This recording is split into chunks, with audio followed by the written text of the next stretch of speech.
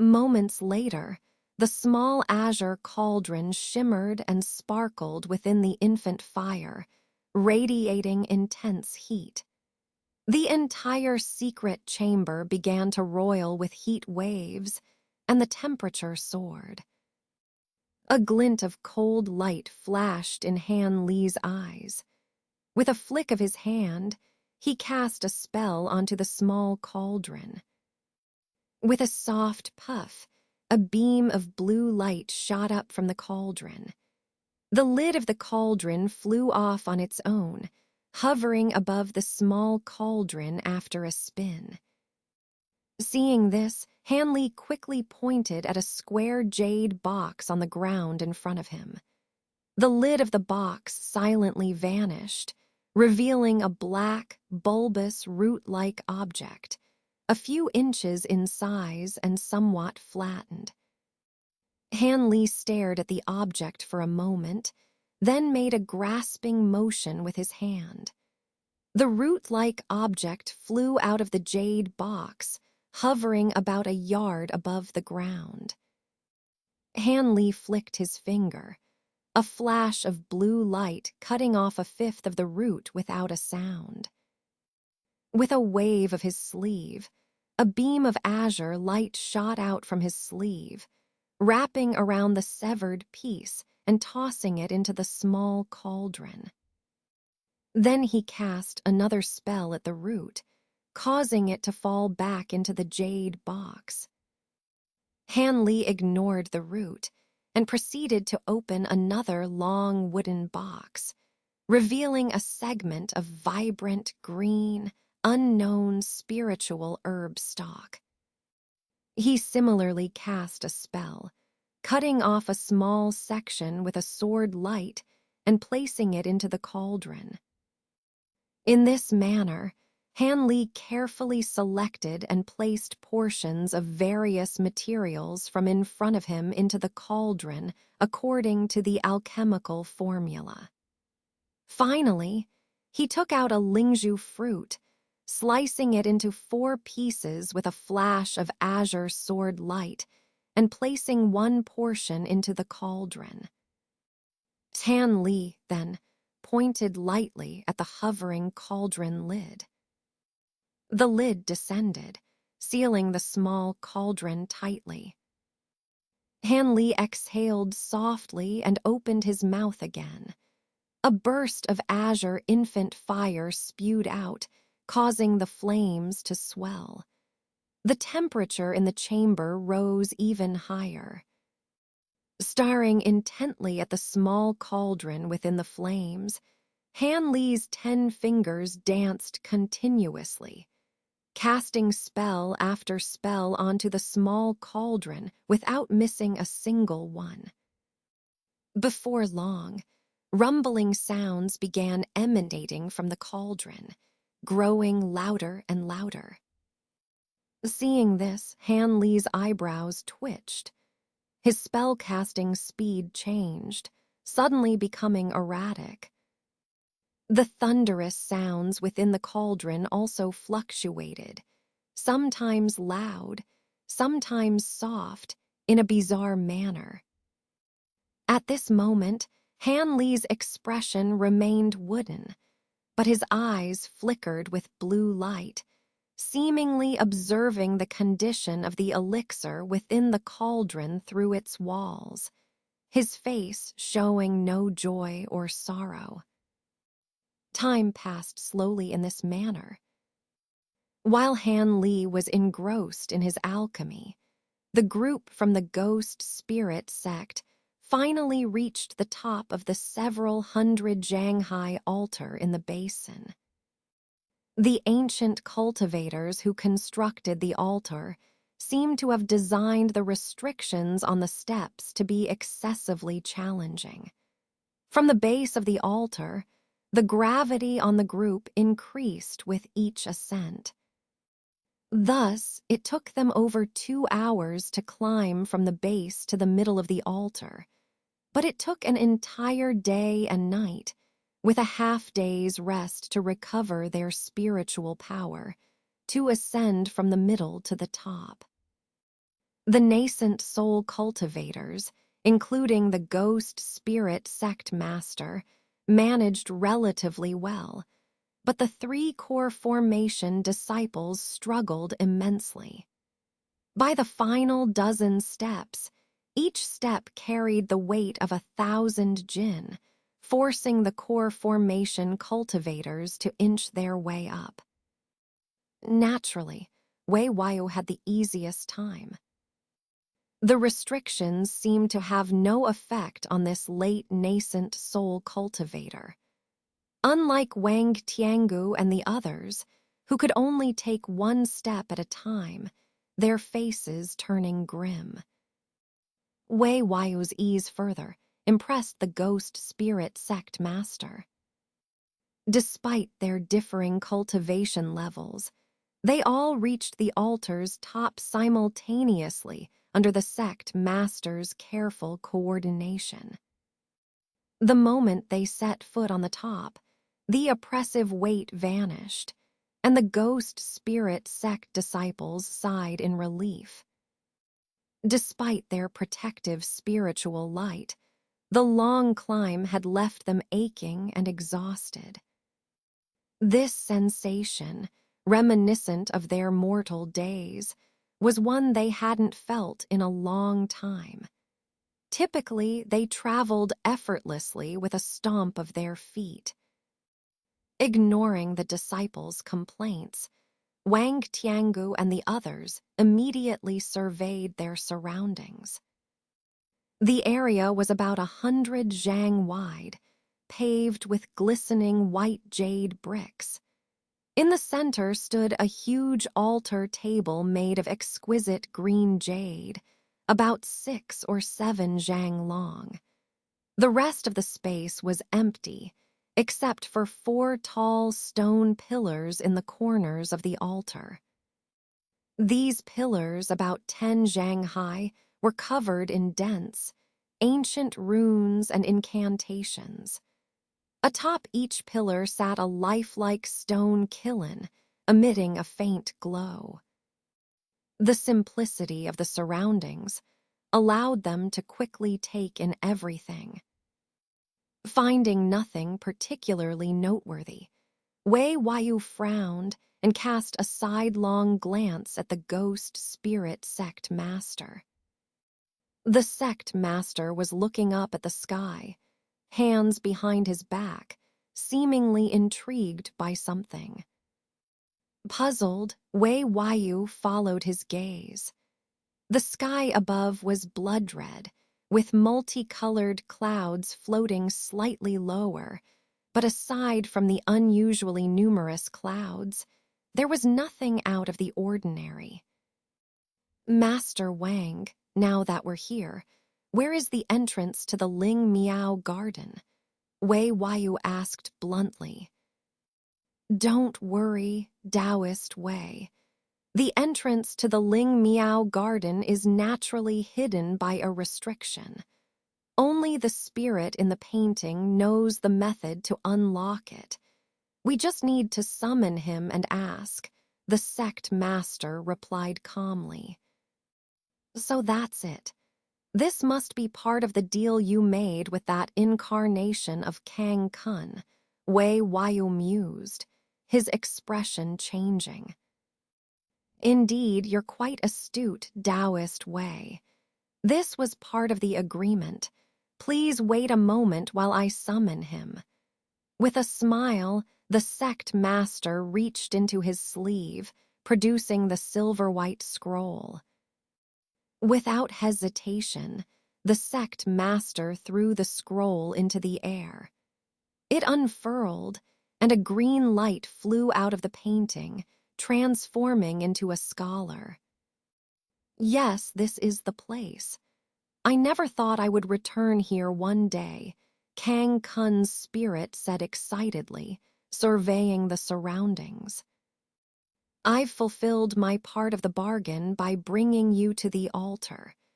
You said this is the center of the falling demon valley and the entrance to the Ling Miao garden. Now, fulfill your promise and open the entrance, the sect master said coldly. "You've placed restrictions on me. Do you think I would deceive you? The entrance to the Ling Miao garden is indeed above the altar, but the restriction is peculiar. I must perform the spell myself." After glancing at the clouds, the scholar conjured a gray-white fireball in his hands and sent it skyward. The fireball vanished upon reaching the clouds. Nodding in satisfaction, the scholar glanced at the 4 stone pillars and said, "Channel some spiritual power into the stone pillars, and I'll handle the rest." At this, Wang Tiangu and the others exchanged glances. After a moment's hesitation, the sect master ordered, "Very well, do as he says. You 3 go to those pillars. Brother Wang, I'll need your help as well." "Understood, master." The 3 disciples and Wang Tiangu each approached a stone pillar, placing a hand on them and channeling spiritual power into the pillars and subsequently into the statues atop them. Soon, the pillars began to hum and tremble lightly. The Qilin statue's eyes glowed blood red, as if coming to life. Wei Wayu had a vague sense of familiarity, but couldn't pinpoint it, his expression contemplative. The sect master watched silently. Suddenly, the Qilin statues slowly raised their heads and opened their mouths, revealing flickering multicolored lights within. The scholar moved. He raised his hands, flicking his fingers, sending 4 grayish spells into the statues. The statues' mouths expanded and contracted, spewing forth multicolored beams of light. 4 beams shot into the sky, converging into a large, multicolored sphere. The space around the sphere twisted and warped before exploding with a thunderous noise. The dazzling light filled the sky above the altar, and waves of powerful spiritual energy surged towards the cultivators. Even Wei Wayu's expression changed at the intensity of the spiritual energy, while the others took several steps back, quickly mobilizing their spiritual energy to defend themselves. Fortunately, the explosion was brief. The light receded, the spiritual energy dissipated, and the ghost spirit sect members relaxed, looking skyward. What they saw shocked them. Wei Wayu's face turned ashen as he stared coldly at the scholar. "This is the entrance to the Ling Miao garden," he demanded. In the air, 100 zhang above the altar, a 30 zhang long arc of light appeared. This arc was hazy white, 5 to 6 zhang wide at its broadest point, forming a crescent shape. It was an enormous spatial rift, rarely seen. This rift had been previously concealed by some restriction, so much so that even the nascent soul cultivators present had failed to detect such a terrifying presence above them. Could this be the entrance to the Ling Miao garden? Seeing the visible spatial distortions and warps, even someone as powerful as Wei Wayu dared not enter the rift. The slicing force of this spatial energy was not something any cultivator in this world could withstand. It was no wonder that Wei Wayu was furious. The Ling Miao garden exists between the spirit realm and our human realm. To enter this space, we must use this spatial rift. Simply altering it slightly will directly open the entrance to the Ling Miao garden. Rest assured, I won't force you to charge into the rift. There is another method to temporarily send you in, but it involves certain risks. I am only 60 to 70% confident of success. The core formation disciples should not go. Their cultivation is insufficient, and they would only be courting death, the scholar said, glancing at the group. 60 to 70%. Why didn't you mention this before we came here? The ghost spirit sect master asked, his expression darkening. What difference does it make? Even if there was only a 20 to 30% chance, you wouldn't give up, the scholar replied coldly. The ghost spirit sect master stared at the scholar, eyes flashing coldly. Suddenly, he raised his hand, revealing a blood-red token. What are you doing? The scholar's face changed drastically at the sight of the token, and he retreated in horror. But the ghost spirit sect master remained silent, merely shaking the token. Blood-red light radiated from it, and the scholar, who was attempting to flee, screamed in agony and fell to the ground. Blood-red runes appeared on his skin, flowing and intertwining, embedding into his body both inside and out. A spirit-seizing curse. Wang Tiangu exclaimed in shock, his face turning grim. Wei Wayu's expression changed upon hearing this. So this is one of the ghost spirit sect's secret curses, the spirit-seizing curse. It's said to be more insidious than ordinary soul-restricting techniques. Once afflicted, a cultivator's soul can be scattered at the whim of the curse caster. Wei Wayu observed the scholar, who was writhing on the ground, and asked calmly. Indeed, Wei brother is well informed.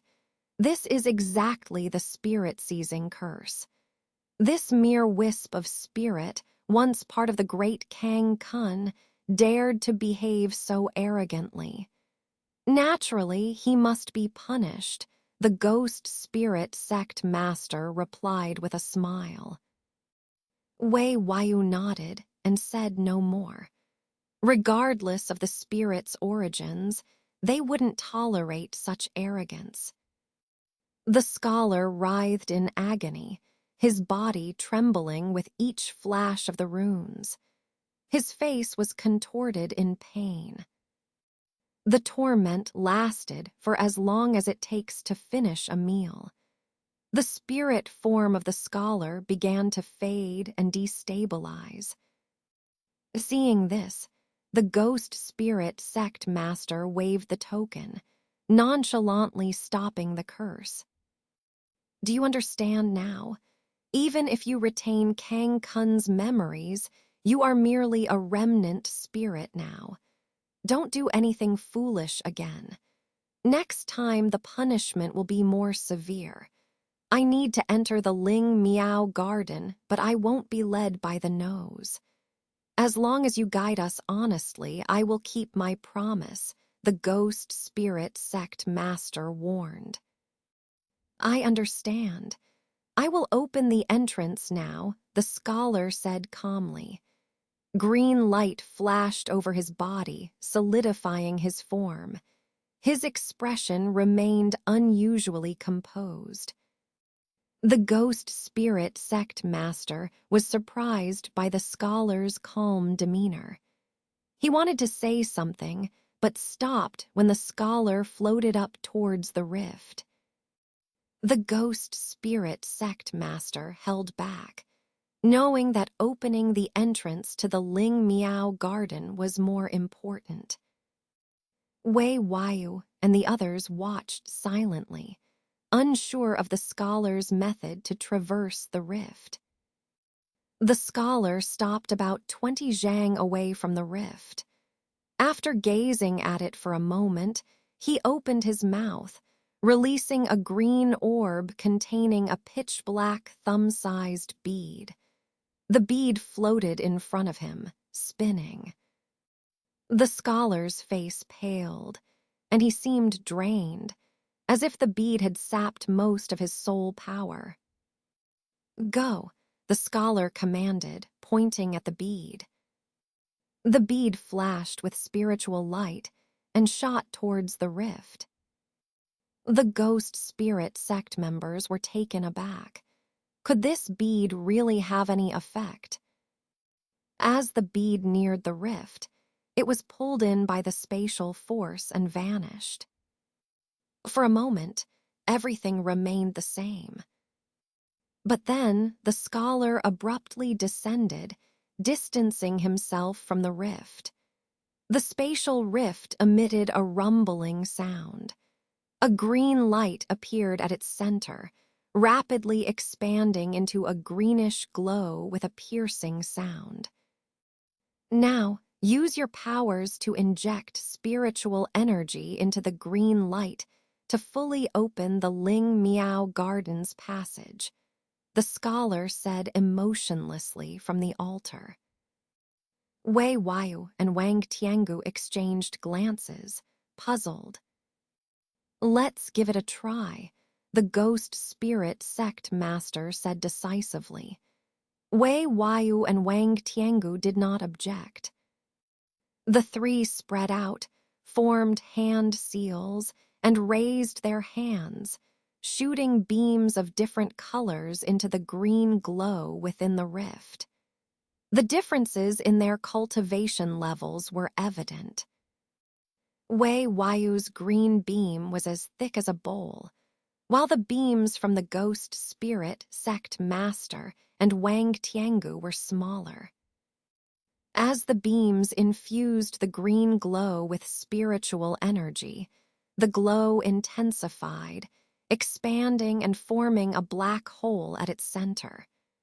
Initially the size of a foot, it quickly grew, revealing a deep, unknown void. Seeing this, the ghost spirit sect members rejoiced. The scholar had not deceived them. They poured more spiritual energy into the green glow. After some time, the black hole stabilized, growing to about 3 feet wide, enough for a person to pass through. Although the passage is open, it is not yet stable. I don't have a second boundary-breaking bead to open it again.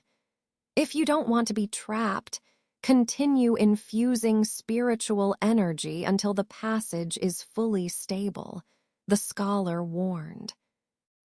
Alarmed, Wei Waiyu and the others continued to infuse spiritual energy. But stabilizing the passage required immense energy, and it showed no sign of stabilizing even after some time. The ghost spirit sect master, growing anxious, ordered his 3-core formation disciples to assist. "Yes, master." The disciples joined in, adding their spiritual energy to the mix. The scholar watched expressionlessly.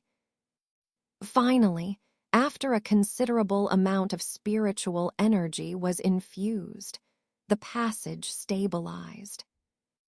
Relieved, the cultivators ceased their efforts.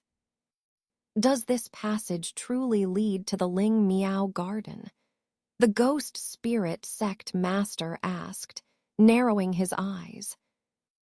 The scholar remained silent, but Wei Waiyu spoke, "It should. I can sense a vast space on the other side." The others, unable to extend their senses through the passage, were delighted by this confirmation. "To be cautious, let's test it first," Wang Tiangu suggested, releasing a black mist from his sleeve. A small ghost within the mist flew towards the passage. As soon as the little ghost covered in black gas entered the passage, there was a sudden poof sound, and it inexplicably exploded, turning into a cloud of dark energy and dissipating without a trace. Wang Tiangu, who was spiritually connected to the little ghost, turned pale and suffered a considerable setback. What's going on here? Does this passage have other mechanisms? Wang Tiangu angrily questioned the scholar. Do you think the entrance to this Lingmiao garden is an ordinary passage? Not only would it crush an unformed ghost like that, but even intangible specters like ghost kings would be torn apart upon entering this passage. Even I need to use a scroll to anchor myself in this space. Now that the entrance is open, whether you choose to enter or not is up to you. The scholar, now looking more composed, calmly said these words before transforming into a ball of green light and flying into the scroll suspended in midair. Upon hearing this, Wang Tiangu's face darkened. From the scholar's words, it seemed that intangible beings like ghosts couldn't enter the passage. He exchanged a glance with the master of the ghost spirit sect, both showing unexpected expressions. Wei has already used his divine sense to probe the other side of the passage.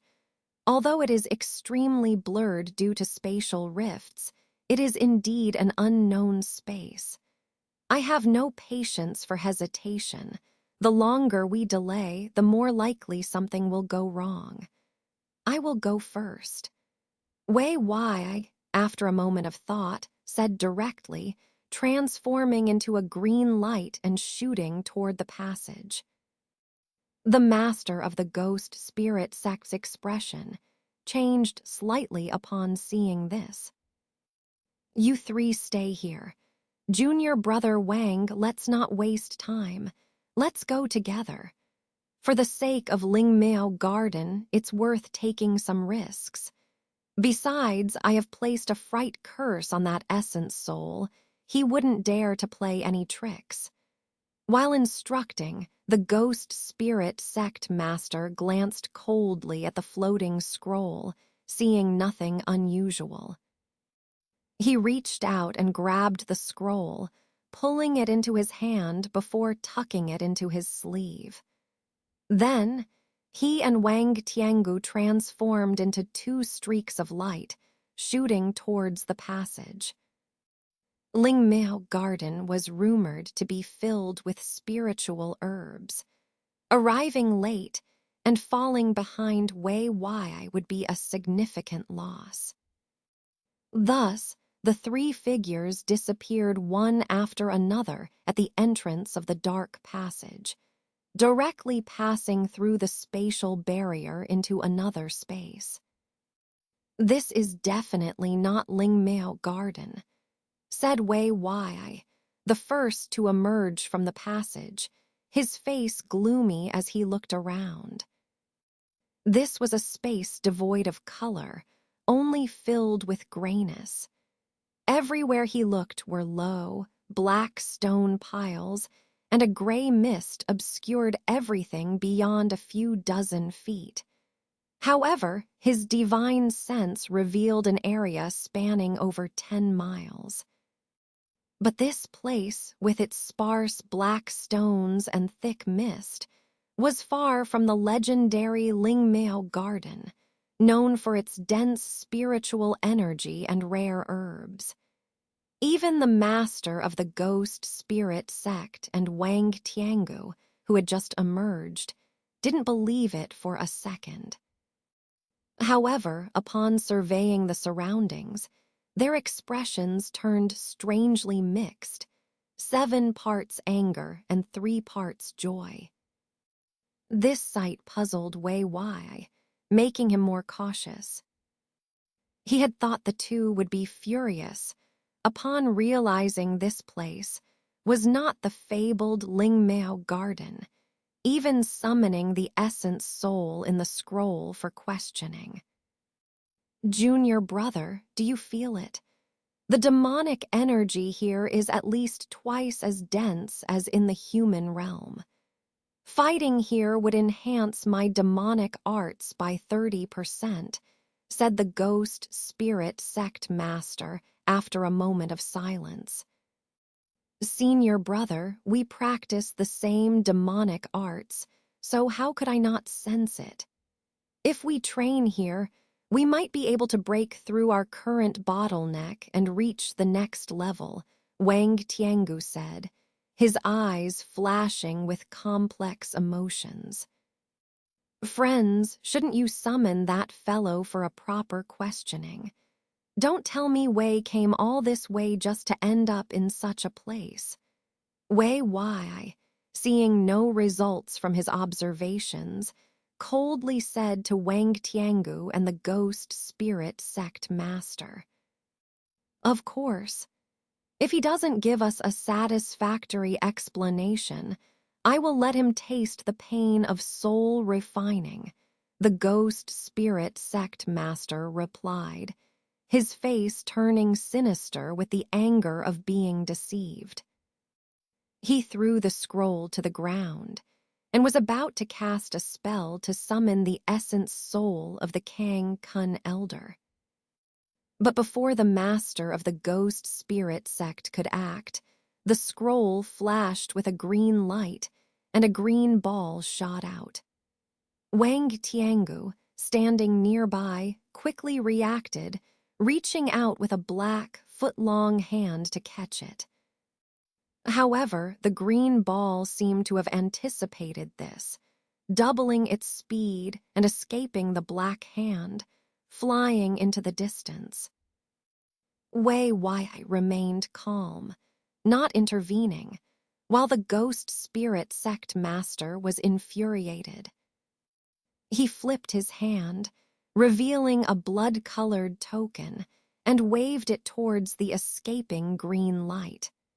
Blood-red light burst from the token, causing the green light to falter and flicker.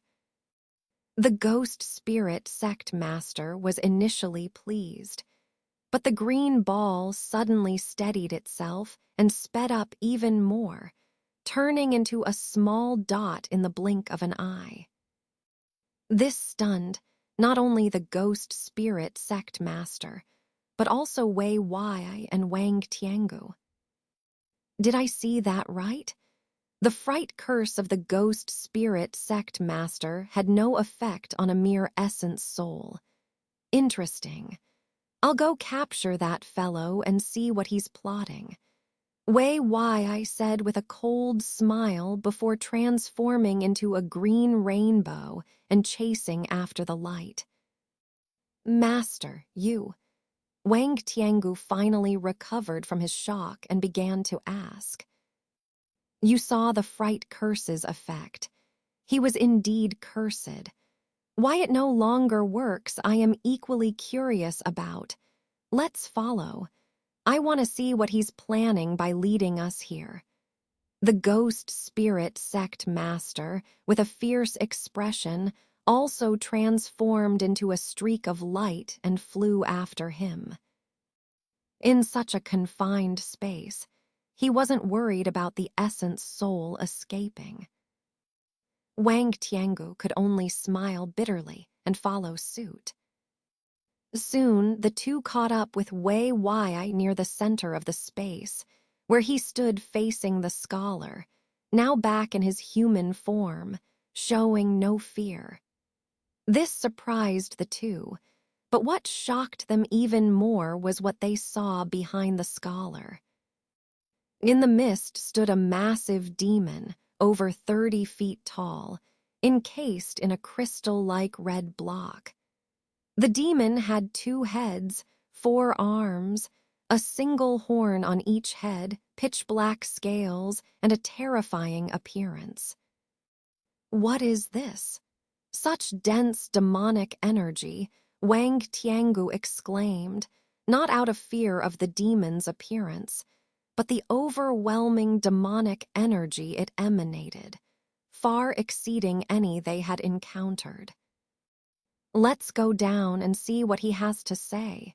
the ghost spirit sect master said, equally intimidated by the sealed demon, but reassured by Wei Wai's presence.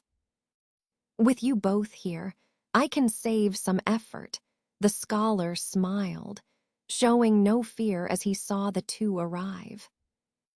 Why did you lead us here? The ghost spirit sect master demanded, though he was deeply shocked to see the scholar's skin twitching under the effect of the fright curse, yet showing no pain or signs of dissolution. Though Wei remains silent, you two practice ancient demonic arts. Haven't you noticed the unique demonic energy here? The scholar's words surprised the three. So what? Are you going to tell me this is Lingmiao Garden? Wang Tiangu responded coolly. Lingmiao Garden. Maybe it was, or maybe it wasn't, the scholar replied leisurely. What do you mean? Are you still trying to deceive us? Wang Tiangu's face turned icy. Do you really think places like Lingmiao Garden, filled with spiritual herbs, were left for you by ancient cultivators? Long ago, there might have been such places, but they were all depleted in ancient wars. This place might have been one of those, but now it's merely a spatial rift between the human realm and our sacred realm. The scholar's face twisted with a strange smile as he spoke. The sacred realm? You're an ancient demon. Wei Wai's expression changed drastically upon hearing this, quickly enveloping himself in green poisonous mist. You know of our sacred realm. The scholar's face revealed a hint of surprise as he looked at Wei Wai. Although I don't know much about the ancient demonic realm, I do know that your kind and ancient cultivators were mortal enemies. You once tried to conquer our human realm in ancient times, and that's more than enough for me, Wei Wai replied coldly, hiding within a green mist. Upon hearing this, the faces of the ghost spirit sect master and Wang Tiangu changed. Black light flashed around them, and a dense yin energy surrounded their bodies, forming a protective shield. They cautiously watched the scholar, instinctively stepping back a few paces. Although neither of them had ever heard of the ancient demonic realm or ancient demons, seeing Wei Wai on high alert and the scholar's confident demeanor naturally heightened their vigilance. What I am is not something you need to know right now, but I propose a deal. If you agree, your cultivation levels will skyrocket, and even reaching the nascent soul stage won't be out of the question. Are you interested in hearing more? The scholar's expression remained unchanged as he spoke each word deliberately. Oh, is that so? Let's hear it then.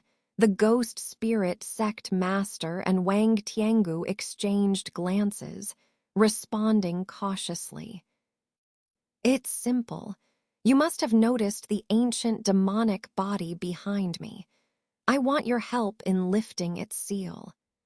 As a reward, I'll use this body to create a rift to the sacred realm and borrow the true demonic energy of a sacred ancestor to infuse you with it, forming unparalleled demonic bodies.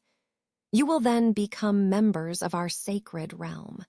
What do you say? With your talents, once the infusion is successful, your cultivation will advance by leaps and bounds, and reaching the nascent soul stage will be just a matter of time. The scholar's voice was full of temptation. Lifting the seal and infusing demonic energy, the ghost spirit sect master was deeply moved. The allure of an instant boost in cultivation, potentially reaching the nascent soul stage, was immense for any cultivator. He glanced at Wang Tiangu, who also seemed intrigued. What are you two thinking? Do you really believe that after the demonic energy infusion, you will still be yourselves? You might lose your minds and become mere puppets of the ancient demons. Wei Wai, being cunning and experienced, saw through their thoughts instantly and warned them without hesitation. What do you mean by that, Brother Wei? Wang Tiangu asked, his enthusiasm cooling. What do I mean? You're willing to trust the words of an otherworldly demon. Even if we don't fully understand what this demonic energy infusion entails, it's clear that forcibly boosting your cultivation without considering your foundation will lead to no good end. Wei Wai said mercilessly from within the green mist. With each of Wei Wai's words, the expressions of the ghost spirit sect master and Wang Tiangu grew more severe. By the time he finished, their gazes towards the scholar had turned icy. The scholar frowned upon hearing this and opened his mouth as if to say more. But at that moment, Wei Wai's face twisted into a sly smile. From a pile of stones about 10 feet behind the scholar, a sharp screech erupted as a slender black shadow shot out without warning, piercing through the scholar's abdomen and flying 10 feet away before hovering in midair. It was a bizarre, pitch-black little snake with a sharp, thumb-sized white horn on its head, resembling a sword tip, and it had no scales, gleaming darkly. A large, bowl-sized hole appeared in the scholar's abdomen, exposing a walnut-sized green crystal core that was shattered into pieces, with only some fragments remaining in the cavity. You knew the location of my soul stone. The scholar looked down at his abdomen, his eyes filled with disbelief. At this moment, Wei Wai's emotionless voice came from within the green mist. I don't cultivate ghostly arts, so I don't know about soul stones. But my soul breaker snake is adept at dealing with yin spirits and demons. Eliminating a ghostly spirit like yours is child's play. Hearing this, the scholar gave a bitter smile, and then his entire body exploded into a cloud of grayish-white gas, rolling away in all directions. The ghost spirit sect master and Wang Tiangu were taken aback by this, but seeing the giant demon nearby, they let out a sigh of relief. Taoist Wei, should we destroy this ancient demonic body? Just looking at it makes me uneasy, Wang Tiangu asked unconsciously. If it could be destroyed, don't you think the ancient cultivators would have done so? It's best to leave everything as it is and quickly leave this place, Wei Wai said after a moment of silence, shaking his head.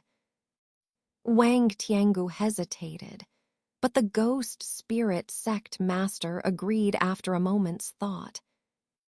Brother Wei is right. This place feels strange. We should leave as soon as possible. With both agreeing, Wang Tiangu had no objections and was about to take off. But suddenly, a calm voice sounded from behind. Who allowed you to leave? Now that you've reached the site of my demonic body's seal, do you think you can leave alive? If you refuse a toast, then drink a forfeit and leave your lives here. Recognizing the familiar voice, Wang Tiangu and the others turned around in shock. They saw that the white mist, which had been dispersed, was now coalescing again. In an instant, a gray, single-horned ghost head took shape, staring at them with a fierce look. The ghost spirit sect master quickly unleashed a black flying knife that slashed through the ghost head, splitting it in two. However, the separated ghost head instantly reformed, showing no sign of damage. Seeing this, all three gasped in shock, their faces turning pale. The ghost spirit sect master's heart sank. As someone skilled in controlling ghosts and slashing souls, his life-bound flying knife was extraordinarily powerful in this regard. But now, facing this ghost head, it was utterly ineffective. This gave the ghost spirit sect master an ominous feeling. From within the green mist, Wei Wai let out a sharp whistle. The horned black snake in the air responded, transforming into a black beam that shot towards the ghost head. Simultaneously, a huge, green, menacing hand emerged from the mist, turning into a green beam and grabbing at the ghost head. Wang Tiangu and the ghost spirit sect master had no intention of letting Wei Wai fight alone. One of them turned in place, unleashing a wave of yin energy towards the ghost head, while the other took a deep breath and spat out a golden skull that rushed at the ghost head with a screech. The trio's combined assault formed instantly. At this moment, the ghost head in the gray mist let out a piercing, continuous shriek. Simultaneously, the massive demonic body sealed in the crystal responded, its eyes opening suddenly and emitting two blood-red beams that enveloped the ghost head in a layer of red light. The thick smell of blood filled the air. Various attacks hit the area, producing continuous explosions, engulfing the blood shield in a mix of black gas and green light. Moments later, Wei Wai and the others halted their attacks in shock as the blood shield reappeared, unharmed. Their attacks had only made the blood shield denser, except for the horned black snake and golden skull that continued to attack without being absorbed. During their brief moment of hesitation, the sealed demonic body underwent a shocking transformation. The black light surrounding it turned blood red, and red rays began emanating from its body. In the blink of an eye, the demonic body was glowing brightly, completely transforming into a luminous blood-red entity. Meanwhile, the single-horned ghost head within the blood shield was surrounded by dark red threads, which quickly formed a humanoid shape beneath it. The strange scene left the ghost spirit sect master and the others stunned, their hair standing on end. In the blink of an eye, the ghost head's body was almost fully formed, wrapped in layers of red light. Wang Tiangu noticed that as the humanoid body took shape, the blood-red beams connecting it to the crystal were rapidly diminishing. Realizing the significance of the transformation, he shouted in alarm. Disintegration and transformation. This is the supreme demonic art, the disintegration and transformation technique. He quickly launched two black beams at the connecting blood-red beams, revealing two palm-sized copper pieces with dark runes. Wei Wai and the ghost spirit sect master were equally shocked by the mention of the disintegration and transformation technique and focused their attention on the copper pieces. The copper pieces embedded themselves in the blood-red beams, causing the beams to break abruptly. At that moment, the nearly complete humanoid figure with a ghost head opened its eyes, one black, one purple, emitting a fierce light and a sinister smile. Hanley found himself surrounded by a bright light, with rays of colorful mist swirling around him. In the distance, everything was hazy and obscure.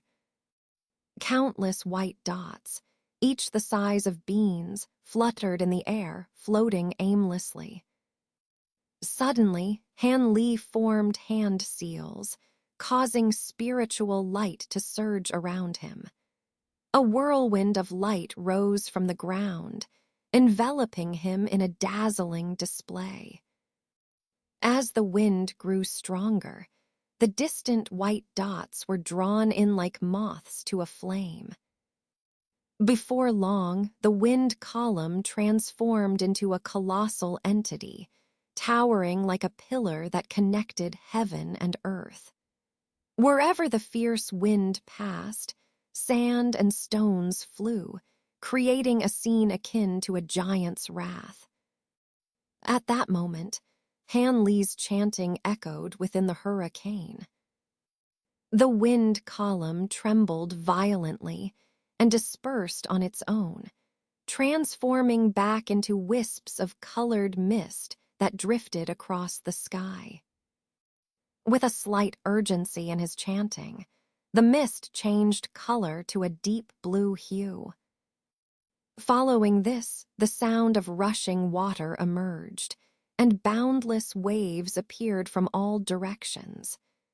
Waves as high as 100 feet surged one after another, surrounding Hanley as he stood amidst a colossal water column. His hands formed seals, the blue light dazzling, resembling a water deity, intimidating to behold. Suddenly, Hanley's incantations shifted, and the surrounding waves disappeared in an instant, replaced by layers of fiery waves. Over a dozen enormous fire dragons, each tens of yards long, emerged from the flames, spitting fireballs with their heads held high. After the flames, scenes shifted. Green seas, dense forests, boundless deserts, icy landscapes. Each phenomenal transformation controlled effortlessly by Hanley. In that moment, Hanley seemed like a divine being capable of anything. Hanley felt deeply satisfied. He was currently concentrating, summoning an ancient giant nearly 1,000 feet tall, making it pound its chest and roar. Suddenly, silver lights flickered across the sky from all directions, turning into silvery tides that rolled closer and closer. In an instant, silver light covered the entire sky. The giant melted like snow under the silver light, and Hanley was enveloped by it. His eyes stung intensely, and involuntarily he covered them with both hands, letting out a piercing scream. The entire ground collapsed instantly under the silver light. Hanley felt dizzy for a moment, but suddenly widened his eyes in shock. The silver light, the sky and earth, all had vanished without a trace. He was sitting in a secret chamber within the fallen Devil Valley. Just a while ago, he had successfully swallowed a creation pill he had refined. Everything he had experienced was merely a hallucination induced by the pill's effects. Hanley sat blankly on the ground, not immediately getting up, reminiscing about what he had experienced in the illusion. His expression changed from cloudy to clear, showing signs of confusion and realization. Suddenly, he reached back and felt a wet patch on his dark green robe. Hanley's lips twitched slightly. This creation pill was truly miraculous. Even with his formidable spiritual consciousness, after taking this pill, he immediately plunged into such a vivid illusion. In that illusion, he had become a completely different and unfamiliar person, experiencing incredible adventures and mastering many powerful techniques effortlessly. Moving mountains and stirring seas seemed like child's play to him. However, upon closer thought, Hanley realized that all the incantations and techniques in the illusion were extremely vague. He couldn't remember a single word. Instead, his profound insights into the spiritual forces of heaven and earth remained vivid and unforgettable, as if he had truly experienced them. This experience would undoubtedly greatly benefit his breakthrough to the next realm. Hanley closed his eyes again, sitting motionless for nearly half a day. When he blinked and opened his eyes again, they were clear and calm as usual. The confusion on his face had disappeared without a trace. Standing up, he shook his robe sleeves and raised his hand. With a gesture, he cast a spell towards the stone door on one side. Instantly, spiritual light flashed on the stone door, and it slowly opened by itself. Hanley calmly walked out. As soon as he stepped out of the stone door, a white light shot out from the side of the stone wall and quickly flew into Hanley's sleeve. It was the silver fox transformed by Silver Moon. "I've been in seclusion for a few days. Has anything happened during this time?" Hanley casually asked as he walked towards the cave entrance. Master closed for 2 days and 2 nights. During this period, Miss Purple's spirit seemed to have come by once, but seeing that the prohibition at the cave entrance was still in place, she returned. Silver Moon respectfully replied, "Purple Spirit's cultivation is still shallow, so the impact of the creation pill on her was lighter. It's not surprising that she came out of seclusion earlier. I am more surprised that you, Silver Moon, are unwilling to take the creation pill," Hanley said calmly. "Master should know that this servant is not a human cultivator, but a Silver Moon wolf demon. Moreover, now that I am using a fox demon body for cultivation, things have become even more complicated and different from human cultivators. Apart from pills that enhance cultivation, I dare not take other spiritual pills at will. Who knows what kind of trouble it could cause? This servant would rather spend more time than take reckless risks," Silver Moon replied helplessly through voice transmission.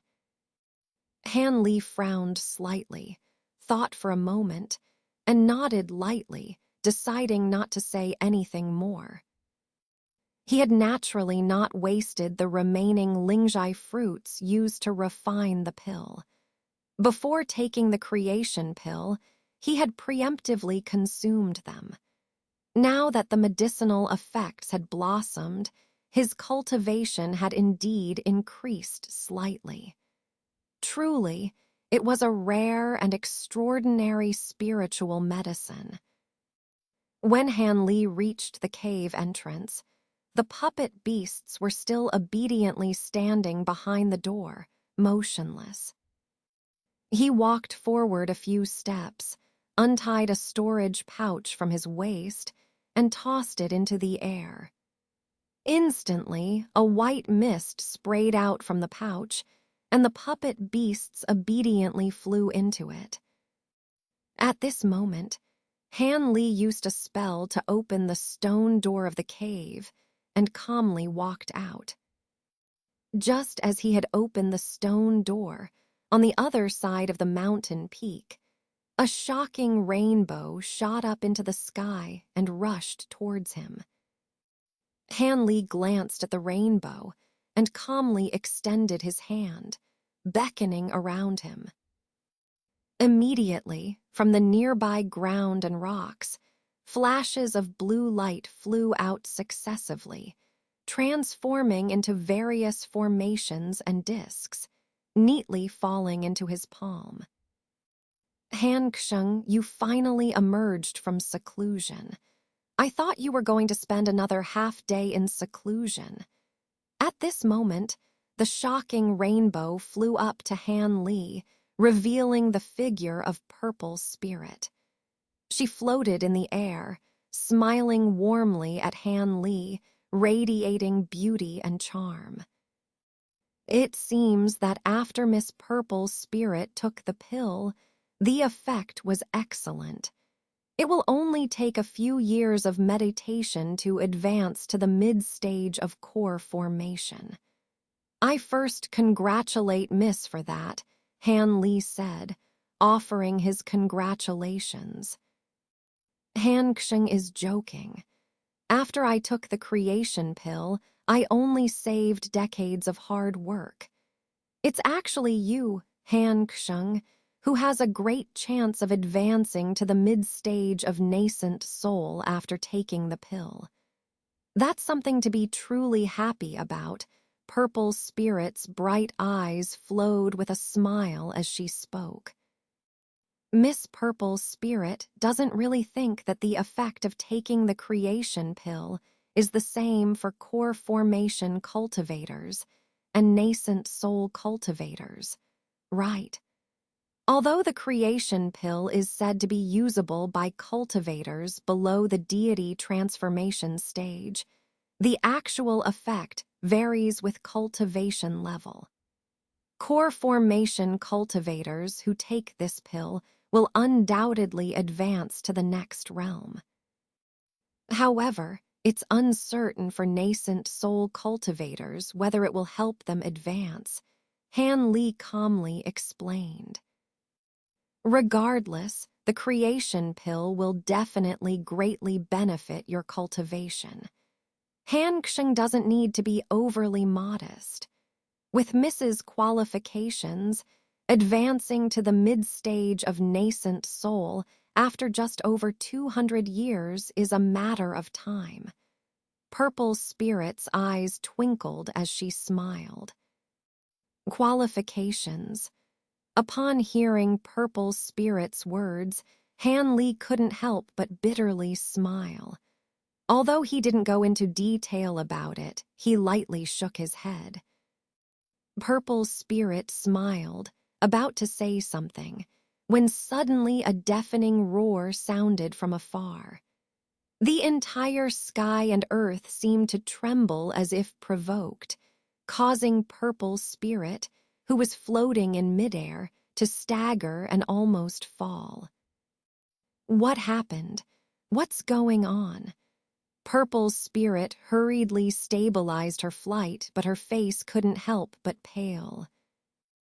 Han Li was equally surprised, not bothering to respond immediately as he looked in the direction from which the loud noise came.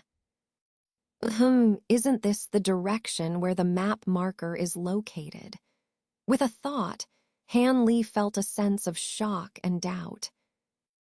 Just then, a white line appeared in the distant sky. Following that, a piercing whistle, as loud as thunder, came rolling in. In an instant, the white line widened from thin to thick, and an endless expanse of white mist suddenly appeared not far away. At a glance, the mist resembled vast white waves, flattening every hill and stone mountain it passed through. Countless boulders and stones were swept along, rushing towards Han Li from just a few hundred yards away in an instant. Not good. Han Li's face changed suddenly upon witnessing this terrifying scene.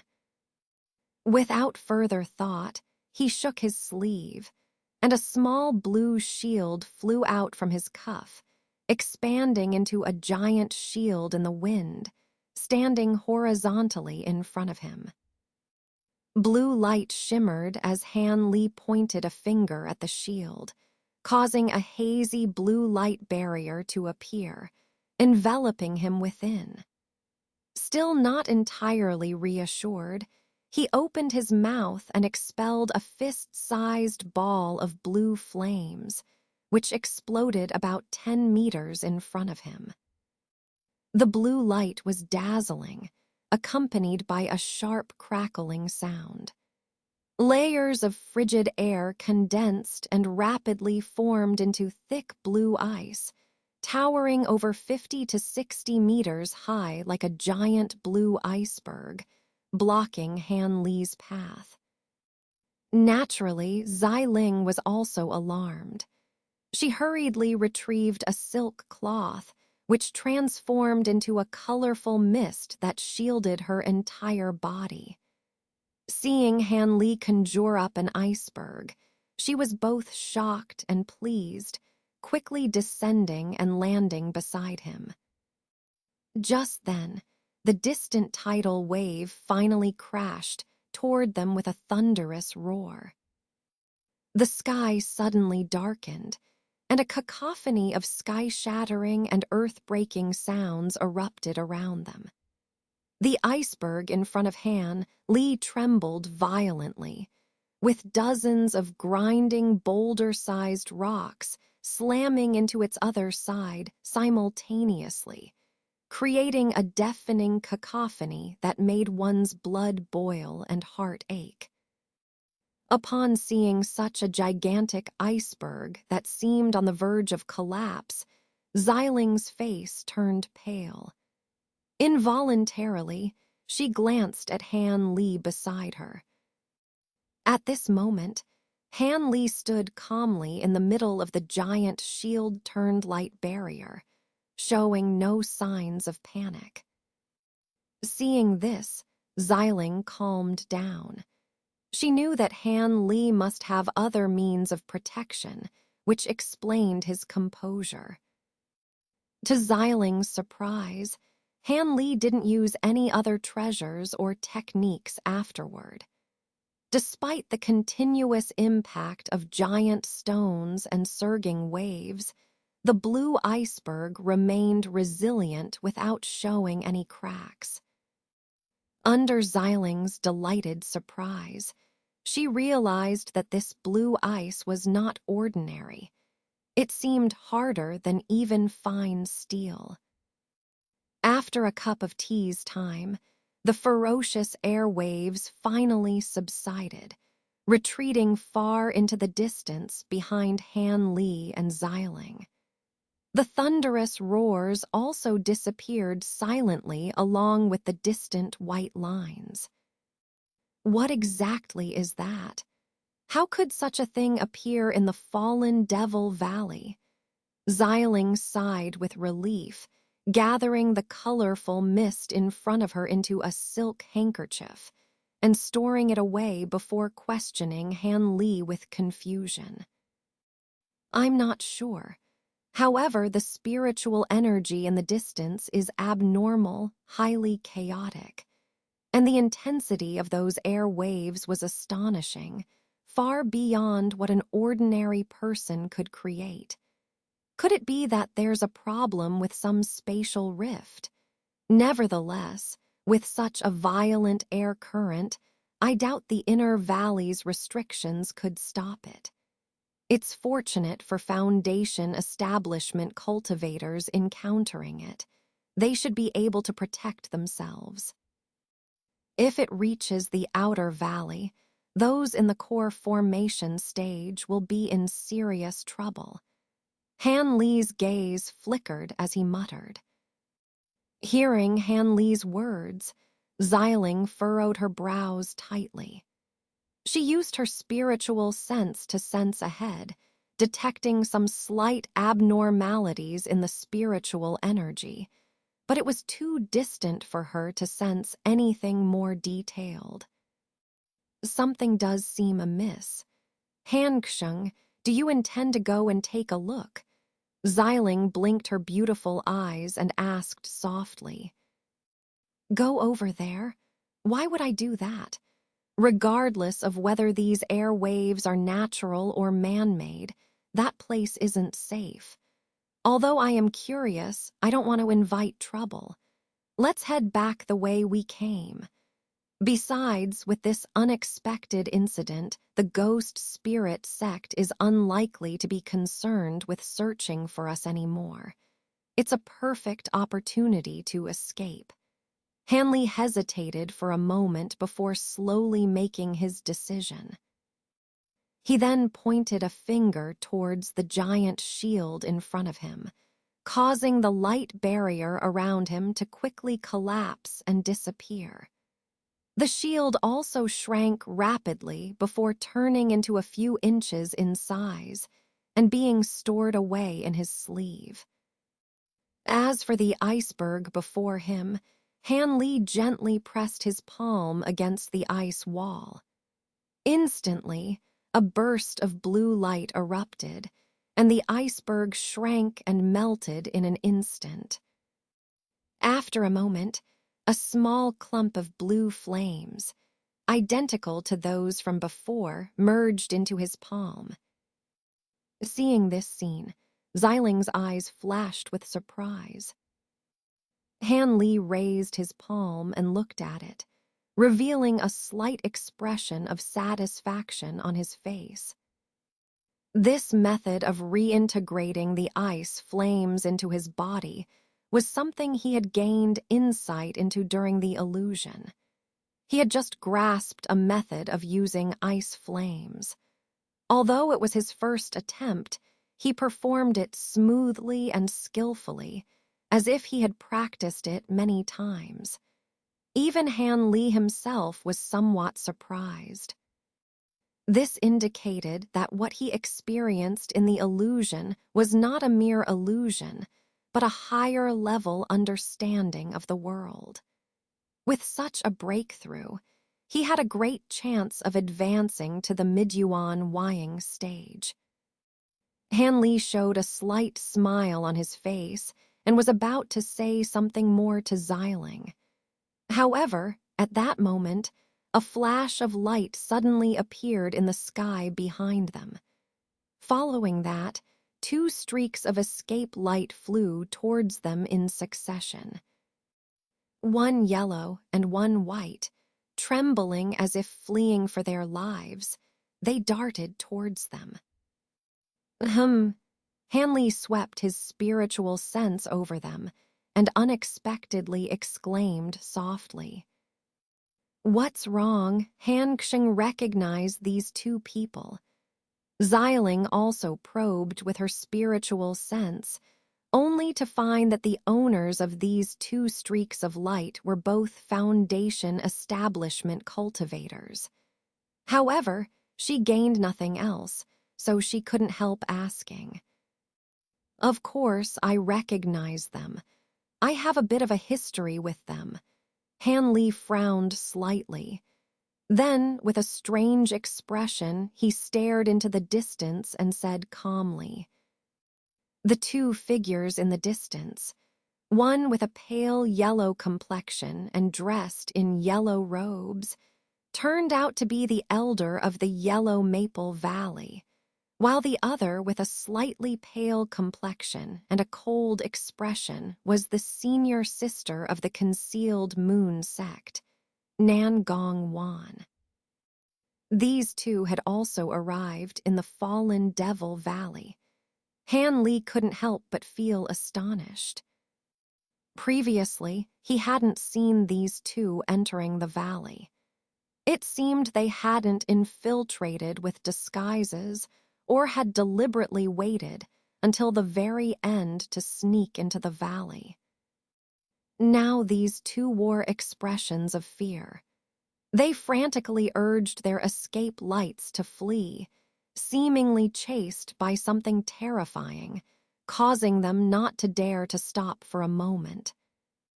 Hanley found this extremely strange. However, these two cultivators had exceptional magical abilities.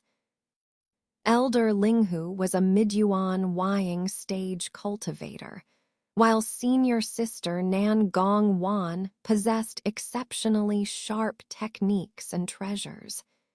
Even with such powerful figures working together, they were still in a sorry state as they fled. It was truly unbelievable.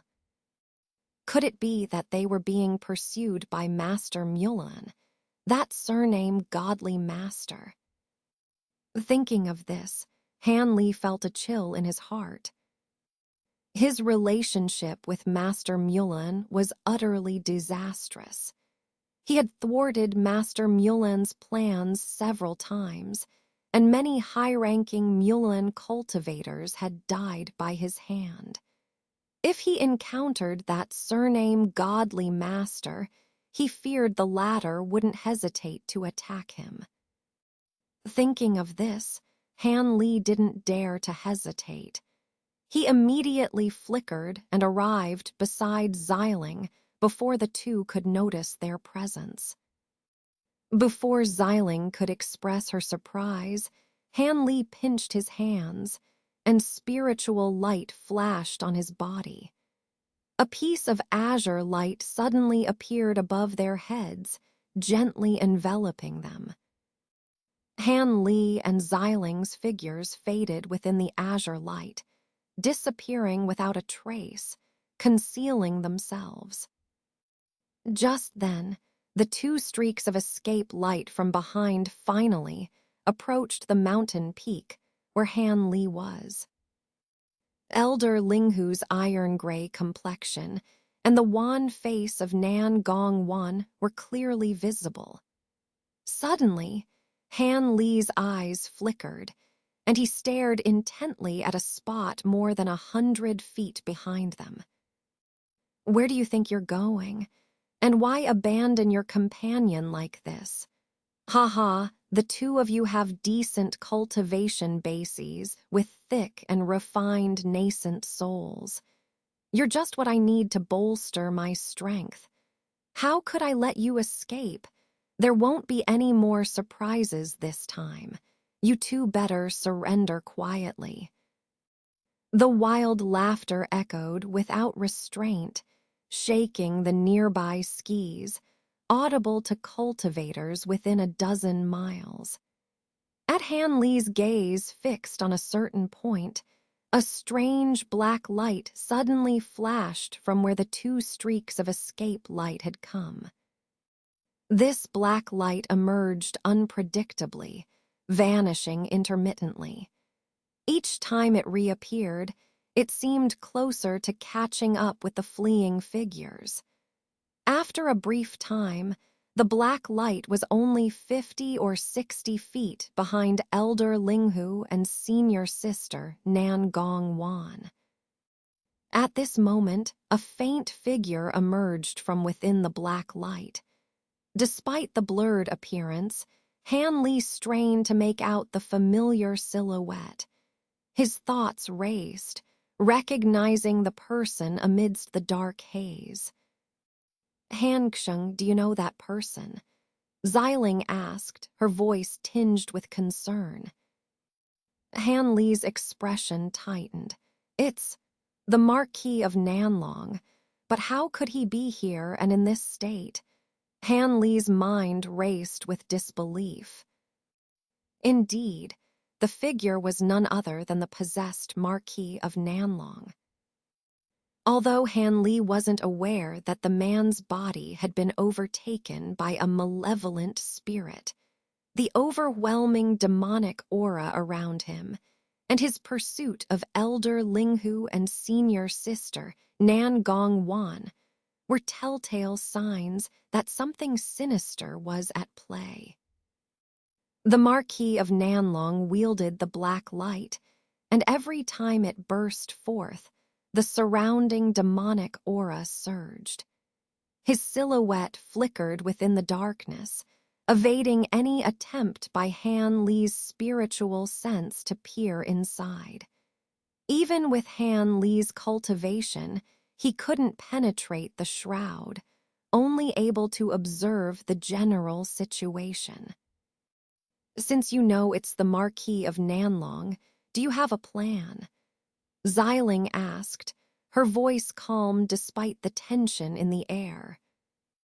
Han Li's eyes narrowed, pondering his next move. Let's wait and see. It's not a good time to intervene just yet. We need to understand the situation better.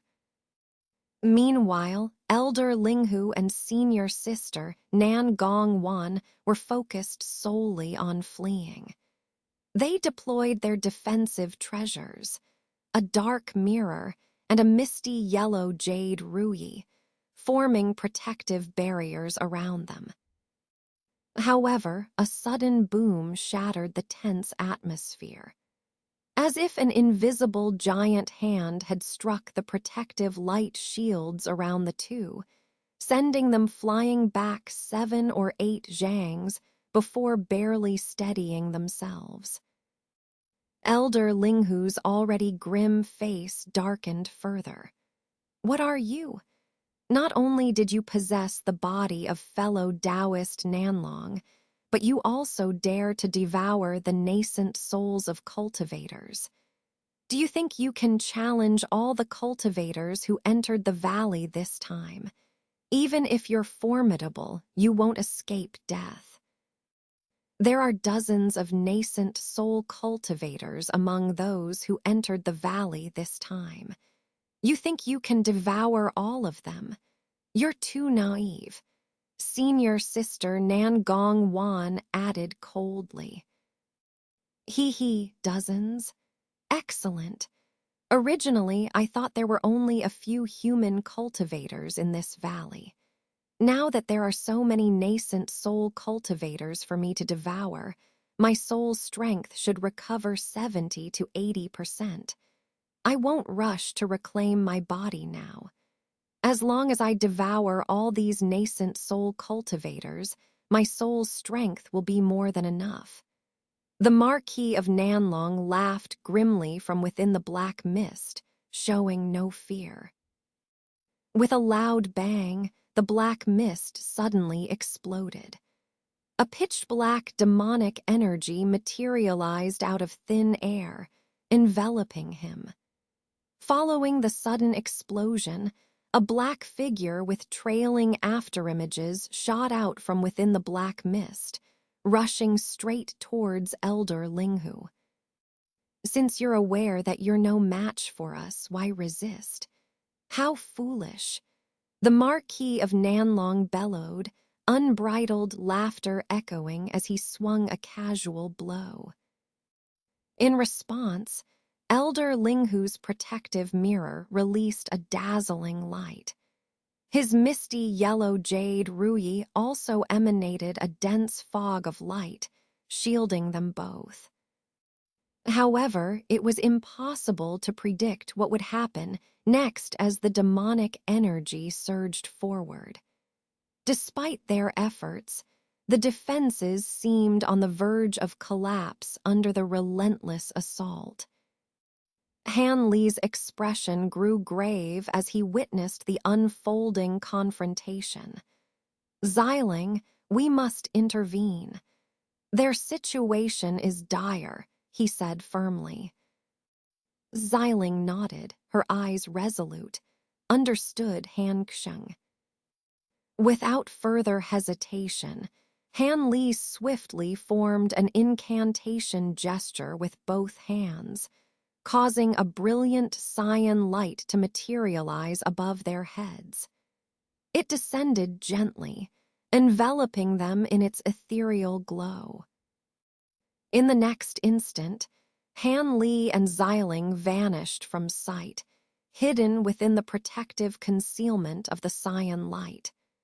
They reappeared moments later, having teleported to a position directly behind Elder Linghu and senior sister Nan Gong Wan. Elder Linghu and senior sister Nan Gong Wan were momentarily startled by the sudden appearance of Han Li and Xiling, but they quickly understood the intent behind their arrival. There was no time for verbal communication as the demonic assault intensified. The Marquis of Nanlong laughed maniacally amidst the swirling black mist. More ants come to their doom. Let's see if your little tricks can save you. Without warning, he unleashed another wave of demonic energy, aiming directly at Han Li and Xiling, who had just teleported behind Elder Linghu and senior sister Nan Gong Wan. Han Li's eyes narrowed. In an instant, a layer of protective light shimmered into existence around him and Xiling, forming a sturdy barrier against the incoming attack.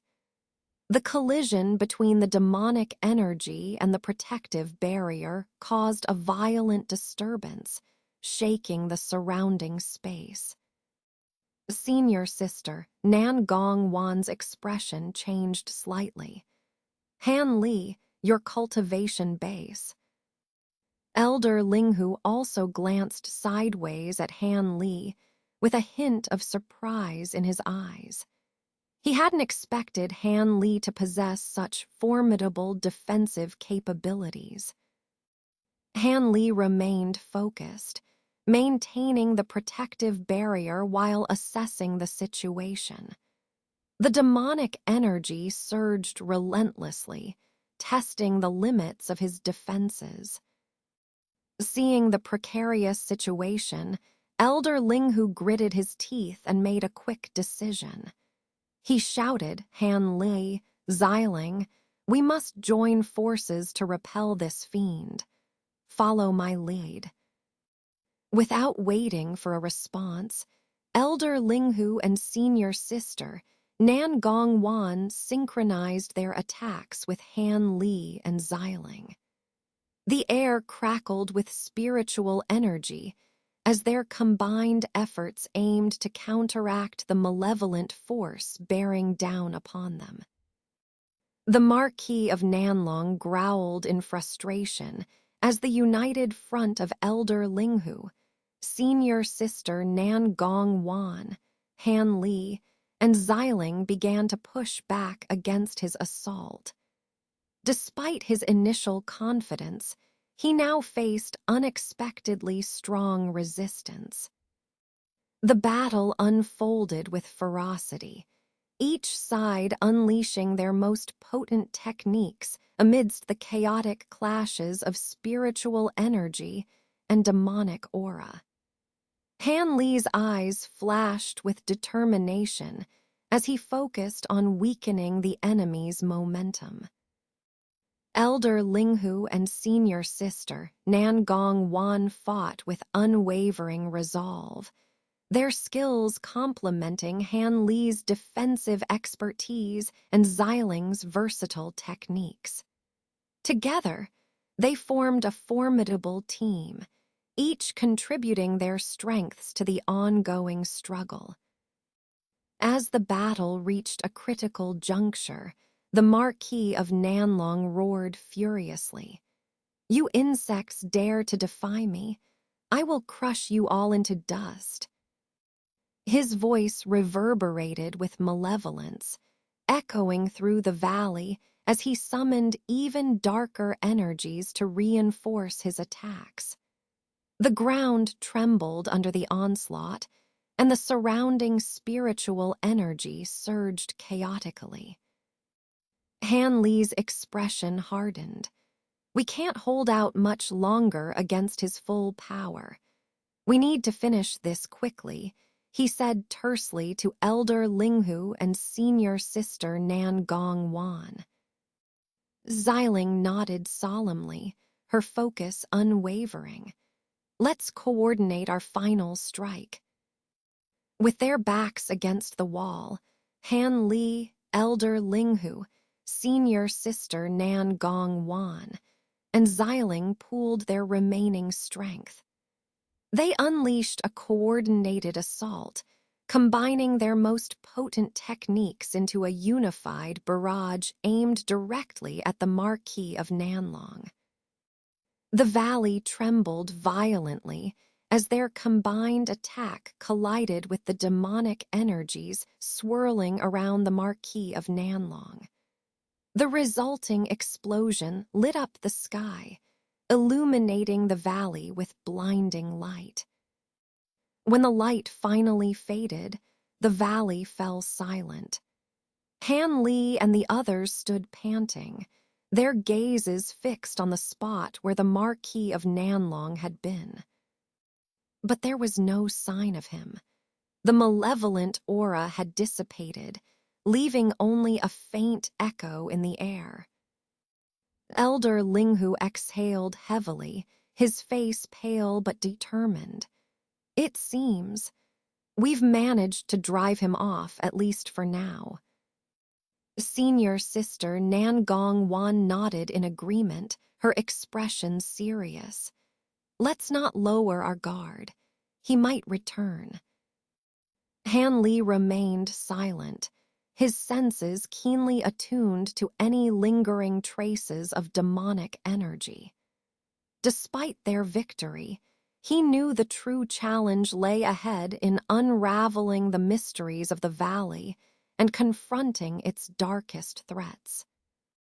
The expression on Elder Linghu's face changed abruptly.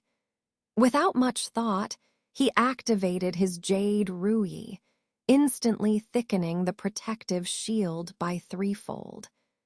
At the same time, a small square seal flew out from his mouth, transforming into a burst of green light aimed directly ahead. With a deafening roar, the Marquis Nanlong sneered and unabashedly punched the jade seal. The intertwining black and green lights clashed, but with a sudden contraction of the black aura, the burst of green light was shattered. The jade seal returned with a swift recoil, aiming straight at Elder Linghu with incredible force. Startled, Elder Linghu hurriedly formed several hand seals and cast a series of spells, barely stopping the jade seal just before it hit the shield. In that brief delay, a mysterious dark fist suddenly appeared near the shield and viciously struck it. The shield trembled violently, and Elder Linghu felt an immense force pushing against him. He and the shield were sent flying sideways. However, Elder Linghu, a creature who had lived for nearly a millennium, possessed vast combat experience. Just before being knocked away, he preemptively flicked his sleeve, sending a blazing red flying knife soaring towards the newly revealed figure of Marquis Nanlong. The face of Marquis Nanlong, shrouded in black aura, smirked. As the flying knife approached his head, he made no attempt to dodge. Instead, he took a deep breath and exhaled a thread of black-red demonic flame. The flying knife collided with the black-red flame. Instantly, the knife was enveloped and consumed by the demonic flame. The red spiritual light on the flying knife flickered mournfully a few times before being completely devoured. Elder Linghu was horrified at the scene before him. This seemingly ordinary flying knife was, in fact, the renowned, evil-breaking treasure blade of the southern immortal realm, an artifact he had painstakingly acquired years ago, renowned for its efficacy against malevolent spirits and demons. The Marquis Nanlong before him was evidently possessed by a formidable evil spirit. Thus, Elder Linghu had unexpectedly deployed this blade. Although he didn't expect the treasure to easily slay his opponent, he was shocked to see it effortlessly destroyed in such a casual manner. While Elder Linghu was still in shock, the demonic Marquis Nanlong, without waiting for Elder Linghu to stabilize his position, seemed to shrink and twist his body like a serpent in an instant, swiftly approaching Elder Linghu and striking with another powerful punch. Elder Linghu was once again sent flying. The Marquis Nanlong moved with uncanny agility, continuously attacking Elder Linghu as if he were a sandbag. The Jade Ruyi was indeed a top-tier defensive ancient artifact. Despite its shimmering emerald protective cover constantly flashing, under such relentless blows, it still remained intact for a while, causing even Marquis Nanlong to raise an eyebrow in surprise. Nevertheless, he didn't stop his assault, one punch followed by another, without a moment's pause. Elder Linghu was now deeply afraid. At this moment, he was akin to Lu Weiying from the past, where every punch he endured caused most of his gathered spiritual power to dissipate. He possessed extraordinary magical abilities, but was completely powerless to retaliate. After a dozen or so punches, the shield released by the Jade Ruyi finally began to distort and flicker under the intense pressure. Elder Linghu's heart sank as he watched this unfold. Seeing this, Marquis Nanlong smirked, and after a slight shift in position, one hand continued to strike with fierce punches, while the other formed a claw-like shape with fingers ready to strike. It was evident he intended to deliver a fatal blow immediately after Elder Linghu's shield shattered. Elder Linghu's complexion turned extremely pale. Watching his shield crack, he gritted his teeth and reached into his chest to grasp something tightly. He was prepared to do whatever it took to fight back against the approaching enemy. However, at that moment, a sudden pillar of 5-colored light descended from above without warning. In an instant, it enveloped the unsuspecting Marquis Nanlong, causing him to feel a sudden heaviness and slowing down his movements significantly. Marquis Nanlong was somewhat surprised. He glanced sideways in the direction of the radiant light. In the distance, a white-clad woman was holding up an ancient mirror. A beam of 5-colored light was jetting out from the mirror towards Marquis Nanlong. Seeing this, Marquis Nanlong flashed a look of severity in his eyes. With the intervention of the white-clad woman, Elder Linghu immediately seized this life-saving opportunity. Overjoyed, he loosened his grip on the item in his chest. Seizing the moment when his opponent's assault momentarily slowed down, he immediately gathered his magical power and transformed into a streak of dazzling light, escaping from the battlefield. In the blink of an eye, he flew to the side of the white-clad woman and landed beside her. Elder Linghu didn't even have time to utter a word of thanks.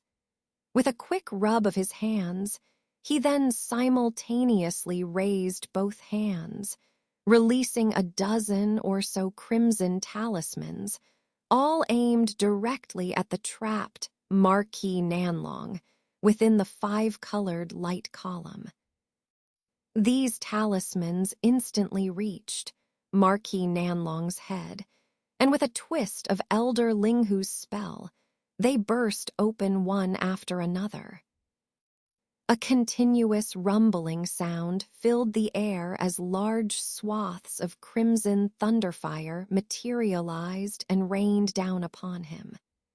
Marquis Nanlong managed to release a surge of black aura, which enveloped his entire body, but was ultimately engulfed by the thunderfire.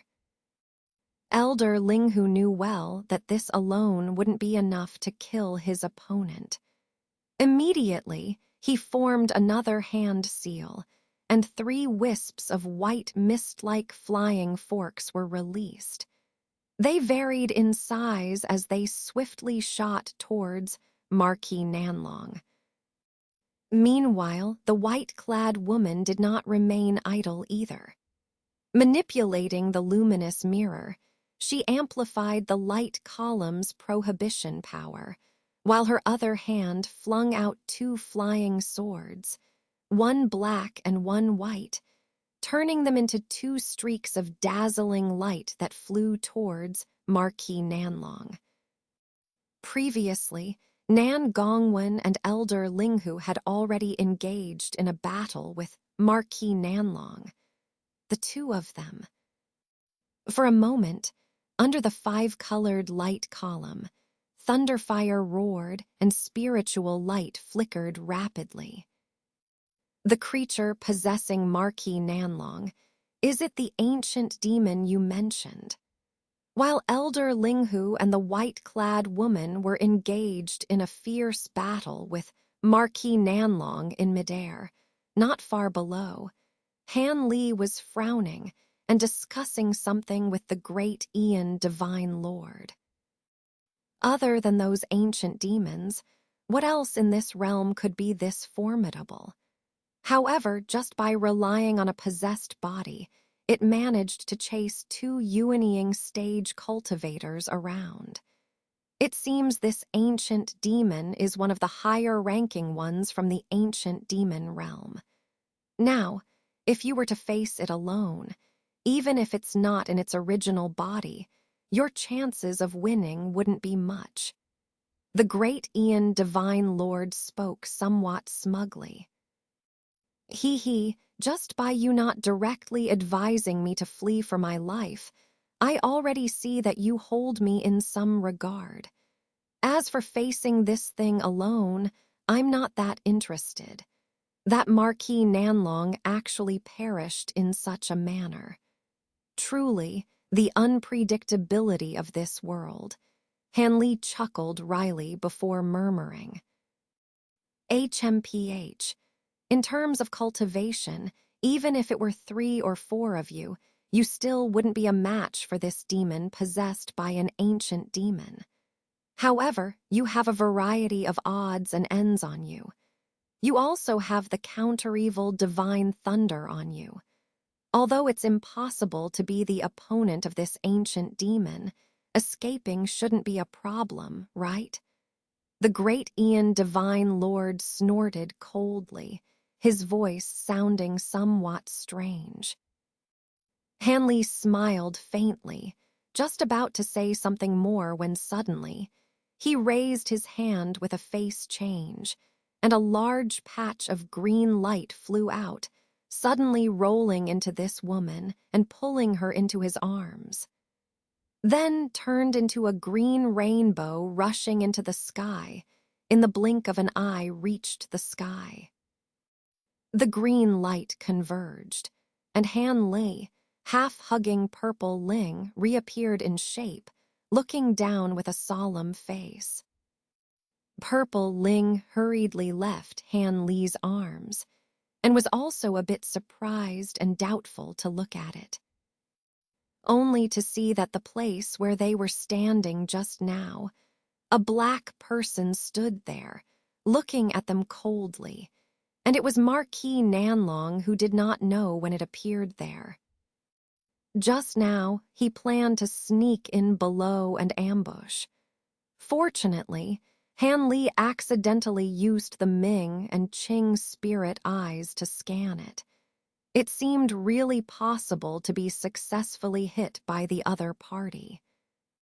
Purple Ling took a cold breath and hurriedly looked in the other direction, only to see that under the 5-color light column, there was still a black gas in the thunder fire, flashing inside. There was still a figure in it. It was another Marquis Nanlong. Elder Linghu, from a distance, saw Han Li suddenly appear in the nearby sky with a woman who looked like a celestial beauty. At first, he was shocked, but then his face lit up with joy. However, when he scanned the area below and saw another Marquis Nanlong, he was immediately startled. Quickly suspecting something amiss, he called out to the woman in white with suspicion and slowed down his attack. At that moment, the Marquis Nanlong under the 5-colored pillar looked expressionlessly at the two of them, then suddenly dissipated into black mist, revealing it was just a temporary guise. Elder Linghu and the woman in white exchanged a glance, both seeing deep apprehension in each other's eyes. Creating a temporary avatar was not difficult, but to deceive the senses of these two Yuanying stage cultivators was terrifying. They had been closely watching the Marquis Nanlong in the black mist moments ago without blinking. Yet, he managed to execute the art of escaping unnoticed. If he had intended harm not to Han Li hiding nearby, but to them, one of them might have been seriously injured. Han Taoist friend, I didn't expect you to be here. This is great. This demon is formidable. The three of us joining forces are the only way to fend it off and protect ourselves, Elder Linghu exclaimed loudly. Upon hearing this, Han Li couldn't help but smile wryly. He had thought his concealment skills were impeccable. Even a late-stage Yuanying cultivator might not detect him. Thus, he had hidden confidently, planning to slip away after a while.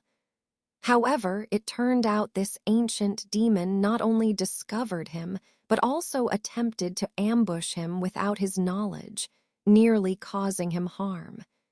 It seemed this battle was inevitable. Han Li nodded slightly at Elder Linghu, then turned to Zai Ling and said calmly, "Your cultivation is too low.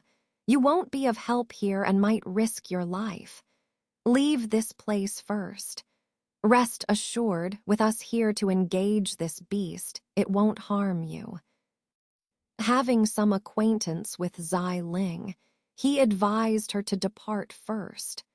Otherwise, during the impending fight, they wouldn't be able to consider her safety. Zai Ling hesitated briefly upon hearing this, then nodded obediently. Since Han Taoist friend says so, then this little girl will leave first. Han brother, take care.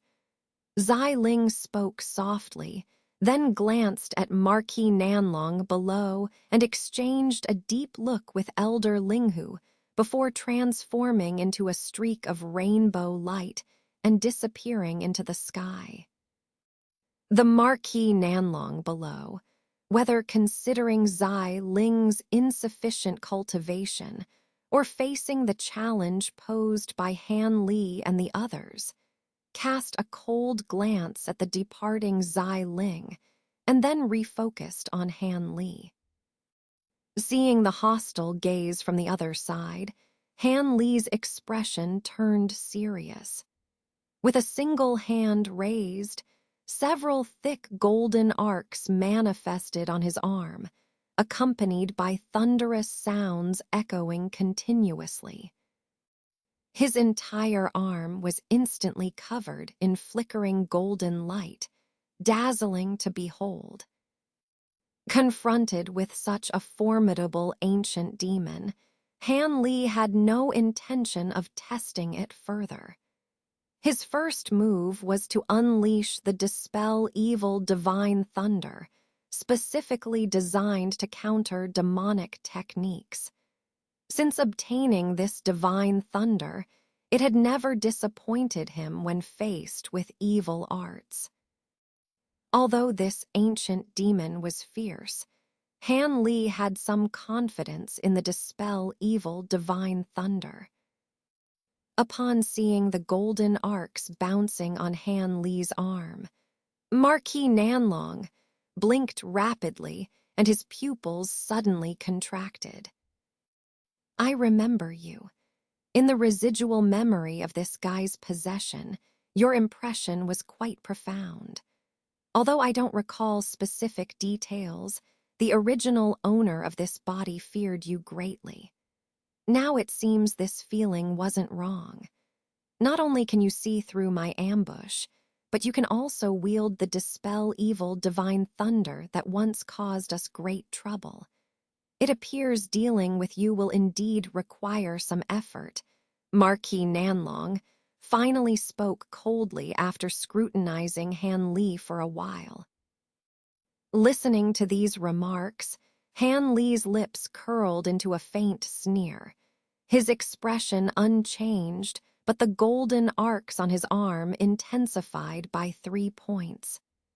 At the same time, he flicked his sleeve, sending a small blue shield flying out, which hovered and transformed into a misty blue light curtain enveloping him.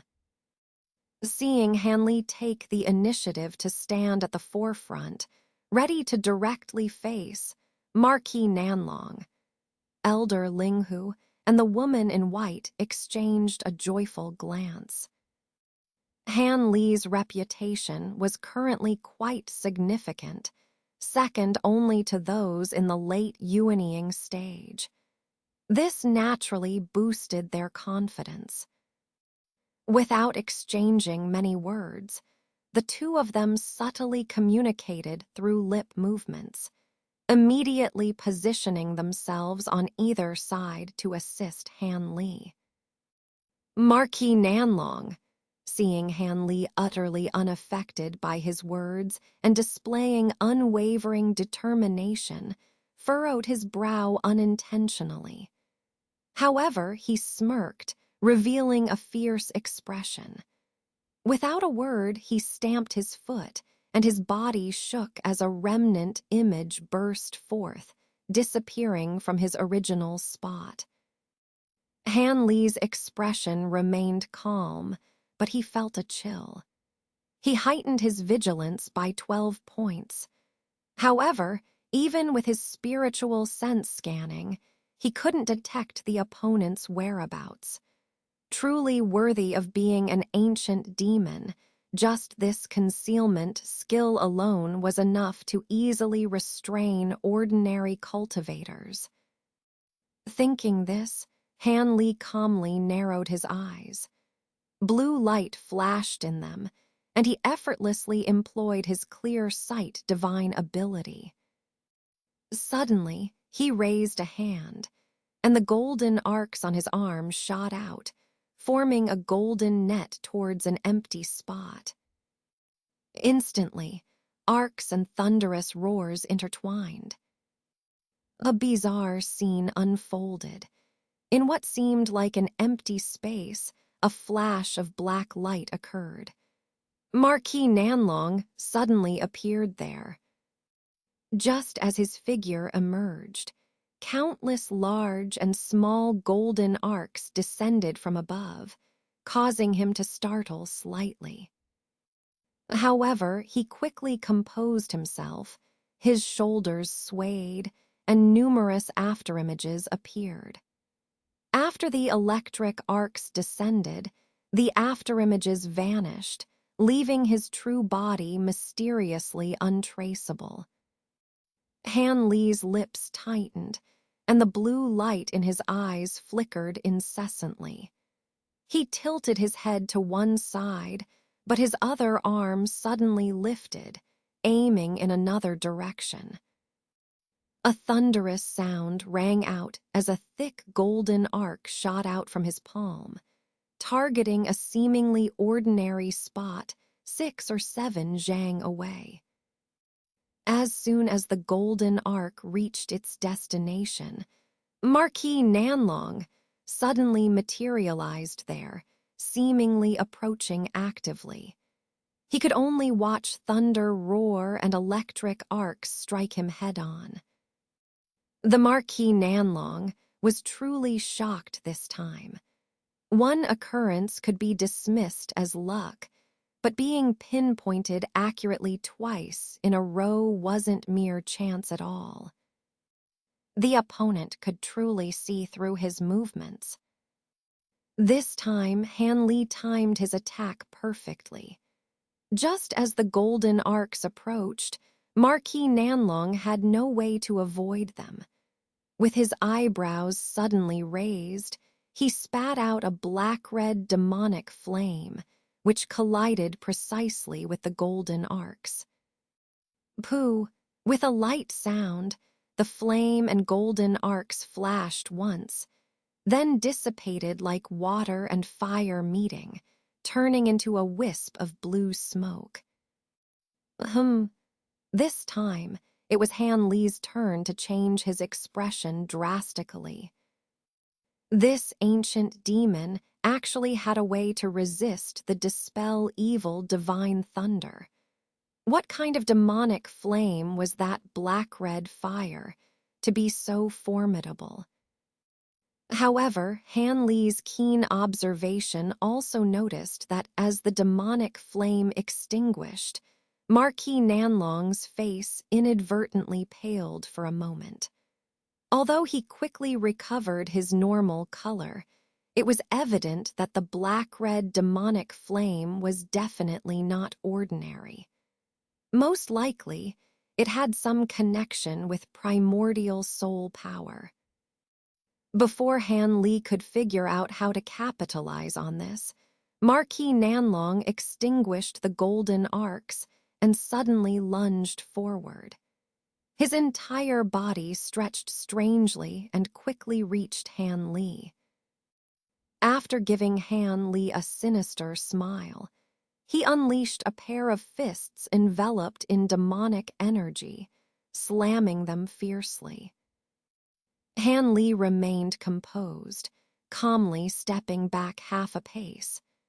Behind him, thunder roared as a pair of silver-white wings appeared amidst silver light. Then, with a thunderous sound, Han Li disappeared without a trace in the silver arcs. Marquis Nanlong, witnessing this scene, was momentarily stunned but soon sneered. Thunder escape technique, quite knowledgeable indeed, but unfortunately, he.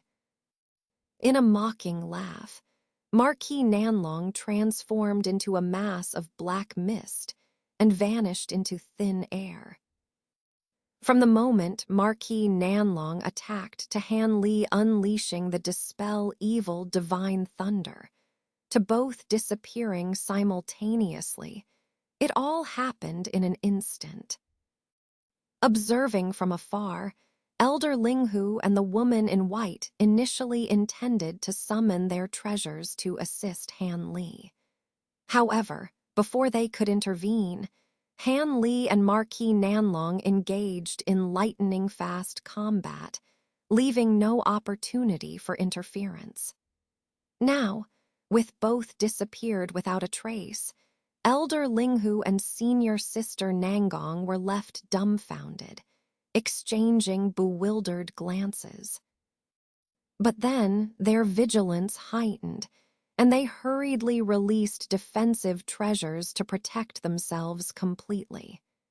After all, unlike Han Li, they couldn't see through the opponent's concealment techniques. Just as the thunder rumbled, Han Li reappeared at a spot more than 20 zhang away from his original position. Almost simultaneously, black mist appeared behind him, and Marquis Nanlong suddenly materialized as well. With a hint of ferocity in his smile, he viciously swung his fists towards Han Li. Han Li didn't turn around. Sensing everything behind him with his spiritual sense, he was unable to avoid it and could only channel his spiritual power into the blue light shield, attempting to withstand the blow first. Initially planning to use a wait-and-see approach to test the opponent, he hadn't expected to be caught so soon himself. Amidst his shock, he also felt perplexed. Pang, pang. Two loud thuds reverberated, echoing the sensation Elder Linghu had just experienced. Han Li also tasted every bit of it. The blue light curtain around his body trembled, and involuntarily he was sent flying backward. Most of the spiritual power he had gathered was shattered by these two punches. Thus, the thunder escape technique became impossible to employ. Marquis Nanlong burst into laughter, transforming into a gust of wind enveloped in black mist, vigorously pursuing the direction where Han Li was flung, preparing to deliver a fatal blow. Han Li was thrown into the air, unable to control his body. Yet his face remained calm. Having witnessed how the opponent dealt with Elder Linghu earlier, Han Li had no lack of vigilance. Although he couldn't muster much spiritual power, there were still methods at his disposal that could defeat the enemy without him having to lift a finger. While his body momentarily felt numb and unresponsive, his hands quickly regained most of their function. He reached for a certain spirit beast pouch at his waist and hurled it towards Marquis Nanlong. Marquis Nanlong hesitated briefly, unable to discern the object's identity, when suddenly a buzzing sound emanated from the pouch. Thousands of golden, devouring insects swarmed out. In an instant, a golden swarm of insects formed and descended upon Marquis Nanlong. Although Marquis Nanlong didn't recognize the devouring insects, their savage aura, typical of ancient beasts, made him shudder. He didn't dare to underestimate them, swiftly extending a hand towards the swarm in midair. Above the swarm, a phosphorescent ghost claw wreathed in gray-white flames materialized, ruthlessly grabbing a sizable portion of the devouring insects. Immediately, the gray-white flames on the ghost claw surged several feet high, engulfing all remaining insects that had not been captured. He then sneered, preparing to chase after Han Li. However, at this moment, the white-robed woman, finally finding an opportunity, summoned her treasure once more. A five-colored beam of light descended from the sky, enveloping Marquis Nanlong. Simultaneously, Elder Linghu released a white misty ring hovering above his head, which swiftly shot towards Marquis Nanlong. Marquis Nanlong, infuriated, dodged the five-colored light column after a slight sway. Though the light column posed some difficulty for him, as long as it didn't engulf him, it posed no real threat. As for the flying ring, it was clearly an artifact meant to restrain movement, but with his agile form, how could it ever get close to him? He simply ignored its presence. Marquis Nanlong pondered carefully. Despite Elder Linghu's simultaneous attack, Han Li's dispel evil divine thunder remained his greatest threat, so he completely ignored the others and continued his assault on Han Li. However, within the protective barrier, Han Li remained undeterred. He slapped his waist spirit beast pouch, and more than a dozen white light spheres shot out, instantly transforming into a dozen mechanical puppets. They lined up in a single file, blocking Marquis Nanlong's path. Each puppet stood 2 zhang tall, with humanoid tiger heads. With a flick of their hands, 10 unstable claw blades extended and retracted. Upon seeing the tiger demon puppets appear in front of him, the Marquis of Nanlong was momentarily stunned, but he charged forward without hesitation. With a flash of white light, the dozen puppets moved simultaneously like the wind, their figures flickering and quickly surrounding the Marquis of Nanlong. Dozens of claw shadows viciously struck toward him.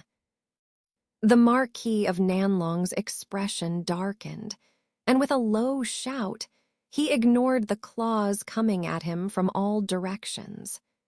Instead, he swung his arms, his fists meeting the claws of 2 puppets with lightning speed. 2 low, muffled sounds were heard as the black energy around his fists made contact with the claws. The claws couldn't harm his fists at all. Instead, under the surge of black energy, the claws and arms shattered inch by inch. However, the puppets, unafraid of death and immune to the dispersal of their magic, continued their coordinated attack. Another set of claws came down in sync with the other puppets. The Marquis of Nanlong let out a sinister laugh.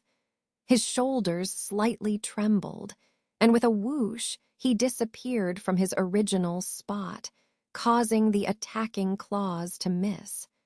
But immediately, 2 more muffled sounds rang out. The Marquis of Nanlong reappeared outside the encirclement, his hands pulling out from the chest cavities of 2 one-armed tiger demon puppets. Although the puppets didn't have hearts, the severe damage caused them to lose control and plummet from the sky.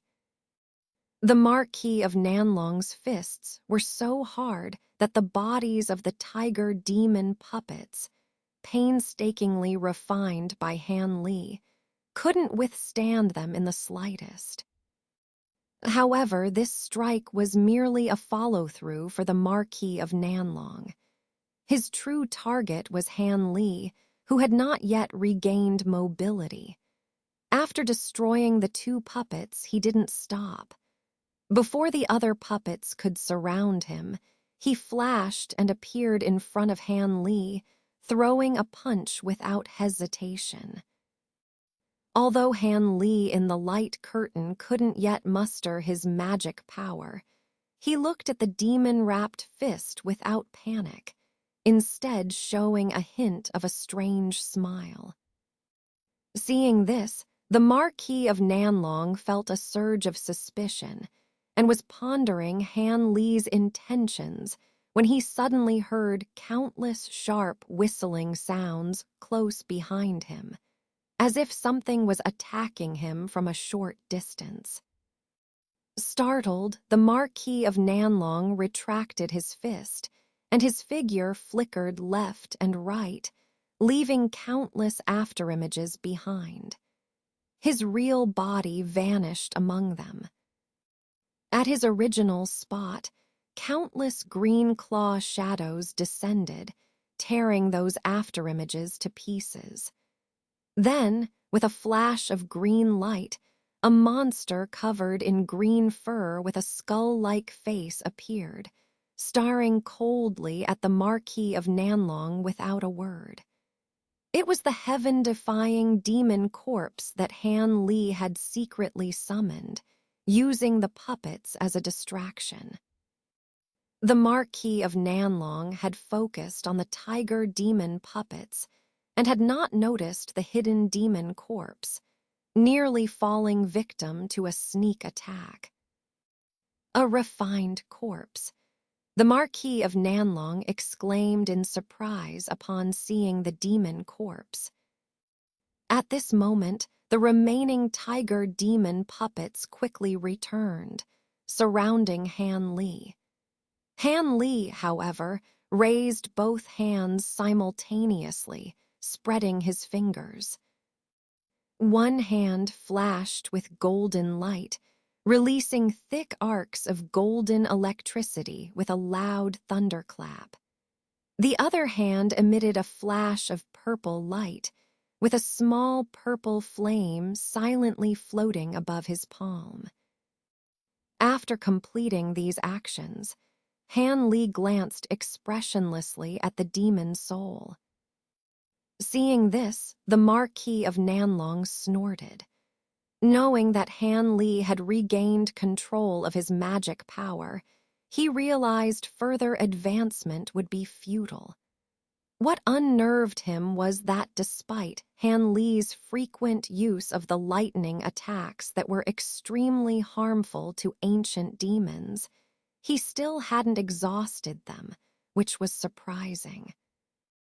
If he remembered correctly, before he was sealed, items imbued with divine lightning were extremely rare and could typically only be used once or twice. Otherwise, ancient demons would not have been invincible when they invaded the human realm.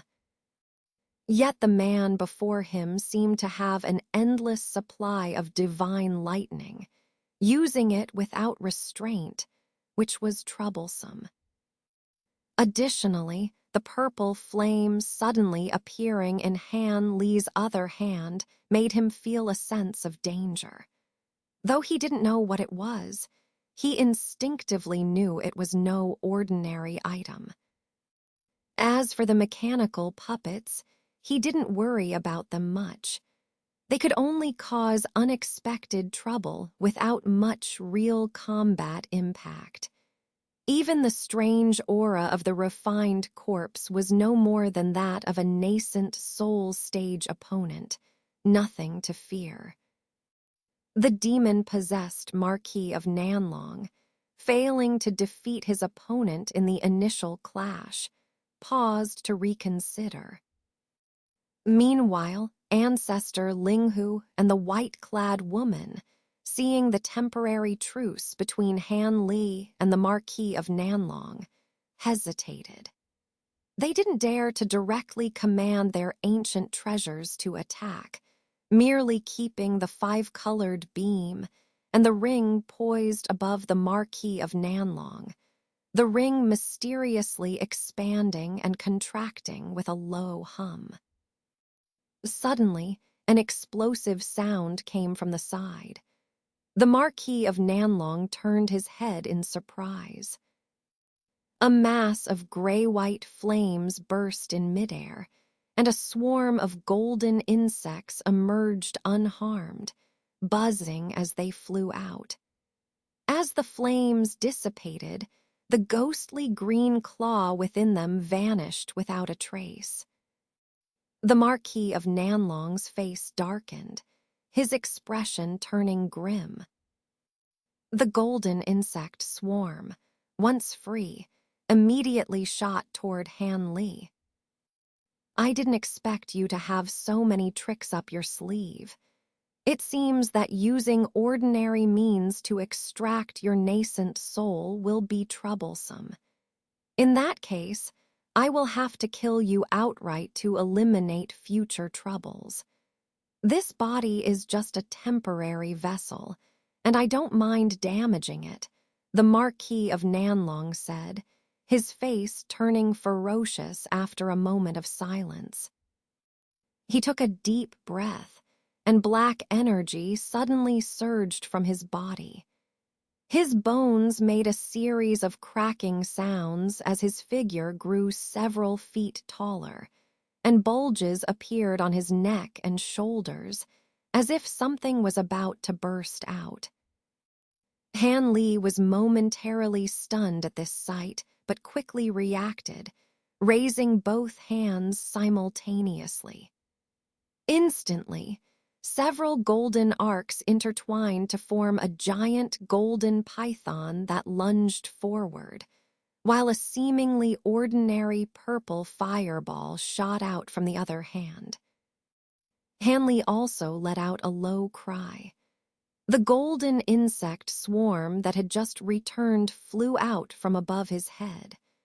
The tiger demon puppets and the heaven-defying demon corpse remained stationary, prepared to guard against a sneak attack.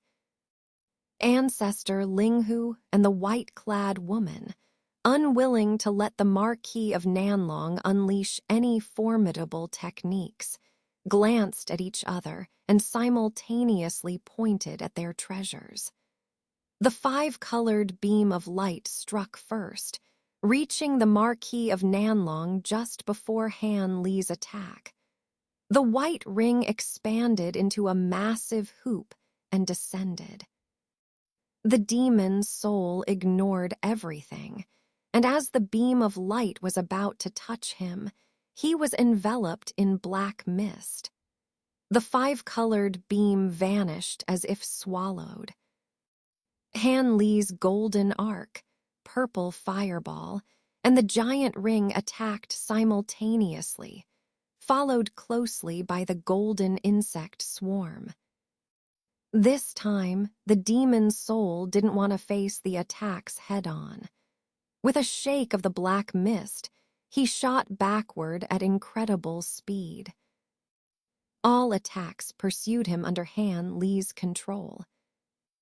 Within moments, the scene turned into a chase of several yards, with the black mist darting left and right, evading the attacks.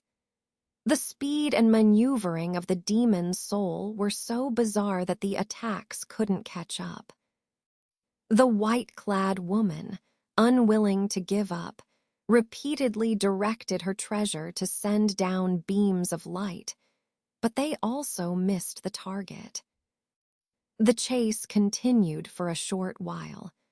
Despite controlling the golden arcs and the purple fire with his divine sense, Han Li frowned, his face darkening. "Boy, if you don't have any other powerful tricks, I advise you to flee.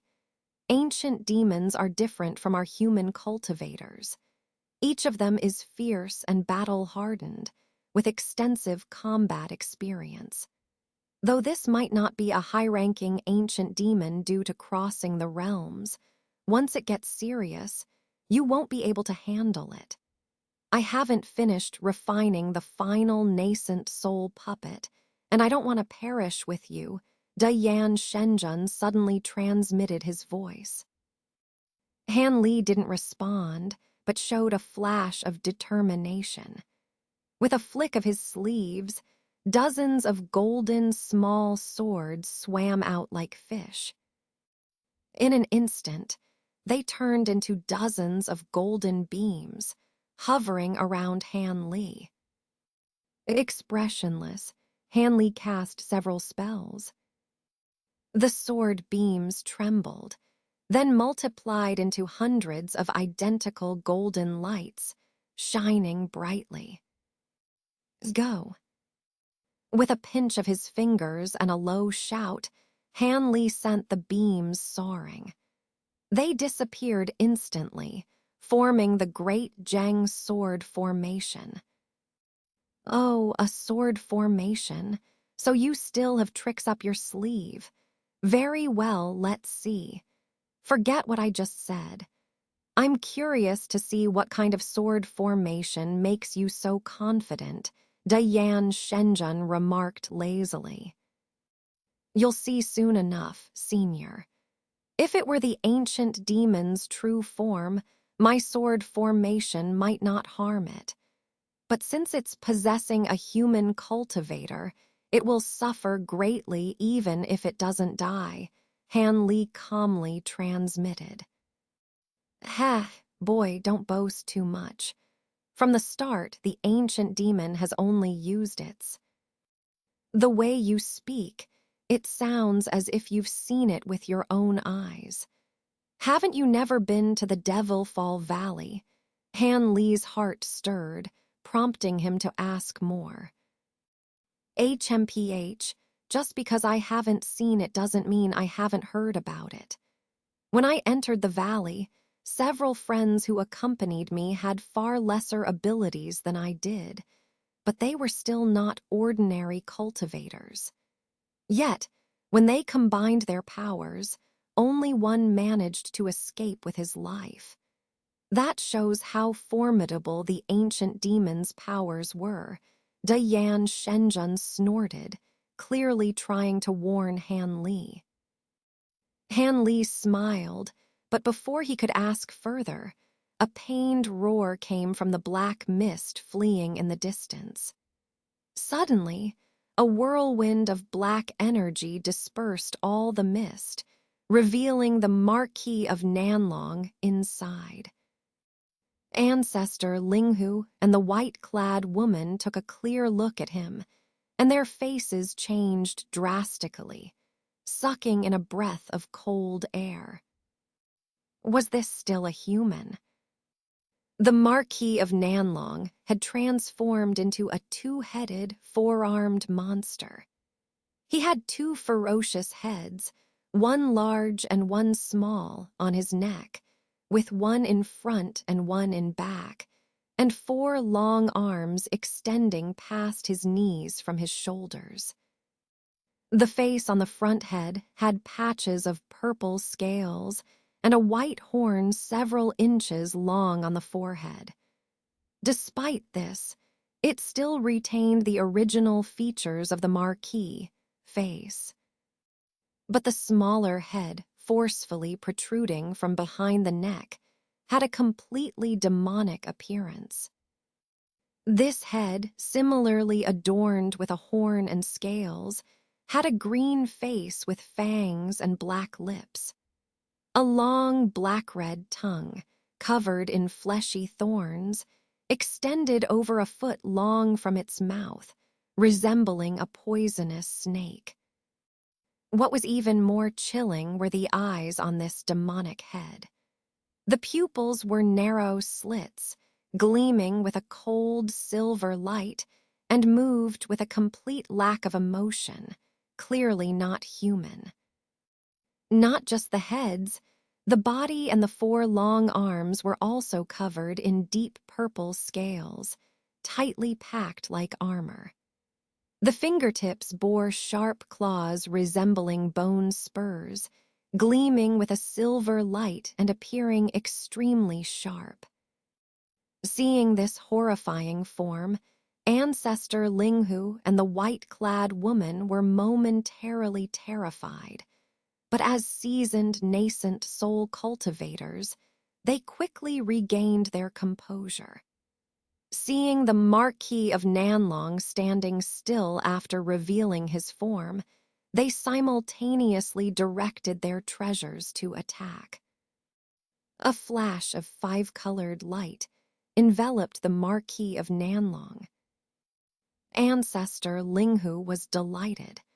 Taking advantage of this, the white ring rapidly descended.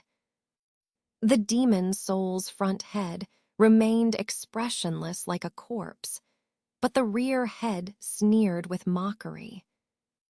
As the giant ring flashed and appeared above him, descending rapidly, the demon's soul, enveloped in five-colored light, waved his four arms lightly, grabbing the ring firmly with purple glowing hands without any hesitation. Ancestor Linghu was startled but quickly urged his spell. The ring glowed brightly and trembled violently, trying to break free. But the four demon hands, like iron, did not budge an inch. The rear head of the demon's soul laughed grimly, opened its mouth, and spewed out a jet of black liquid that hit the ring. The originally glowing treasure emitted a mournful cry, its light extinguished, turning pitch black and shimmering with an eerie glow. "My Minjiang ring?" Ancestor Linghu exclaimed in shock. As the ring turned color, he lost his spiritual connection with it, his face turning pale.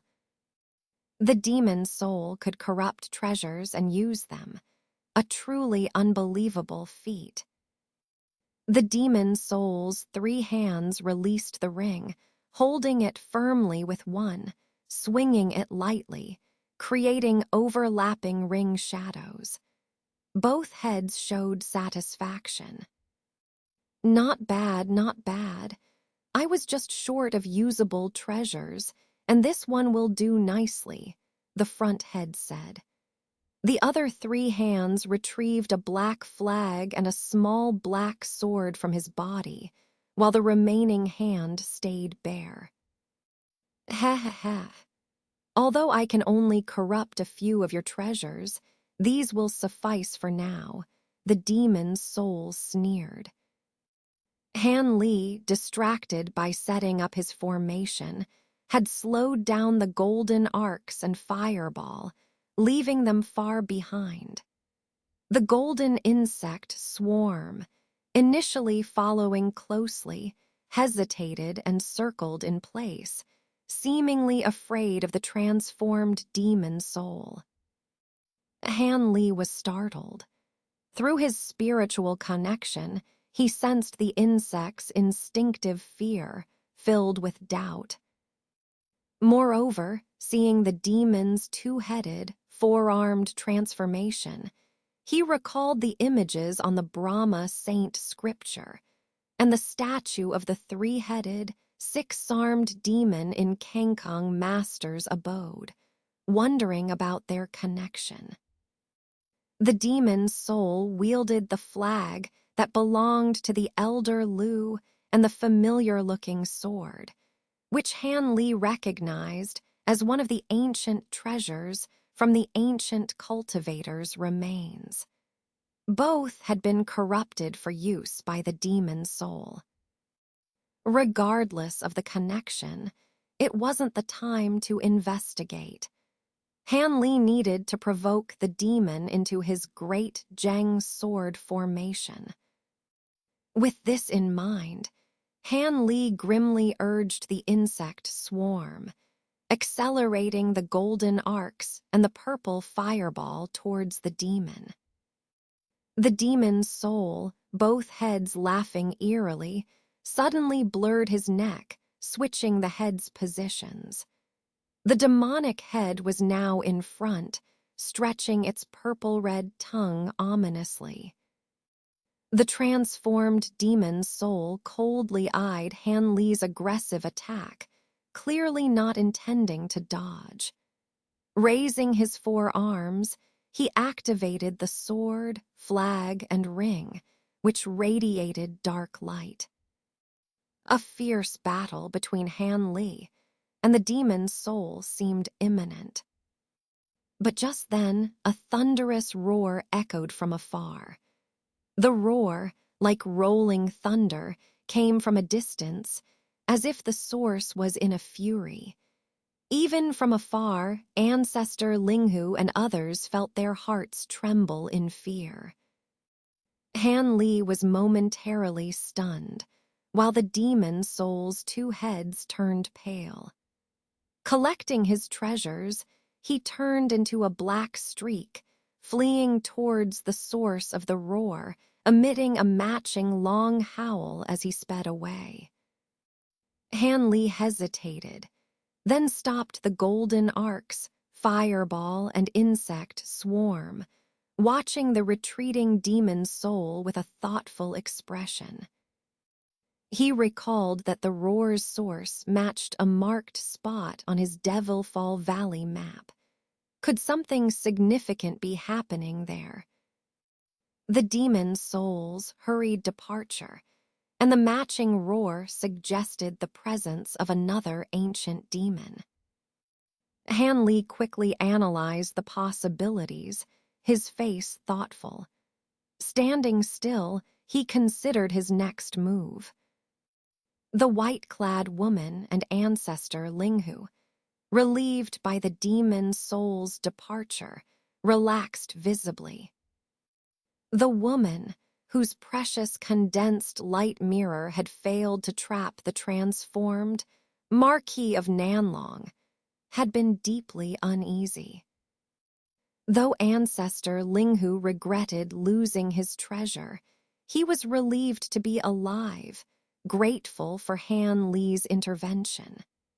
The other cultivator who had entered the valley with them had been caught off guard and killed by the Marquis of Nanlong. Now, seeing the demon's soul fleeing far away, the two looked at each other and approached Han Li. "Taoist Han, I must." The young man had so many treasures and skills, his future seemed limitless. Ancestor Linghu felt grateful for having secured Han Li's promise to aid the Yellow Maple Valley. With Han Li's help, the valley would be protected for centuries, even in dire times. Despite previous conflicts, the white-clad woman smiled awkwardly, expressing her gratitude. "I also—" "No need for thanks. I was also protecting myself. What are your plans now? Interested in following to see what's happening?" Han Li calmly retrieved his golden arcs and other items. "Taoist Han, that creature is extremely powerful.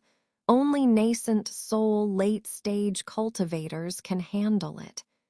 "We won't pursue it," Ancestor Linghu said, shaking his head without hesitation. The white-clad woman agreed, her expression showing the same sentiment.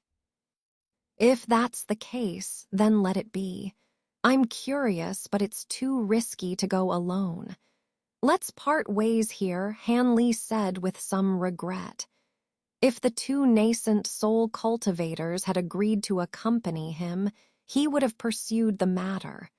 But alone, he decided against it. Before the two could respond, Han Li glanced towards the roaring direction. His face changed, becoming serious.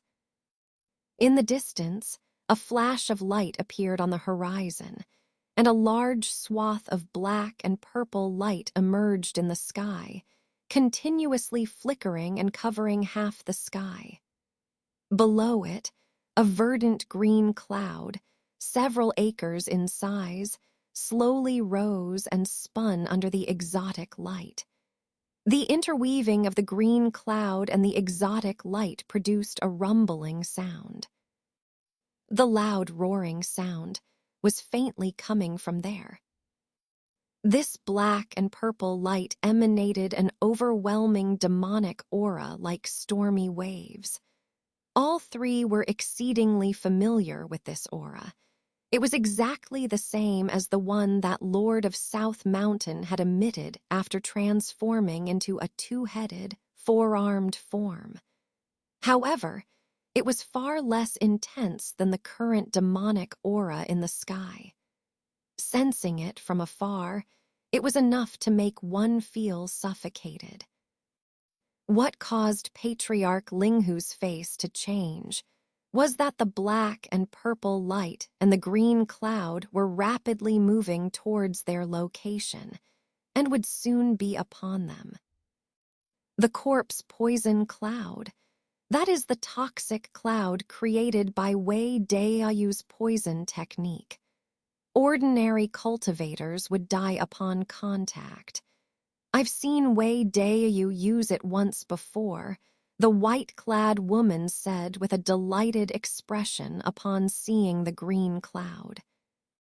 Hearing this, Han Li and Patriarch Linghu exchanged strange looks, each seeing deep fear in the other's eyes. Although the green cloud was impressive, it was clearly being suppressed by the black and purple light.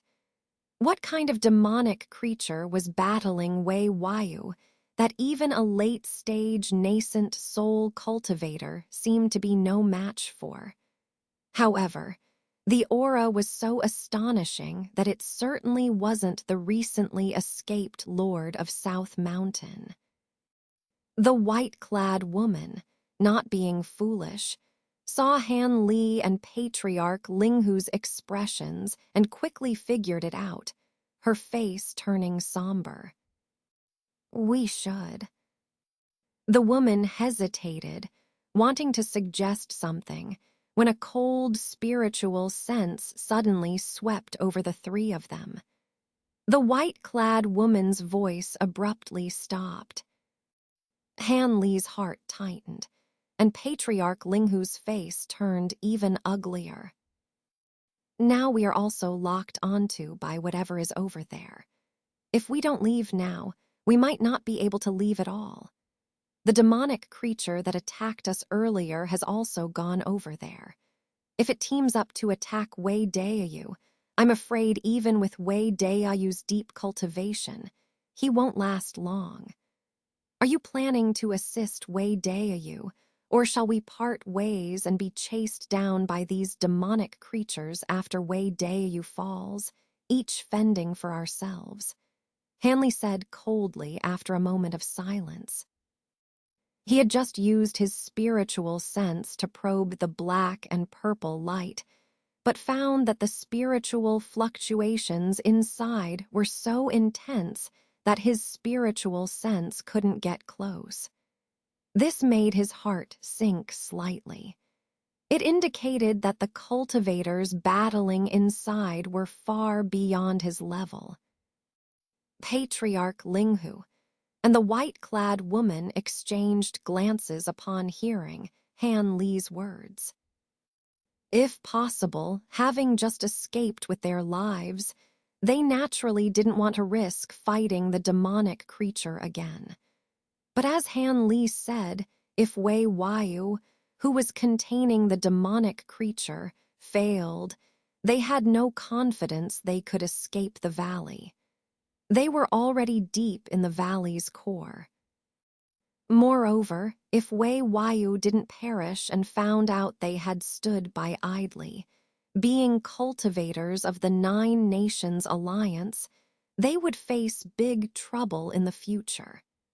They were both grand elders of their respective sects, and it would bring great calamity to their sects. But to sacrifice their lives for their sects in a fight with little hope of success was something they were unwilling to do. Both were full of hesitation. Han Li inwardly sneered, clasping his hands behind his back as he looked at the approaching black and purple light in the sky, saying nothing more. Among the three of us, Han Daoyu has the greatest abilities. What are your plans? Patriarch Linghu asked after frowning and exhaling his frustration. Me, heh. Han Li didn't immediately answer, smiling without speaking. Seeing this, Patriarch Linghu bitterly smiled and inwardly cursed Han Li for being a sly fox. If Han Li suggested they immediately flee, then if Wei Wayu pursued the matter later, they could place the blame on Han Li.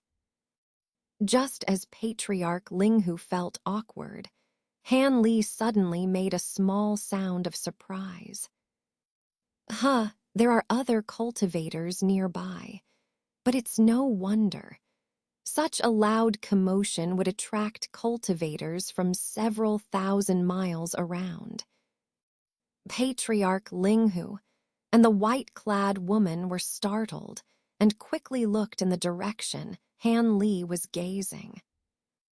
Indeed, on one side of the distant battle, there were faint flashes of spiritual light, indicating a group of cultivators heading towards the black and purple light and green cloud. Why are they heading to such a dangerous place?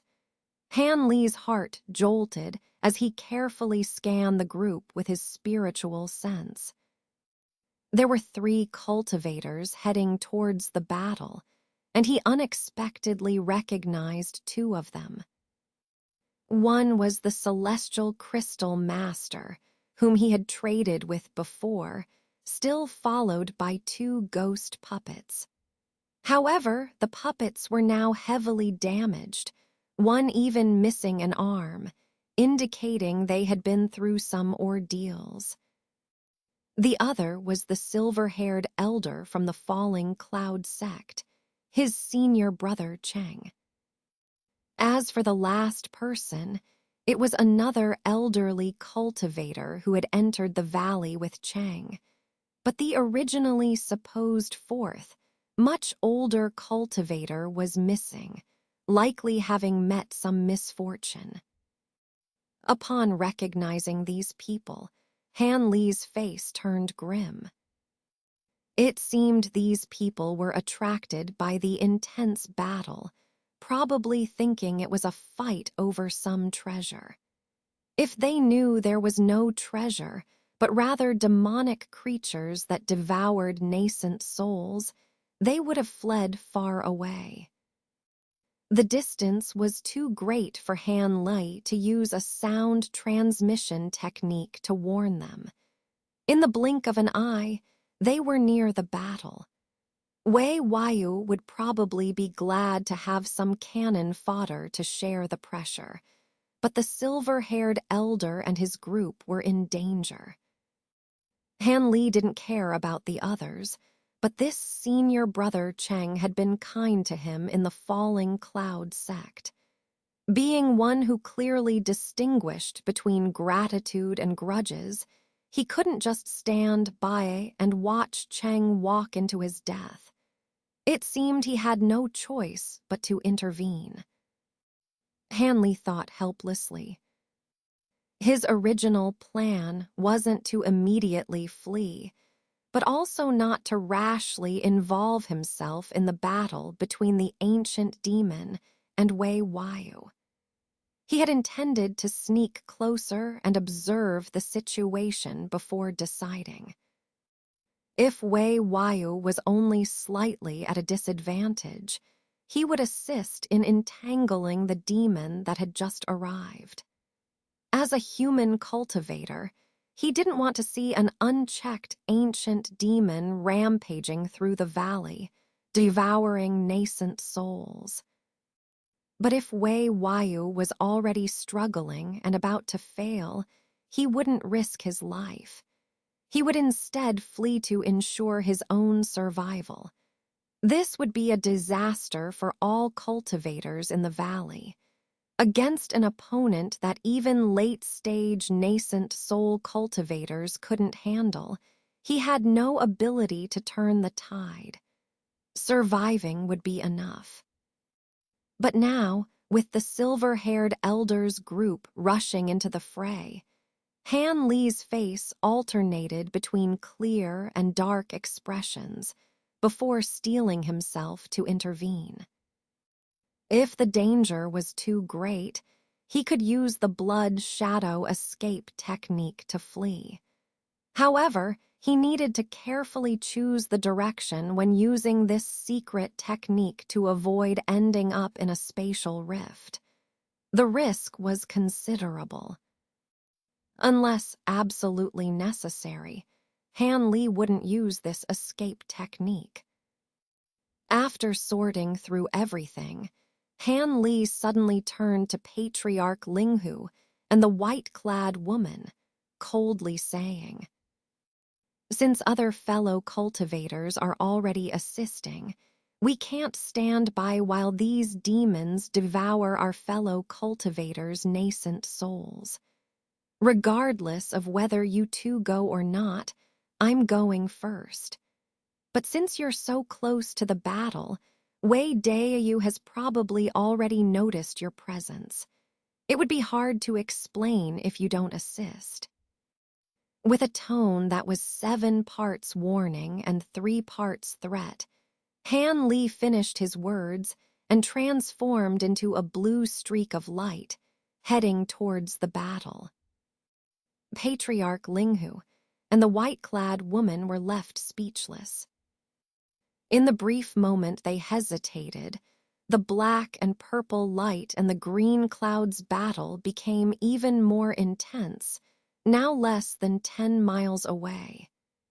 If Wei Wayu was aware, his spiritual sense would easily detect them, leaving them with nowhere to hide.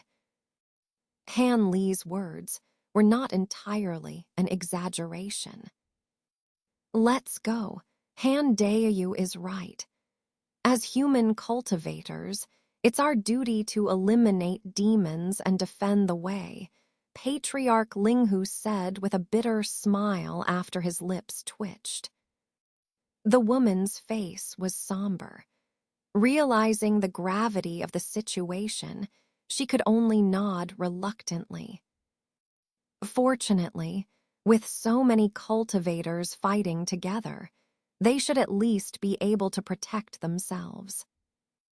With a glimmer of hope, the two transformed into streaks of light and flew towards the battle, steeling themselves. Little did they know, 100 miles behind them, the Grand Elder of the Spirit Beast sect, Dongmen Tu, was heading their way with 3 green-robed individuals. Originally, there were 5 nascent soul cultivators transformed from 5 elements spirit infants, but now only 3 remained. The others had likely perished in spatial rifts or due to restrictions. However, Dongmen Tu, the Grand Elder of the Spirit Beast sect, was leading 3 green-robed individuals towards the location where Han Li, Patriarch Linghu, and the white-clad woman were heading. Originally, they had started with 5 nascent soul cultivators, all transformed from 5 elements spirit infants. However, the perilous journey through the valley had already claimed 2 lives, likely lost to spatial rifts or powerful restrictions lurking within. As they hurried through the valley, Dongmen Tu scanned their surroundings with a serious expression. His gaze was sharp and perceptive, reflecting his vast experience as a cultivator. The other 3 disciples behind him maintained a respectful distance, their faces a mix of anticipation and caution. They trusted in their Grand Elder's leadership, knowing that he had led them through countless dangers in the past.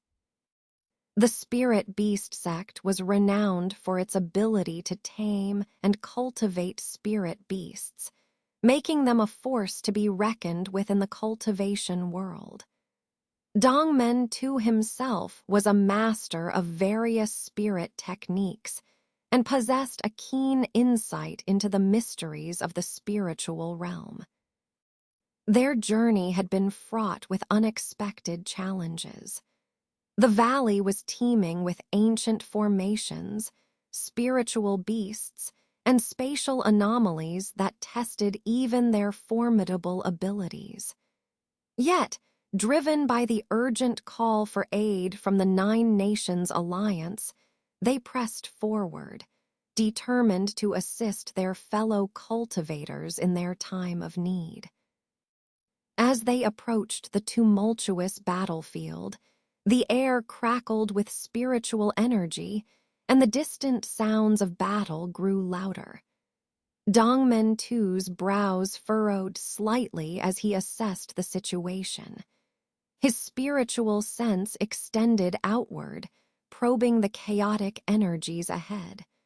What he sensed filled him with both concern and resolve.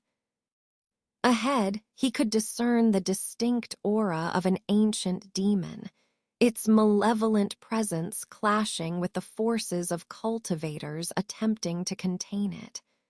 The demonic aura was oppressive, threatening to overwhelm even experienced nascent soul cultivators. Dongmen Tu knew that this was no ordinary adversary. Behind him, the 3 disciples exchanged uneasy glances. They could feel the tension in the air, a prelude to a battle that would test their skills and courage to the limit. Yet, they trusted in their Grand Elder's guidance, ready to follow his lead into the heart of danger. Dongmen Elder, what do you think we should do? One of the disciples ventured cautiously, breaking the tense silence. Dongmen Tu's expression hardened as he deliberated. We proceed cautiously. Our priority is to assess the situation and provide support where needed. The Alliance relies on us to maintain order and protect our fellow cultivators. With that, he led the group forward, their movements swift and calculated. As they drew closer to the battlefield, the intensity of the spiritual energies grew palpable. They could now see flashes of light and hear the echoes of spells being cast amidst the tumultuous clash of forces. Meanwhile, Han Li, Patriarch Linghu, and the white-clad woman had already engaged in the battle alongside the newcomers who had rushed to assist. The situation was dire, with Wei Wayu struggling against the relentless assault of the ancient demon. The demon's monstrous form exuded a dark and sinister aura, its movements swift and unpredictable.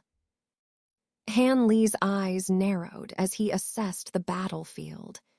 He had intervened not out of altruism, but out of necessity. The arrival of more cultivators, including Dongmen Tu and his disciples, had shifted the dynamics of the battle. Now, they fought not only to protect themselves, but also to prevent the ancient demon from wreaking havoc beyond the valley. Patriarch Linghu and the white-clad woman fought with determination, their skills complementing Han Li's strategic prowess.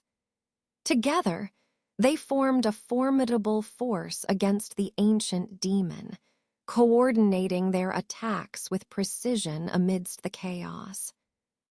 As the battle raged on, Han Li's mind raced with calculations. He analyzed the demon's movements, searching for weaknesses in its defenses. His experience as a cultivator of profound skill allowed him to anticipate its attacks and exploit fleeting opportunities to strike back.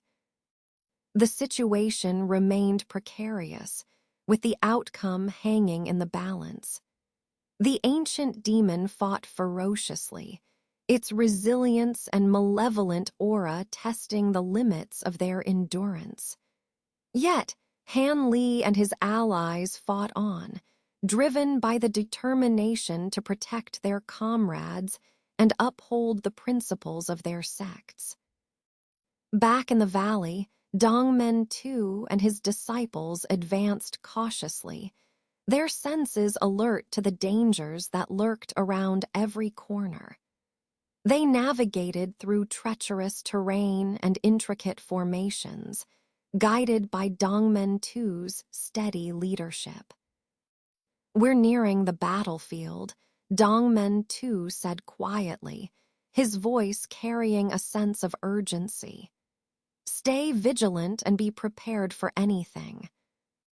The disciples nodded solemnly, their resolve unwavering. They knew that their actions in the coming battle would shape the fate of their allies and the future of the Nine Nations Alliance. With Dongmen Tu at their helm, they advanced with unwavering determination, ready to face whatever challenges awaited them. The valley echoed with the sounds of battle, a testament to the fierce struggle unfolding amidst the ancient formations. As Dongmen Tu and his disciples approached the battlefield, their hearts brimmed with courage and determination. They were prepared to confront the ancient demon and stand alongside their fellow cultivators in defense of the Alliance. The fate of the valley hung in the balance, its outcome uncertain amidst the chaos of battle. Yet, Amidst the clash of forces and the surge of spiritual energies, one thing remained clear: the spirit of camaraderie and unity that bound these cultivators together in their fight against the darkness. And so, the battle raged on, a testament to the indomitable spirit of cultivators united in their quest for justice and protection of the realms they held dear. Han Li didn't retract the heavenly corpse devil and the numerous puppet beasts during their flight. Instead, he released over a dozen giant turtle puppets as they sped through the air. Seeing this, Patriarch Linghu and the white-clad woman, who had followed closely behind, were initially surprised, but soon felt relieved. Although these puppets weren't formidable individually, their combined force would force even ordinary Yuanying stage cultivators to avoid direct confrontation. Despite feeling somewhat relieved, Patriarch Linghu couldn't help but feel a twinge of envy at Han Li's capabilities. Even the white-clad woman muttered to herself in amazement, finding Han Li's methods boundless and unfathomable. After traveling a dozen miles, Han Li swiftly approached the battlefield and stopped 100 feet away, carefully observing everything before him. From this close distance, he noticed that the so-called black-purple anomalous radiance was actually countless threads of pitch-black demonic chi dancing amidst the crimson-purple demonic light. These demonic chi strands originated from a creature at the center of the purple light. The creature had a single horn on its head, a fierce visage similar to the previously escaped dual-headed, four-armed demon, but its body resembled that of an ordinary person. Its skin was exceptionally translucent, akin to beautiful jade. At this moment, the creature's expressionless face had its eyes closed slightly, as if it hadn't fully awakened yet. However, what surprised everyone was that, although its lips were tightly closed, thunderous roars intermittently emanated from its abdomen. Just by hearing these roars, it seemed the creature was in an exceptionally furious state. Yet, its face remained devoid of any expression, utterly wooden. Mechanically, the creature's two arms threw clusters of ink-black fireballs downward. Its movements were stiff and sluggish. Though seemingly insignificant, each of these black fireballs exploded upon reaching the green clouds below, generating black fire waves that spanned over 30 yards wide, scattering the nearby green clouds into disarray. However, Wei Yu's poisonous mist was also not to be underestimated. After a brief churn and counterattack, it immediately extinguished the black flames. At the same time, large amounts of mist transformed into numerous green pythons, constantly lunging upwards in an attempt to break through the air and directly attack the demonic creature's life at the core of the demonic light. As a result, the green mist, the anomalous radiance, and the black demonic flames intertwined and flickered, occasionally producing thunderous roars in the air. What's going on? It seems like the creature hasn't fully awakened yet, or there's some restriction on its body. This could be a good opportunity, Patriarch Linghu said as he followed up. Coming to a stop near Han Li, he saw the creature in the air, his expression changing at first, but then showing signs of pleasant surprise.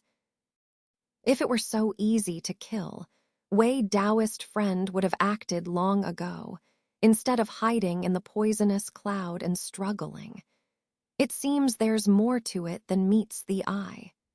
However, judging by the intensity of the demonic qi, this creature must be deeply connected to the one that just escaped earlier, and it's much more powerful, Hanley casually remarked, shaking his head as he spoke.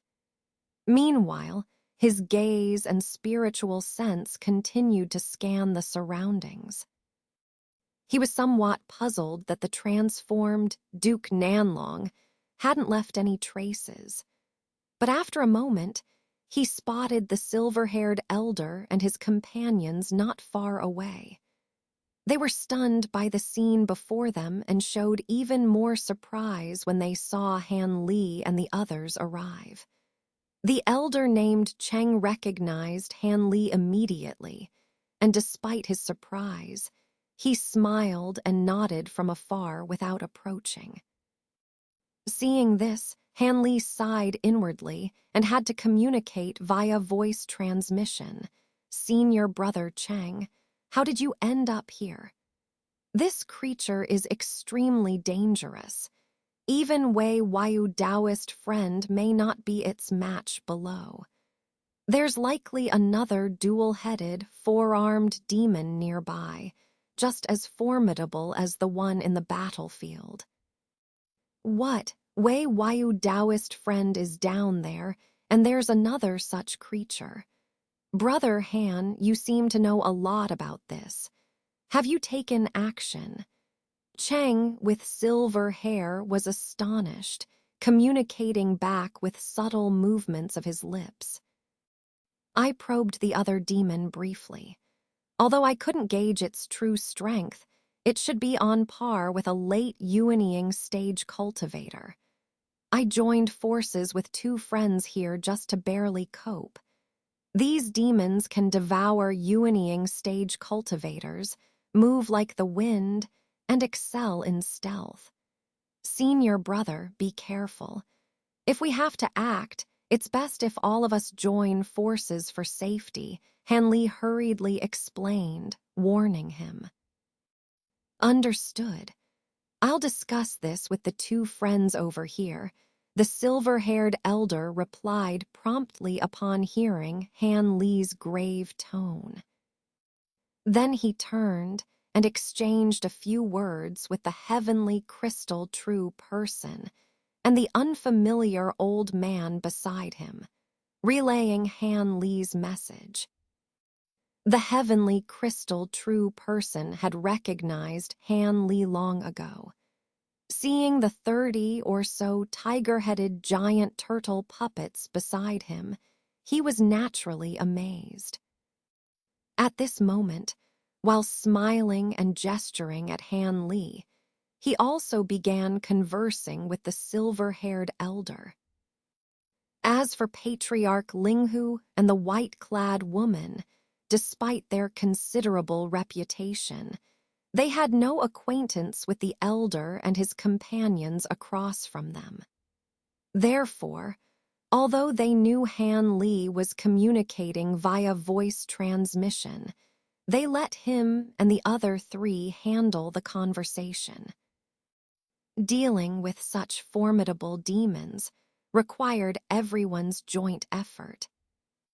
At that moment, Wei Waiu's voice came from the green clouds, unexpectedly deep and hoarse.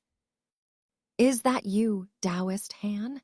It's great that you and the others could arrive in time. This demon is an ancient invader from the primordial era, an archenemy of our cultivators. Unexpectedly, it was sealed here in the Demonfall Valley, but the disciples of the Wan clan accidentally released it. Master Wang and Senior Wang Tian have already perished in the explosion caused by its escape from the spatial crack. I barely survived using all my powers, but I'm severely injured and can't hold it off much longer.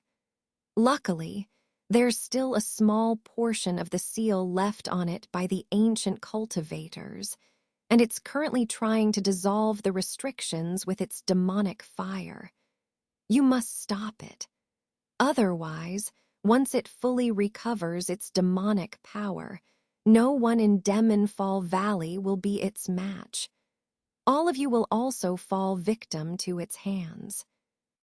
Wei Wayu's voice was urgent and anxious, clearly indicating he was badly injured. As soon as he finished speaking, the green mist churned, and a figure emerged from within the green light. It was pale and bloodless, unmistakably Wei Wayu. Upon hearing this, Han Li couldn't help but inwardly sigh at the situation. He had initially come to assist Wei Wayu, but now it seemed they were expected to take the lead. This was going to be troublesome. Patriarch Linghu, the silver-haired elder, and the others were at a loss upon hearing Wei Wayu's words. Even Wei Wayu, a great cultivator, wasn't a match for this demon. They feared they stood even less of a chance. However, if they were to scatter and flee, Wei Wayu's moral pressure would weigh heavily on them. Once news spread that they had fled without fighting, they would no longer be able to establish themselves in the southern heaven immortal realm. After all, this wasn't just a fight between cultivators. It was a matter of facing an existential threat. Don't worry, everyone. I've used my spiritual sense to survey the situation. If you can hold off this demon for a little while, other cultivators will arrive soon. Moreover, I recently sent a sound transmission to the Mullen cultivators.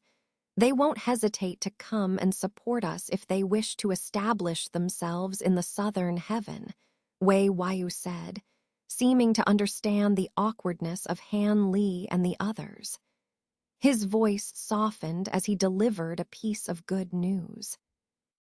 Upon hearing this, Han Li and the other cultivators breathed a sigh of relief. While they might not be able to defeat this demon, delaying it for a while seemed feasible. However, the demon, floating in the dense black demonic chi, seemed to comprehend their conversation. Its half-closed eyes twitched slightly, a cold gleam passing through them. The demonic flames in its hands ceased, and it slowly raised its head to survey its surroundings. As its eyes swept over them, the black-purple demonic radiance flickered incessantly.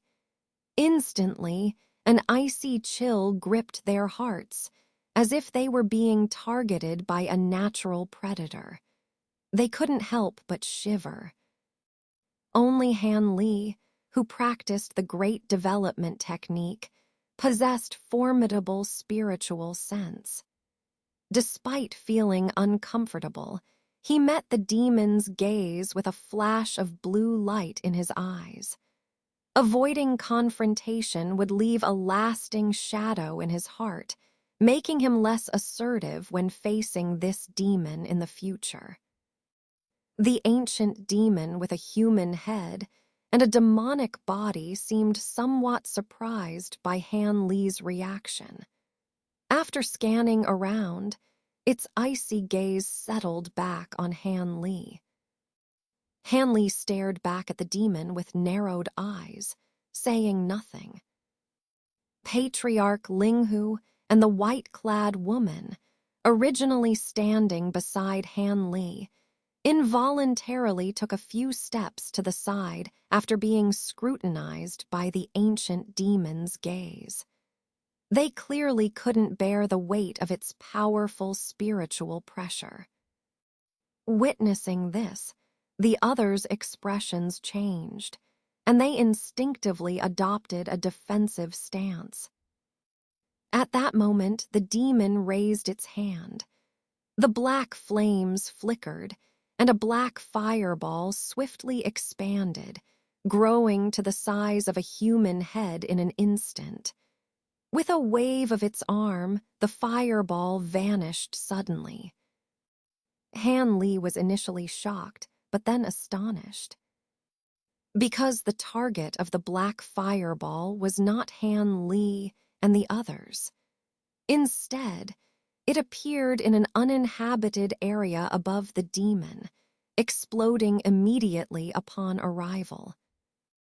An area spanning over 30 yards was engulfed in black demonic flames. Just as Han Li was amazed, a figure flickered within the black demonic flames, and a dual-headed, four-armed monster materialized. Its four arms shimmered with purple light as it waved them simultaneously. Astonishingly, the black demonic flames swiftly condensed again and gathered in one palm of its hand. Then, with a swing of its arm, the monster's front head swallowed the black fireball into its abdomen. It raised its head afterward, its gaze chilling as it looked down at the ancient demon with a human head and demonic body below. "It's really you. You finally came looking for me," the ancient demon sighed, unexpectedly speaking in human language. "You've got some nerve, daring to attack me. It seems you've made your own decision. Back then, whether it was right or wrong to release you to devour that cultivator's nascent soul, I still don't know," said the dual-headed, four-armed Duke Nanlong, the front head sneering. "Since I am you and you are me, why should I still obey you after gaining independent consciousness? Besides, in the sacred realm, it's not uncommon for the split soul to reverse the absorption. When you released me independently, you should have had this realization." The ancient demon with a human head and demonic body spoke calmly, his tone unusually composed. "True, I had some expectations. I just didn't expect that after you broke free from control, human cultivators would seize the sealed body before me. Furthermore, to break the seal, they didn't hesitate to employ disintegration and reformation techniques, severely damaging my body by at least a third of my cultivation base. Do you understand what that means?" The faces on the two heads of the demonic soul spoke simultaneously, their expressions filled with killing intent. "HMPH, what do you mean your body? Originally, I was just a part of your nascent soul. Why shouldn't I occupy this body? Moreover, even if the body has lost a third of its cultivation base, as long as I devour you and avoid those cowardly turtles in the human realm, I can roam freely in this realm. Then, I can reopen the ancient passage from the sacred realm to the human realm. I might even become one of the sacred ancestors. What does losing some cultivation base matter?" The ancient demon, with a human head, sneered disdainfully. Upon hearing this, the dual-headed, four-armed demonic soul knew that further words were pointless.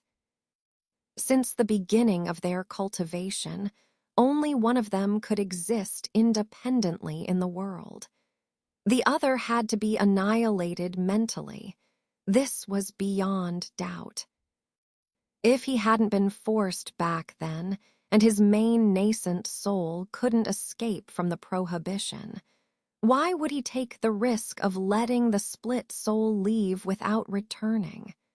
Now that he had escaped, the split soul had indeed made a mistake. However, although the other side had seized the demon body, its cultivation couldn't compare to the demonized body he had temporarily found. Back then, he was the main nascent soul and had naturally placed certain restrictions on the released split soul. Although he didn't know how many had been deciphered by the other side, in a fight to the death, it was hard to say who would win. Thinking of this, the demonic soul's head suddenly turned, glanced at the surrounding cultivators, and coldly said, "Let's talk about who will devour whom later. First, let's devour these cultivators' nascent souls and rejuvenate a bit. Then we can find a quiet place to decide who will subordinate to whom. I don't want these human cultivators to benefit from our disputes.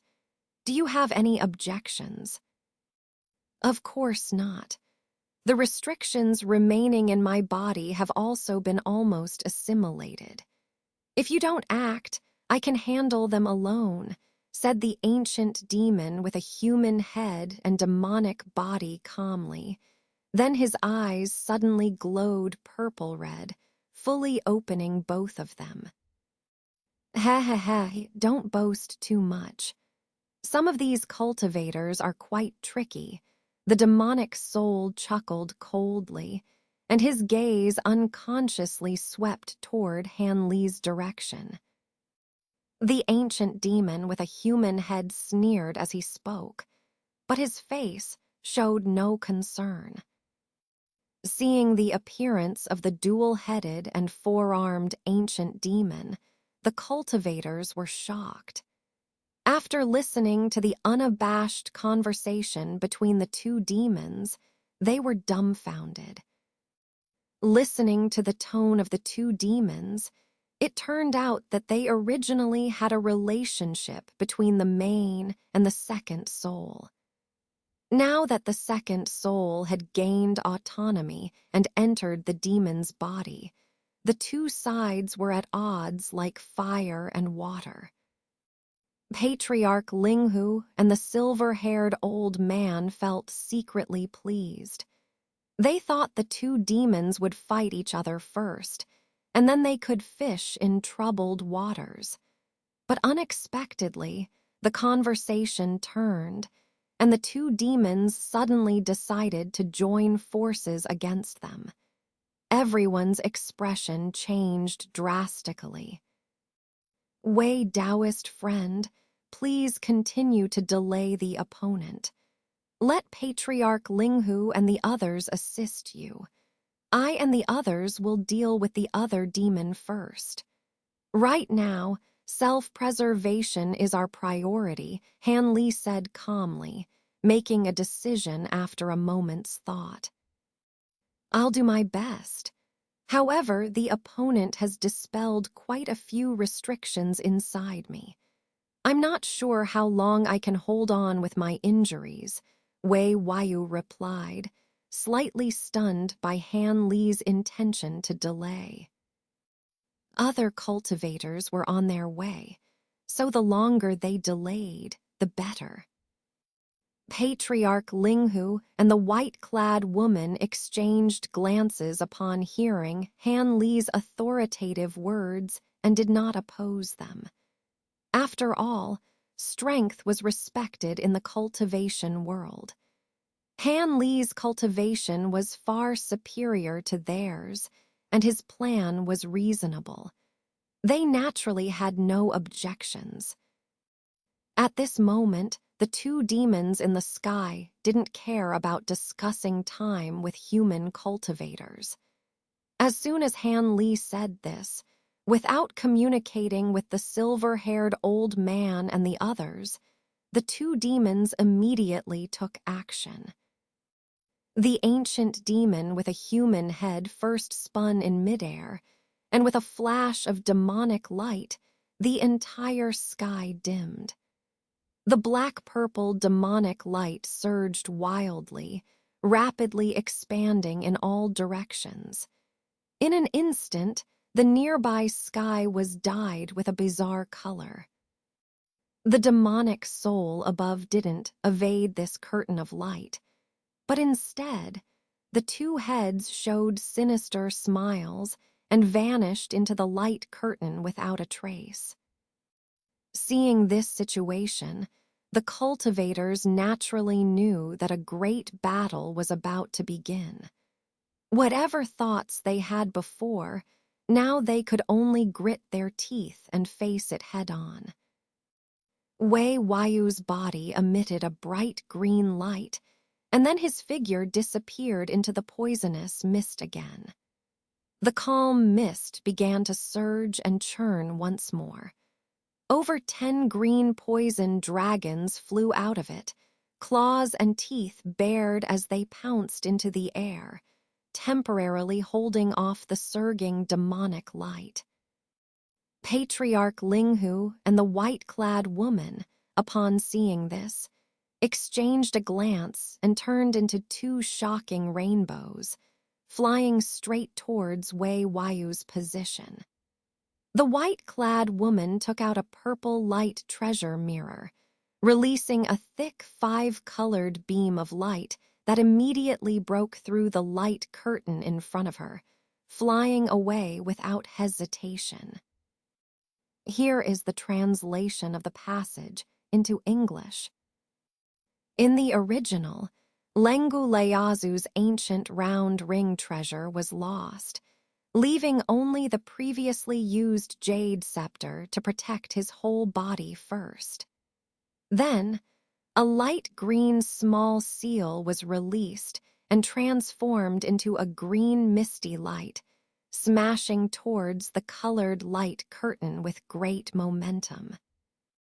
In their minds, even though Wei Wuya was severely injured, as a great cultivator who had dominated the southern sky for hundreds of years, he was naturally more reliable than staying by Han Li's side.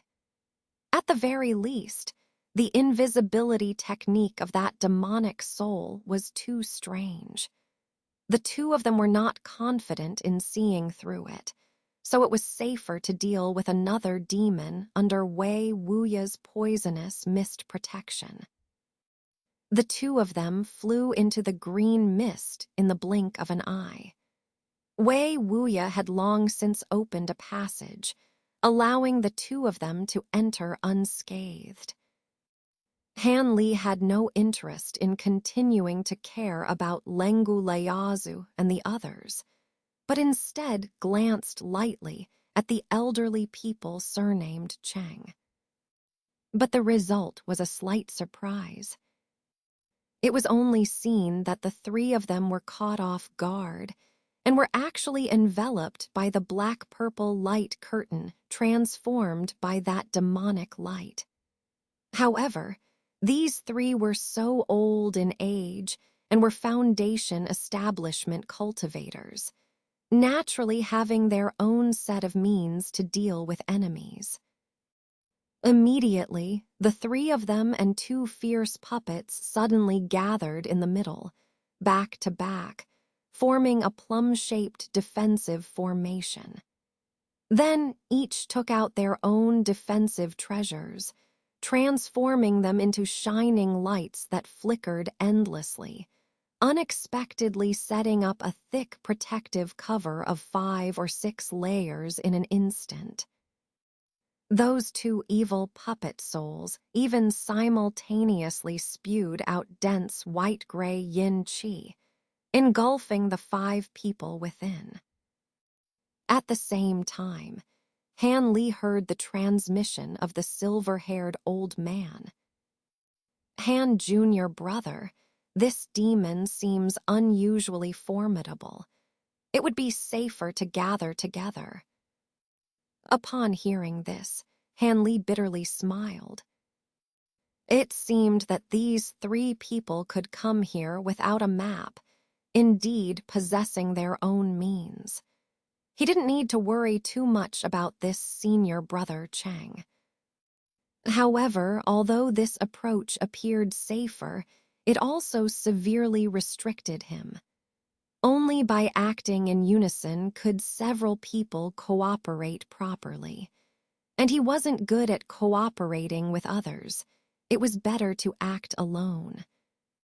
Thinking like this in his heart, the demonic curtain also arrived above Han Li's head.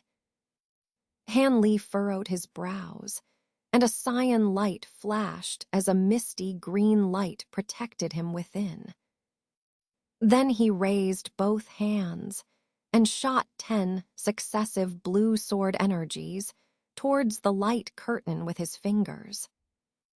More than 10 Zhang Long cyan sword chi crisscrossed and shot out effortlessly, easily tearing the black-purple light curtain into pieces. Seeing this situation, Han Li was rather stunned, but immediately looked around and sighed helplessly, putting his arm down. Although the light curtain above his head was shattered, the nearby area was covered with black-purple demonic light. He was already surrounded by the ancient demon's demonic curtain. At this moment, this ancient demon's demonic curtain covered an area of at least 12 li in diameter, which was truly astonishing. With a slightly delayed movement in his hand, Han Li's azure light robe trembled, and a layer of faint green light protected him within. Then he raised both hands and shot 10 successive blue sword energies towards the light curtain with his fingers. More than 10 Zhang Long cyan sword chi crisscrossed and shot out effortlessly, easily tearing the black-purple light curtain into pieces. Seeing this situation, Han Li was rather stunned, but immediately looked around and sighed helplessly, putting his arm down. What's going on? Han Li couldn't detect any trace of the demonic soul under his spiritual sight, which made him feel uneasy. Taking a deep breath, he suppressed his inner turmoil, and then the cyan light on his body flickered erratically, mobilizing all his spiritual power into his eyes. Suddenly, his pupils emitted a dazzling blue light, pushing his clear sight technique to its limit. This time, after sweeping his gaze around, Han Li finally noticed something. His expression changed, and behind him, more than 12 giant turtles shimmered with spiritual light. Thousands of ice spikes of various sizes suddenly shot out, covering a small area on one side. The black mist appeared under the cover of the ice spikes, and the demonic soul with its 2 heads and 4 arms emerged with a surprised expression. Among its 3 extra arms were treasures like a flag, a ring, and a small sword. Seeing the ice spikes shooting down, the 3 arms wielding the treasures lightly waved. From the small mirror spouted a black mist that swept out. After a few swings of the small sword, a sharp black sword aura swept out. As for the recently acquired ring, seemingly knowing its purpose, it flickered gently, unleashing countless rings of various sizes densely and impressively. Before the ice spikes could land, the power of these treasures shattered them in midair, instantly covering the nearby 10 yards with a dense white cold air, causing the temperature to plummet. However, the demonic soul amidst it all paid no attention. Instead, it smirked sinisterly and vanished once again into the demonic light. Han Li's face darkened, and he licked his lips with a bit of frustration. This ancient demonic soul was perhaps the most formidable opponent he had faced since entering the cultivation world. Even a slight misstep could lead to his demise. Although Han Li had pushed his clear sight technique to its limit, the demonic soul remained elusive within the demonic light, its figure becoming extremely blurry. Even when it moved swiftly and erratically, Han Li couldn't lock onto its exact position. He could only see a faint shadow flashing back and forth. Only when the demonic soul slowed down or stopped could he barely keep up. In this situation, Han Li was immediately at a disadvantage. Moreover, maintaining the clear sight technique with full force was too taxing on his eyes. If the spiritual power in his eyes weakened even slightly, he wouldn't be able to see the demonic soul's shadow at all. Naturally, Han Li felt frustrated. His only strategy was to quickly break the demonic soul's invisibility or force it to abandon this tactic in a short time. The demonic soul had to realize that hiding within the demonic light was useless against him. Otherwise, continuing to battle such an elusive opponent made Han Li extremely uneasy. Thinking like this, Han Li didn't pause. He slapped his waist spirit beast pouch, and a swarm of large golden bugs buzzed out from the opening. Instead of commanding the swarm to attack, Han Li murmured under his breath. The swarm suddenly exploded into numerous golden petals that scattered and floated away. In the blink of an eye, within a radius of over 20 yards centered on Han Li, golden lights twinkled everywhere, marking the presence of the golden bugs. In this way, even if Han Li couldn't use his clear sight technique to track the demonic soul's trace, as soon as the creature entered the swarm's range, it would immediately be detected.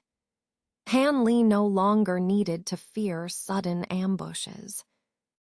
Just as the swarm was deployed, a cold snort sounded not far away. Following the sound, the black light of the demonic soul flickered, revealing its figure once again. However, its front head was staring at the golden spots of light around Han Li, looking somewhat displeased. But in the next moment, its brows furrowed, and its front head suddenly twisted around, revealing a ferocious and malevolent demon head. It immediately turned to face Han Li, emitting a chilling and sinister smile. Han Li's heart skipped a beat, instantly becoming alert. He saw the demon's large mouth open wide, and silent black ripples gushed out in large quantities. Wherever these ripples passed, the nearby golden bugs were involuntarily swept into them. Subsequently, one by one, they fell from the sky in disarray. Suddenly, the swarm Han Li had arranged around him lost a significant portion, facing the direction of the demonic soul, leaving the area emptier. With a wide grin, the demon head swiftly lunged towards Han Li. However, Han Li's expression turned grim.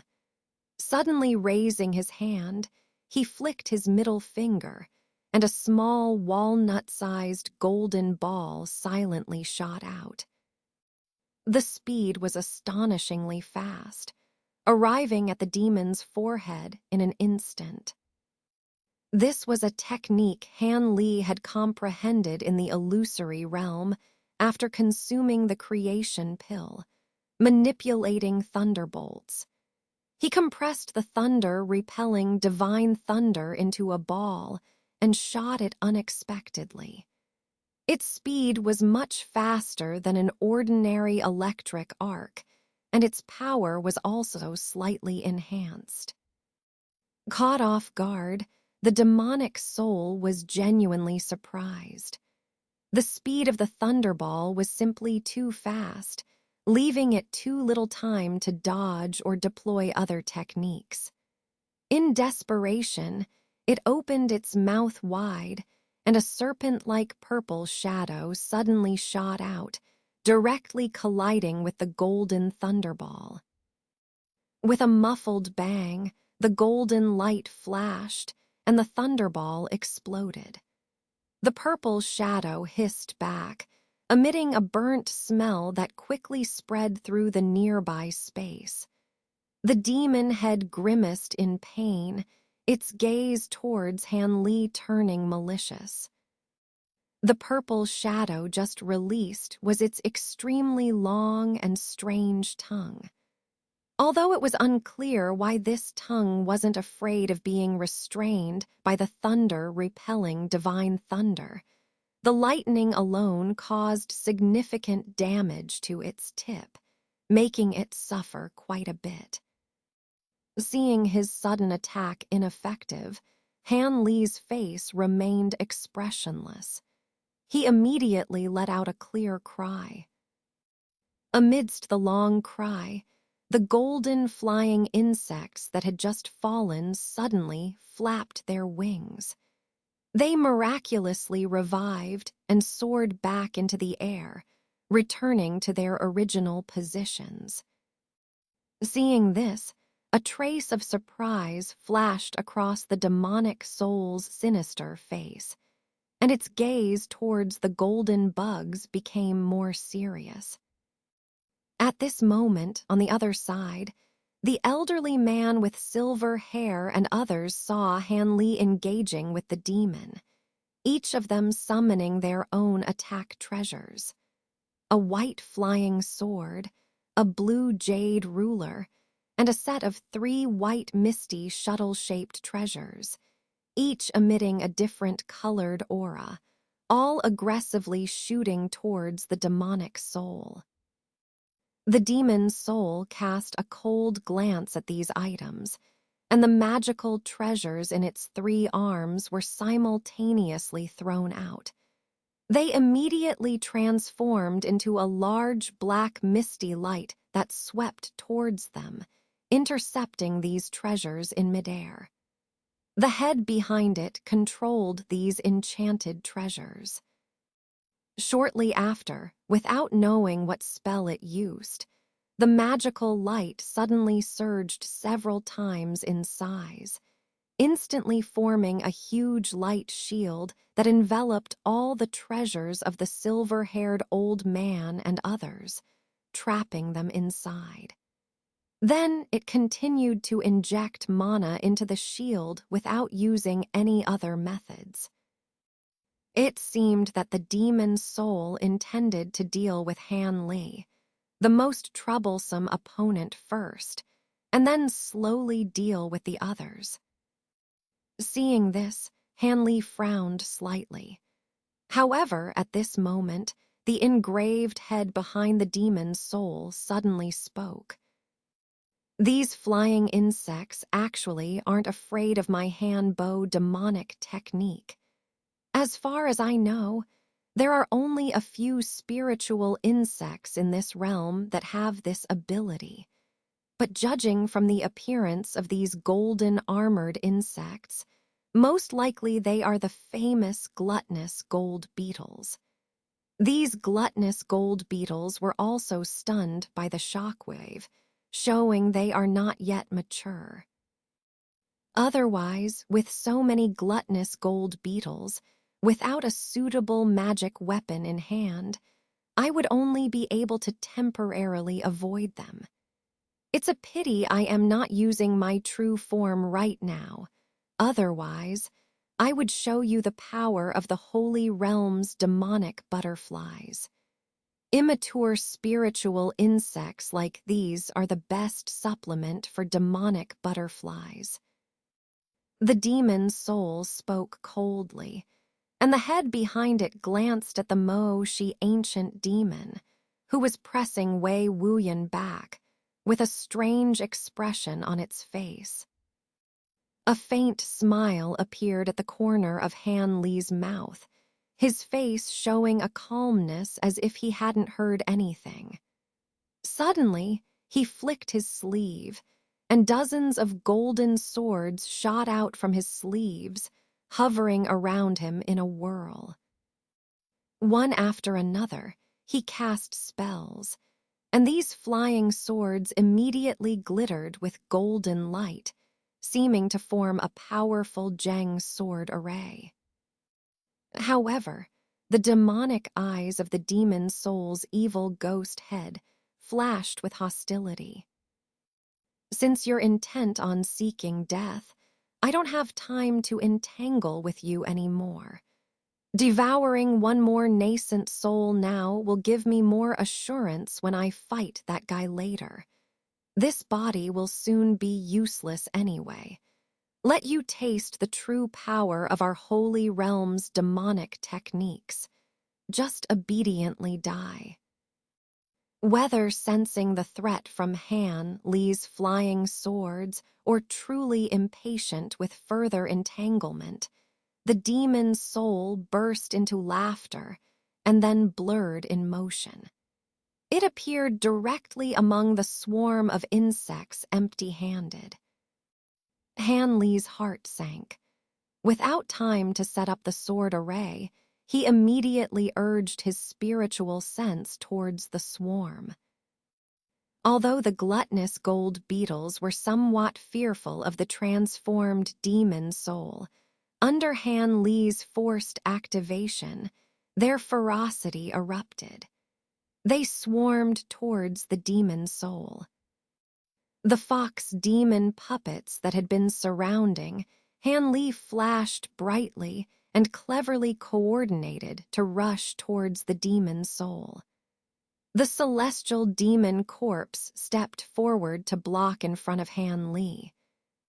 As for the giant turtle puppet behind, instead of using the ice spikes on its back, it simultaneously raised its neck and opened its mouth, spewing a dozen thick blue beams as thick as small trees. In an instant, the demon soul was caught in a barrage of attacks. Han Li did not expect these entities to truly stop the demon soul, but as long as they could buy him time to set up the sword array, it would be enough. However, Han Li still underestimated the true strength of the demon's soul after it transformed into a double-headed, four-armed entity.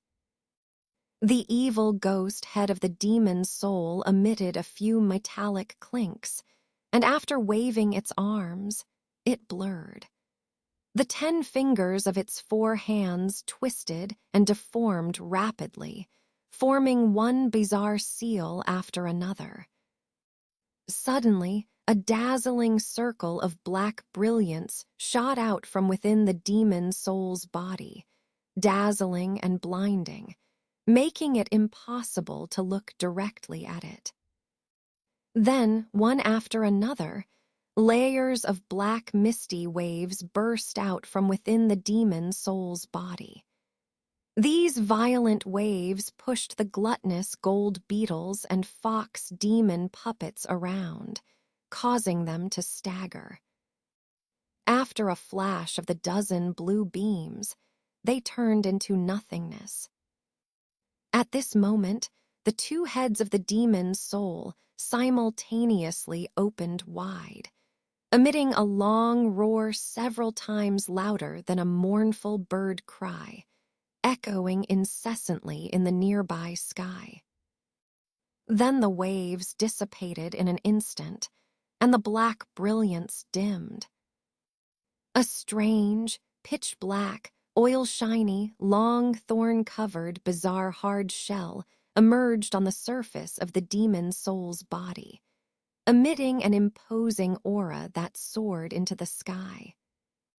At this moment, the evil ghost head of the demon's soul slightly lowered its head, its face showing a trace of ferocity as it stared at Han Li. And Han Li looked stunned, utterly shocked in his heart. With a sinister laugh, the demon's soul transformed once again and disappeared like a light breeze. The celestial demon corpse, which had been motionless in front of Han Li, suddenly growled lowly, and its two arms moved abruptly. Countless emerald green claw shadows emitted a kai-kai sound as they enveloped the area in front of it. Amidst the flickering black light, the ghostly figure of the double-headed, four-armed demon soul appeared within the claw shadows. A trace of severity flashed across the evil ghost face of the demon soul. One arm lightly waved towards the claw shadows, instantly causing denser and sharper claw rays to burst forth in front of the demon soul. Upon contact, the black brilliance easily tore through the green claw shadows. The arm then bizarrely swelled several feet, transforming into a black shadow that inserted its 5 fingers into the rock-hard chest of the celestial demon corpse. After retracting its fingers, a bowl-sized bloody hole was directly dug out, and black corpse blood gushed out. Such an injury would have been fatal to an ordinary cultivator, but for the celestial demon corpse, it only brought a brief moment of intense pain to its chest. Instead, it spurred its ferocity. Rather than retreating, one of its arms flashed with green light. Instantly, it transformed into a 3-colored cone several feet long, stabbing towards the demon soul. The demon soul let out a light exclamation, either surprised by the strength of the celestial demon, corpse's vitality, or the sudden transformation of the cone. But after the exclamation, the demon soul sneered. The arms of the demon soul moved like phantom shadows towards its chest. Just as the 3-colored cone arrived, it was firmly trapped between 2 hands wrapped in jet-black hard shells, unable to advance any further. Then a smirk appeared at the corner of the ghostly face, and both hands suddenly grabbed and twisted forcefully, intending to break the cone into 2 pieces. With a soft poo sound, even before tremendous force could be applied, the cone burst open on its own. A 3-colored swarm of insects suddenly appeared there, and without any hesitation, the demon's soul lunged towards them. At such a close distance, with such a bizarre turn of events, even the demon's soul, who had pushed its demonic arts to the extreme, was greatly surprised. Seeing the swarm about to descend, a trace of severity crossed the demon soul's face. Suddenly, it opened its mouth, and concentric black shockwaves burst out, enveloping the 3-colored swarm that was almost within reach. A strange scene unfolded. The 3-colored gluttonous gold beetles, once enclosed by the black shockwaves, suddenly froze in place.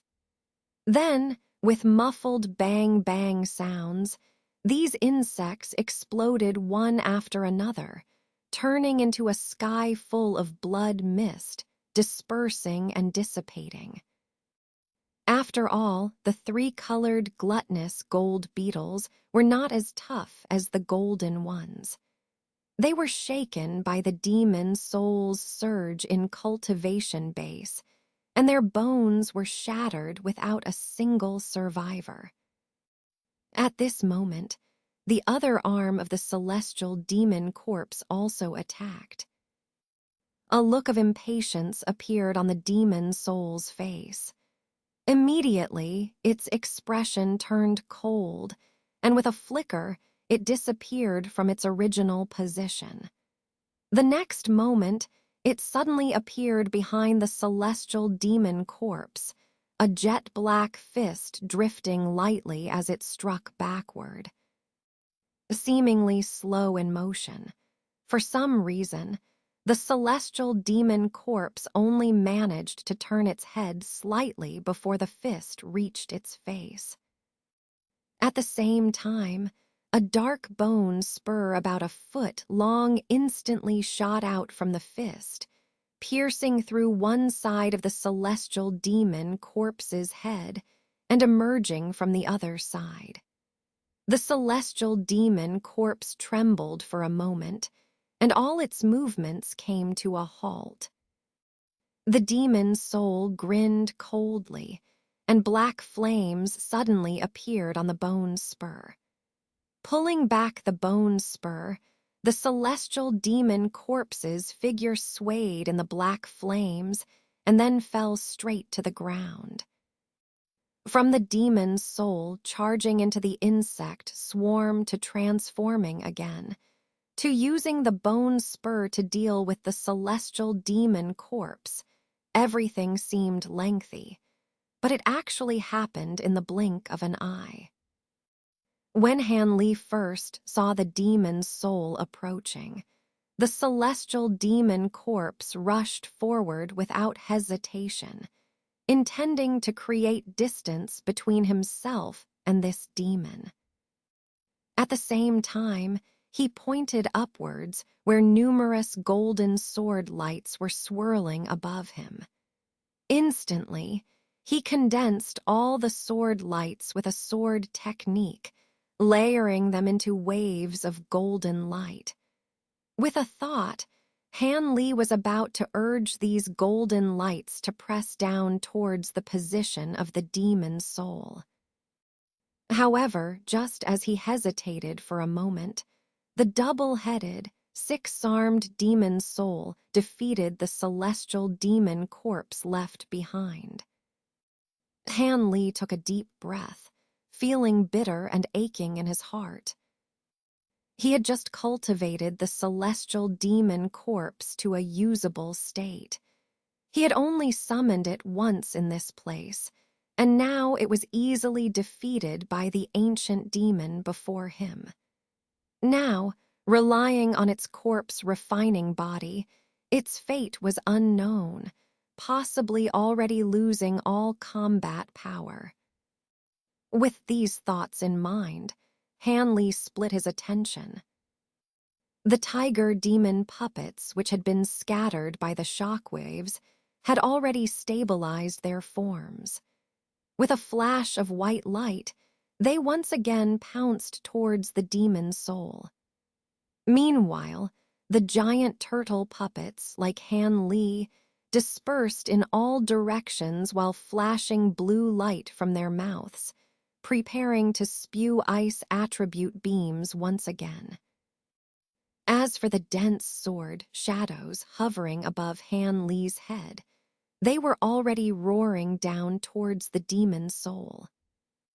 Seeing this situation, the demon's soul snorted coldly. Its four demonic arms waved slightly, and suddenly black bone spurs emerged from its elbows and the tops of its fists. The bone spurs varied in shape, some curved and some straight, but all emitted a chilling cold light, extremely sharp. Before the tiger demon puppets could approach, with a whoosh, the demon's soul disappeared from its original location. All attacks suddenly lost their targets, causing a momentary pause. At this moment, with a flicker of black light, the demon's soul eerily appeared right behind one of the tiger demon puppets, its four long arms lightly waving, accompanied by a sharp sound of breaking through the air. Several black lights flashed across the tiger demon puppet's body, instantly disintegrating it into a pile of scrap metal. With a swift movement, the demon's soul disappeared once again. The black light flashed beside another puppet, directly piercing its chest with a large bone spur, causing it to immediately collapse. Han Li, watching from afar, was both shocked and furious, commanding the golden sword shadows to chase after the demon's soul relentlessly. However, this demon's soul alternated between disappearing from its original location and ghostly appearing in unexpected places. With its greatly enhanced cultivation base, its escape techniques and stealth methods were seamless. Flashing in and out, the tiger demon puppets couldn't even form an effective encirclement, let alone withstand its attacks. Han Li had always been confident in close combat, far surpassing ordinary cultivators. But now, witnessing the demon soul's methods, he felt a chill in his heart. Compared to this demon soul, his prowess in close combat seemed like child's play. Even with the clear void spirit eyes, he couldn't lock onto this demon at all. Just as fear gripped him, the demon's soul withdrew the bone spur from the last tiger demon puppet's neck and casually glanced at Han Li. The icy coldness in its eyes made Han Li's heart sink, sending shivers down his spine. Since reaching nascent soul perfection, he hadn't experienced such a sense of uncertainty for a long time. Yet now, it resurfaced in his heart. Han Li exhaled deeply, forcing himself to remain calm. It seemed impossible now to calmly set up the great Zhang sword formation against the demon's teleportation-like speed. He needed to buy time using other means. With this thought, Han Li solemnly pointed at the sword's shadows in the air. Immediately, the numerous sword lights emitted a clear resonance, abruptly turning to face Han Li's head. Then, the golden lights shimmered, and the sword shadows transformed into layers of golden waves, enveloping Han Li securely. Next, Han Li pinched a tactic with both hands, and thunderous roars erupted from his body. Thick golden arcs emerged, interweaving with countless fine electric arcs, forming a layer of golden electric armor around him. The golden light was dazzling, extremely eye-catching. At the same time, he opened his mouth, and a dazzling purple light ball burst forth. With a zzz sound, the purple flames surged several feet high. Then, a sharp scream echoed from within the fireball as a purple firebird, several feet long, suddenly appeared in the purple flames. It fluttered around Han Li's body, sprinkling dazzling purple sparks that flickered and twinkled, incredibly beautiful. This was the purple robe celestial flame that Han Li had cultivated up to now. Han Li's series of techniques seemed to pique the demon soul's interest. After a fierce grin appeared on its ghastly face, it unexpectedly stood still, seemingly wanting to see what other means Han Li possessed before delivering a decisive blow. With an expressionless face, Han Li glanced at the demon soul's ferocious appearance, his eyes flickering. Suddenly, he flipped his palm, and a strange, blood-red small sword appeared in the palm of his hand. The sword was several inches in size, its entire body crystal-clear blood-red, emitting a dazzling blood-colored light. Within the sword, a faint black aura roamed, appearing extremely eerie. This was the blood demon sword he had obtained from the woman in white. As soon as the sword appeared, before Han Li could activate it, It began to tremble and buzz on its own, emitting a strong scent of blood. Han Li knew that meddling with this sword would bring considerable trouble, but now his life was on the line. He couldn't afford to hesitate. Opening his mouth, a faint green spiritual energy sprayed onto the sword. The blood-colored light became piercing, and the sword instantly grew to about a foot in length, hovering in midair. Han Li's expression turned grave as he firmly grasped the sword hilt. After a glance, he lightly waved it. Immediately, he felt a large amount of true essence pouring into the sword from within him. Startled, he hastily severed the mana connection, muttering silently about the sinister nature of this sword. Then, Han Li held the sword in one hand, coldly staring at the demon's soul across from him. Originally ferocious-looking, the demon's soul's expression suddenly changed upon seeing Han Li draw the blood demon's sword. After a moment of hesitation, a hint of unusual color flashed across its eyes. It stared fixedly at the sword. Seeing the expression on the other side, Han Li was stunned, feeling somewhat puzzled. "Well done. I didn't expect you to possess even the ancient artifact we left behind in this realm. Now, if you're willing to hand over this artifact to me, I can spare your life and let you leave this place." After a moment, the demon's soul finally confirmed that the blood demon's sword in Han Li's hand was indeed what it sought. A hint of joy flashed across its face as it spoke these words. "Artifact, is this thing a weapon from your ancient demonic realm?" Han Li naturally felt astonished and furrowed his brows, asking. "HMPH, matters of the divine realm are something you need not concern yourself with.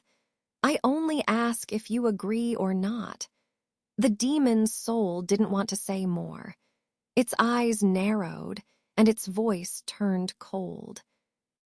"If you, sir, are a human cultivator and wish to save your own life, I have no objection. As for you, sir..." Han Li's eyes rolled over, a sneer appearing on his face. Upon hearing these words, the demon's soul's unexpected reaction to Han Li was not anger but a sudden narrowing of its silver-white eyes. Its gaze swept over the sword's shadows in front of Han Li, the purple firebird, and the blood demon soared several times, gradually turning cold. Han Li, on the other hand, remained silent, staring back coldly. The wind-thunder wings unfolded behind him, and his mana began to circulate rapidly within his body. At this moment, a loud explosion came from afar, causing both Han Li and the demon's soul to glance in astonishment. They saw flashes of light and several differently colored light clusters breaking out of a black light barrier. The light barrier quickly disintegrated, revealing the original forms of 3 demonic treasures: a ring, a small sword, and a banner. However, the demonic light on them seemed dim, indicating they had suffered some damage. While the demon's soul was fully engaged in dealing with Han Li, it had underestimated the silver-haired old man and his 2 companions. Although these 3 were only early nascent soul cultivators, each of them had extensive combat experience. They had somehow broken through the restrictions trapping their treasures in a short time. But having witnessed the demon soul's elusive escape techniques moments ago, They naturally didn't approach Han Li's side voluntarily. Instead, they commanded their treasures to attack the demon soul from a distance, hopping to provide some distraction.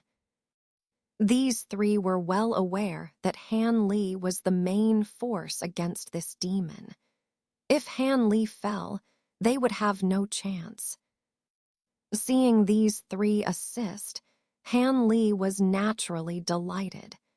If they could create an opportunity for him to set up the sword formation, it would be even better. With this thought, Han Li glanced at the demon soul across from him. The demon soul glanced at the treasures flying towards it, then at Han Li.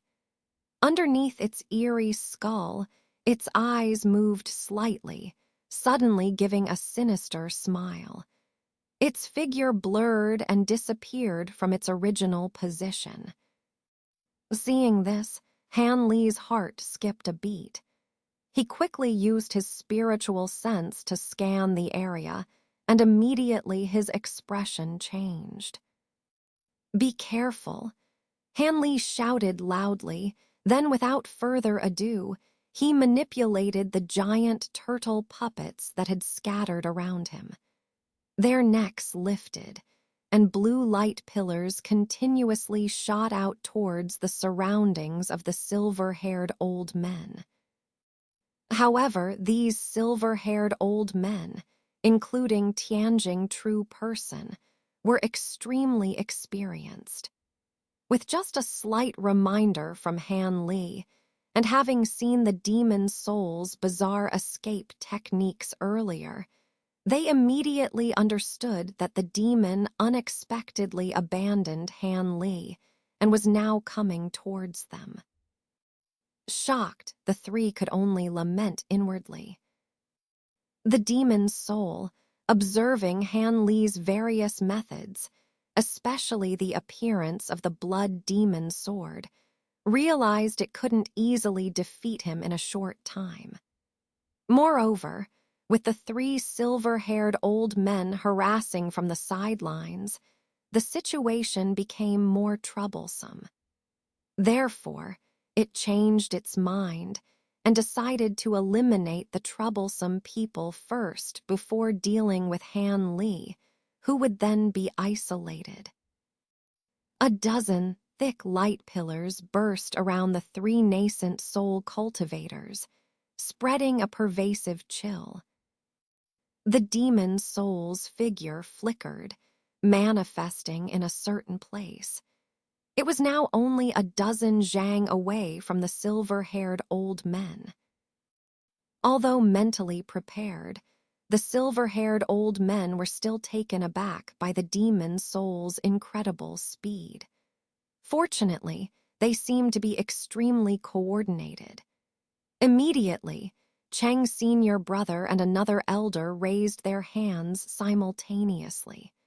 One released a large number of talismans, while the other summoned a fiery red fox from his sleeve. Tianjing True Person pinched a tactic with both hands, and the two evil ghost puppets behind him simultaneously flickered.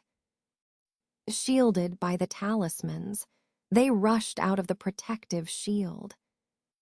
As the talismans flew out of the shield, they turned into a vast sea of fire, while the fox leaped into the air and disappeared into the fiery haze. This was actually a rare spiritual beast proficient in fire escape techniques. Seeing the two formidable evil ghost puppets rushing towards it, the demon's soul remained expressionless. It rubbed its four hands together. A piercing scream erupted from its palms, followed by a sharp breaking sound. Two dazzling black lights emerged between its palms. With its four hands and 5 fingers each grasping one, the demon's soul divided the two black light clusters into 4 pieces in midair and flung them with a shake of its arms. The black light flashed brightly as 4 bizarre black light blades appeared in its palms. These blades were not too long, only about 2 feet, and curved slightly from tip to hilt, resembling oxtendon knives.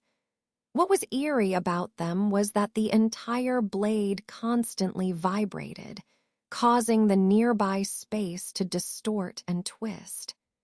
The piercing scream never ceased, making it truly unimaginable. Unnoticed, however, at the moment these bizarre blades took form, the human-faced skull behind the demon's soul twitched in pain. Its face turned incredibly pale, as if half of its vitality had been drained. Meanwhile, the evil ghost puppet in front of it grew even fiercer, its 4 strange light blades shaking. With a whoosh, it shot towards a pale blue evil ghost puppet. The puppet was fearless, opening its mouth without hesitation and spewing out a large amount of gray yin energy, which turned into a wave of mist that swept out. At the same time, it raised both hands, and 10 cold threads shot from its fingertips, disappearing into the yin energy in a flash. The other crimson puppet, after spewing out the yin energy, had red light flashing in its hands, shooting out a streak of crimson light. Meanwhile, the fire cloud above their heads also rolled towards the demon's soul's hood. For a moment, the demon's soul, shot at by all 3, found itself in a crossfire. However, the demon's soul, without a hint of expression, casually waved its 4 strange blades. Instantly, 4 crescent-shaped blade rays intersected in midair, forming 2 massive black crosses that slashed directly towards the 2 puppets. In that momentary hesitation of the demon's soul, a giant flame claw several feet in size suddenly swooped down from the clouds. Its 5 scythe-like sharp nails stabbed straight towards the heavenly cover of the evil ghost puppet. Simultaneously, the cyan threads and the crimson light whip shot out from the yin energy towards the demon's soul's body in a flash. The demon's soul's 4 arms moved, and the light blades instantly blurred, stirring up layers of light waves that coalesced into a huge rolling black light sphere. As soon as the cyan threads and light whip touched this sphere, they immediately emitted a mournful cry and were sucked into it. In an instant, the cyan light and red light burst apart, shattered by the swirling sphere of black light. At the moment this happened, the flame claw that had reached for the light sphere hesitated in fear for a moment, then lightning fast attempted to withdraw. But it was clearly too late. A crescent-shaped black light flashed by, causing the giant claw to fall down in a spray of blood and flesh. A piercing wail echoed from the fire cloud in the sky.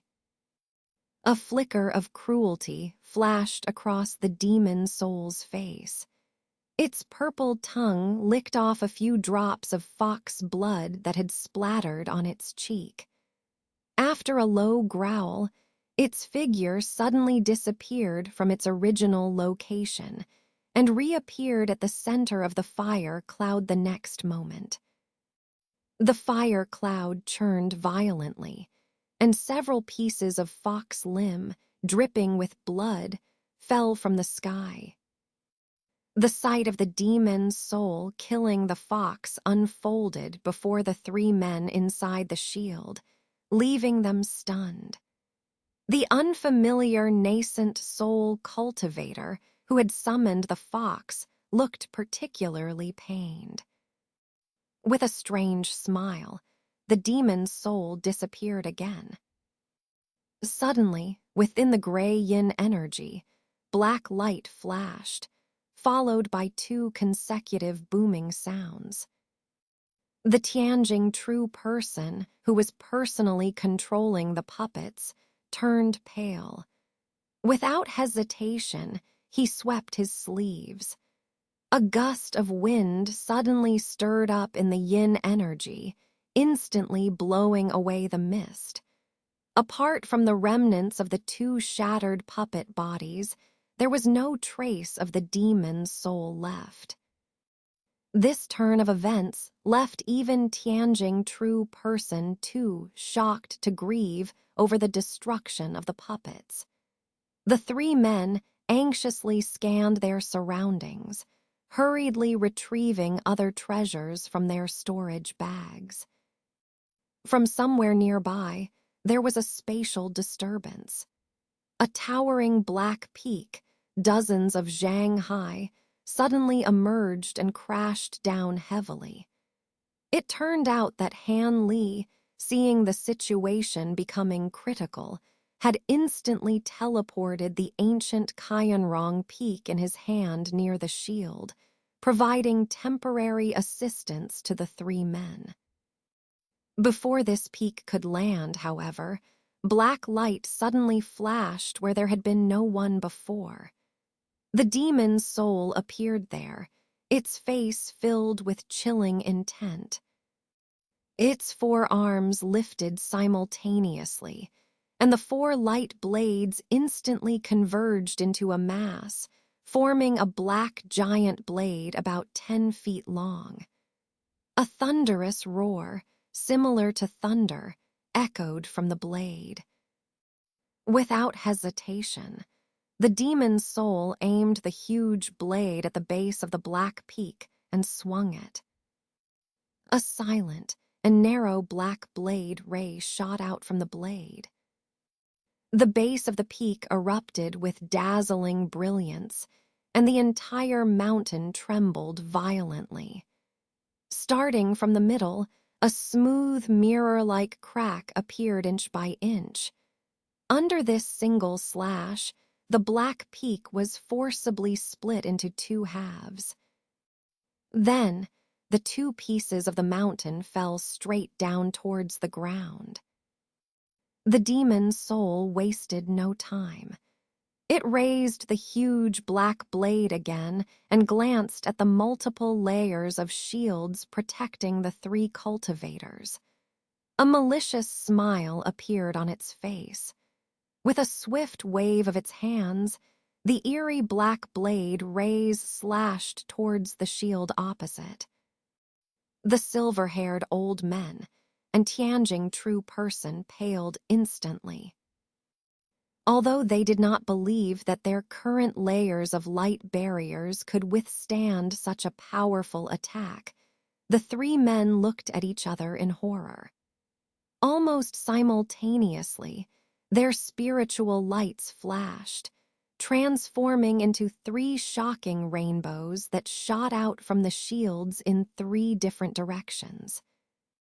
One of the silver-haired old men flew directly towards where Han Li was, while Tianjing true person and the other elder broke through the void towards Wei Wuyan's direction. In a distant place, Han Li, who was also startled by the demon soul's sudden attack, realized with a sinking heart that the three men's separation was definitely not a good sign. However, he was currently occupied with seizing the opportunity to complete the final steps of setting up the Great Zheng Sword formation. He couldn't afford to fly over and rescue them personally. Thus, he swiftly cast a series of spells around him, and with his spiritual sense controlling them, all the dozen or so giant turtles shot out ice cones from their backs simultaneously. Han Li didn't expect these attacks to harm the demon's soul, but hoped they could at least hinder its movements enough to allow the silver-haired old men to escape with their lives. The pitch-black blade rays effortlessly sliced through several layers of shields like cutting through vegetables, causing them to burst into fragments of spiritual light. After slashing out with a single strike, the demon's soul saw the three men fleeing in different directions. Its gaze swept over their fleeing figures, a sneer curling its lips. At this moment, thousands of ice cones also covered the demon's soul's head, enclosing it within. The demon's soul's hands flickered slightly. The black giant blade in its grip shimmered, transforming back into a dazzling mass of light.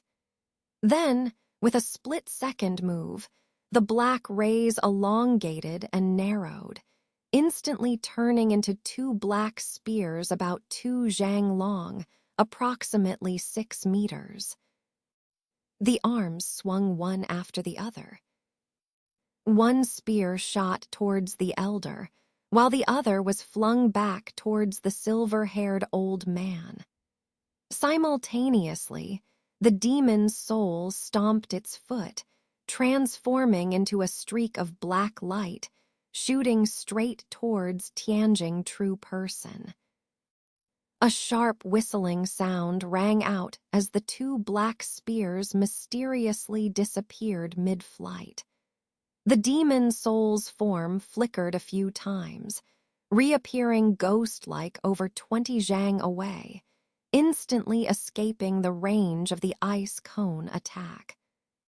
The nascent soul elder who was fleeing with all his might heard the piercing, whistling sound behind him. Without much thought, he suddenly threw out an object that he had been holding tightly all along. Immediately, an octagonal silver plate shot out, transforming into a silver-white light curtain that enveloped him. The elder felt a slight relief and hurriedly looked back. To his surprise, there was nothing there at all. He was dumbfounded for a moment, still trying to figure out what had happened, when the piercing, whistling sound erupted nearby. The black light flashed, and the black spear mysteriously appeared within 20 zhang, rapidly shooting towards the silver curtain. In a moment of horror, the elder's silver light intertwined with the black light. But with a violent twist, the black spear twisted and turned around the elder's defenses with a poo sound, piercing through the light curtain like paper. The spear then plunged into the elder's abdomen, exploding on impact. The elder didn't even have time to scream before his body shattered into flying pieces of flesh. A nascent soul enveloped in a silver light emerged with a bewildered expression. It seemed to still not believe its body had been destroyed in such a manner. However, in that brief hesitation, the threads of black light that had exploded recondensed into a large net, instantly trapping the nascent soul within. Only then did the nascent soul realize the danger and quickly pinched a seal with both hands. The silver light flashed wildly a few times around its body before suddenly disappearing on the spot, using teleportation. The silver light flashed, and the nascent soul reappeared, its form revealed within the net. The black net tightened without mercy, encasing the nascent soul in a huge ball of light suspended in the air, motionless. Meanwhile, the other black spear shot towards the direction of the silver-haired old man, similarly appearing suddenly behind the elder. The silver-haired old man, whose spiritual energy had not yet recovered before entering the valley, faced such a bizarre attack and couldn't react in time. He could only mutter this is bad and prepare to let his nascent soul escape in order to survive. But just then, a violent spatial fluctuation occurred in front of him. Immediately, a crimson sword light about a dozen zhang long appeared in front of the black spear. The crimson sword light was blood-red and exuded an overwhelming evil aura. Without hesitation, it slashed towards the black spear. After the collision of black light and blood light, followed by a burst, both disappeared without a trace. The silver-haired old man looked anxiously towards Han Li. He saw Han Li, pale-faced, slowly lowering the blood sword in his hand, and managed a faint smile at the elder. Brother Cheng naturally felt deeply grateful to his junior disciple Han Li. With his entire body's mana surging, he instantly flew to Han Li's side. The other Tianjing true person, however, was not so fortunate. After witnessing the scene where the elder's body was destroyed and the nascent soul trapped not far away, his face turned pale in an instant. His escape light suddenly accelerated by 3 points. But just then, a figure flickered in front of him. A bizarre figure with 2 heads and 4 arms appeared. Tianjing true person's heart trembled. He immediately stopped his escape light and, without thinking, spat out a crystal-like small sword. Immediately after, this sword, with a spell cast, instantly turned into dozens of densely packed pale white sword lights slashing wildly. The demon's soul remained silent. With a strange twist of its body, it disappeared into thin air right where it stood, and the sword lights naturally all slashed at empty space. Tianjing true person's heart sank. His body's spiritual light flashed, about to fly upwards. However, as soon as his body moved, he felt a violent shock from his protective light shield. At the same time, a series of muffled sounds came from inside his body, and his mana suddenly lost control, dispersing by half, making his body stop. Not good. Tianjing true person was shocked and lost color. The sound of the protective light shield cracking followed. A pitch-black demon claw, accompanied by a sharp cracking sound, pierced through his abdomen and into his nascent soul, which was just about to escape. With a tug of its arm, Tianjing true person's body limbs softened instantly, losing all ability to move. Shortly thereafter, black flames surged, enveloping his remnants and instantly turning them into a pile of flying ashes. Just as Tianjing true person's nascent soul was frightened out of its wits, the demon hand holding him suddenly relaxed its 5 fingers, unexpectedly granting him freedom. With joy mixed with surprise, the nascent soul did not have time to think about the truth of the matter. Instantly, a flash of white light appeared, and the nascent soul teleported several dozen zhang away. However, before he could teleport again, the distant soul demon sneered, and with a slight opening of its mouth, a purple shadow flashed out. The distant nascent soul was pierced through by the purple tongue, and then effortlessly, the nascent soul of the true man Tianjing was engulfed into the gaping maw of the soul demon's head. After chewing a few times, satisfaction flashed across the soul demon's grim face.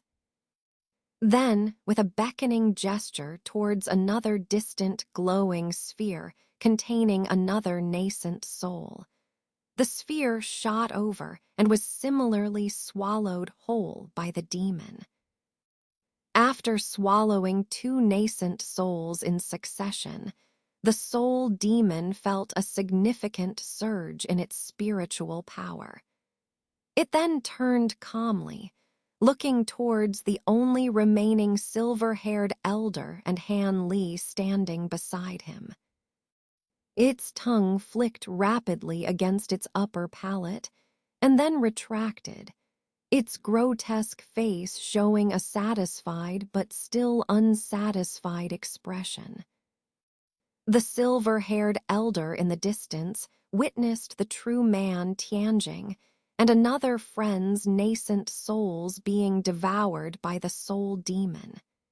His expression, while not showing extreme fear, was nevertheless grim. He knew well that if their escape route had led in Han Li's direction, and Han Li hadn't intervened, his own fate wouldn't have been much better.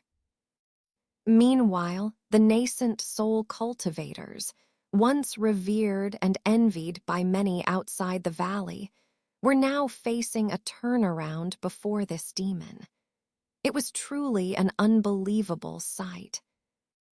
As for Han Li, who had been entangled with this demon for so long and was slightly at a disadvantage, it was evident how profound his magical abilities were. Back when he had tried so hard to win over this junior disciple Han, it had indeed been a very wise decision.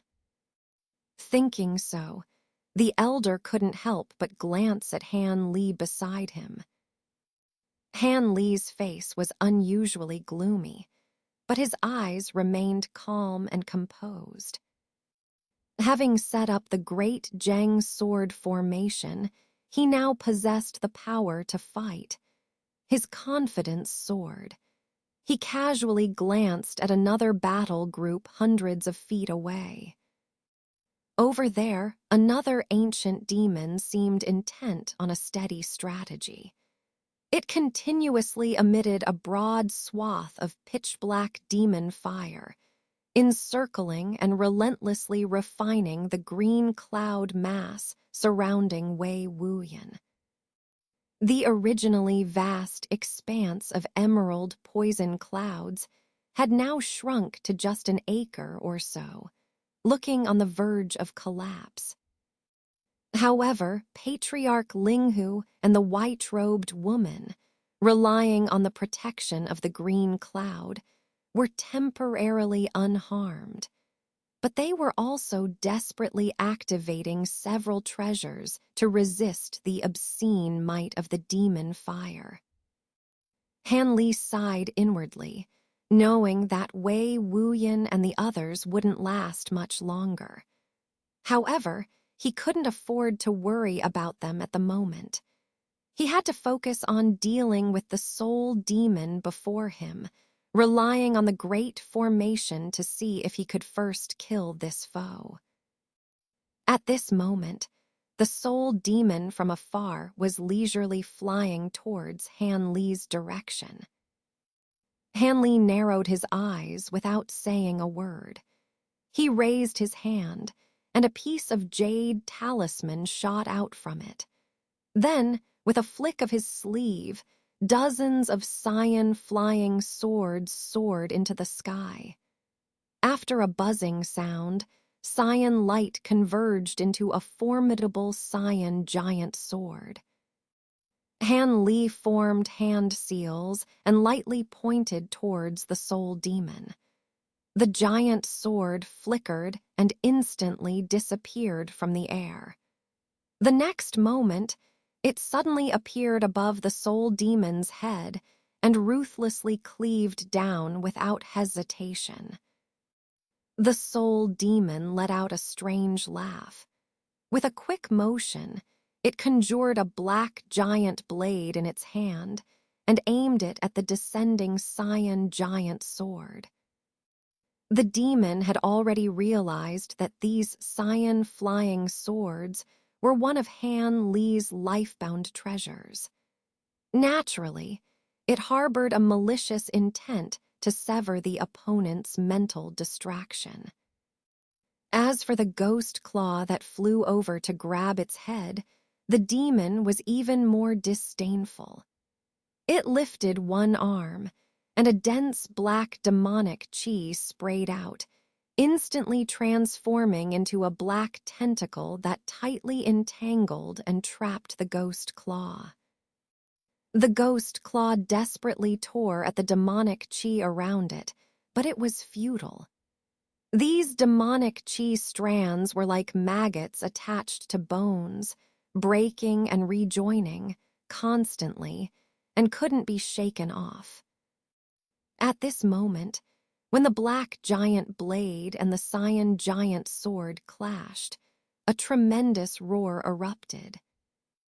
The black and cyan lights intertwined endlessly, and the giant blade emitted a deep buzzing sound. Space around them began to twist and ripple like waves. Despite the cyan giant sword being pressed back, it flashed brightly and remained intact, showing no signs of breaking. Both heads of the soul demon were surprised and looked up, both faces showing unexpected expressions. Unaware, the soul demon didn't know that although Han Li's cyan bamboo cloud swords hadn't been refined for long and lacked the essence of Zhang, their power was quite limited.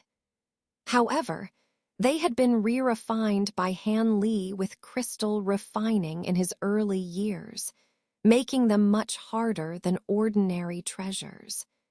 In this realm, there was basically nothing that could instantly sever them. Although the demon used demonic chi to create sharp demonic blades, as sharp as the top flying swords and knives of human cultivators, it naturally had enough power to cut through dozens of cyan bamboo cloud swords in a short time. The soul demon hadn't expected the giant sword to be the golden thunder bamboo treasure, and was startled. However, with its eerie speed, a flash of black light and its figure appeared more than 10 zhang away, naturally dodging the sword's strike. After stopping, the demon's face suddenly darkened. It clapped its four palms together, and two black light balls emerged. The black light flashed, transforming into two black light spears that hummed loudly.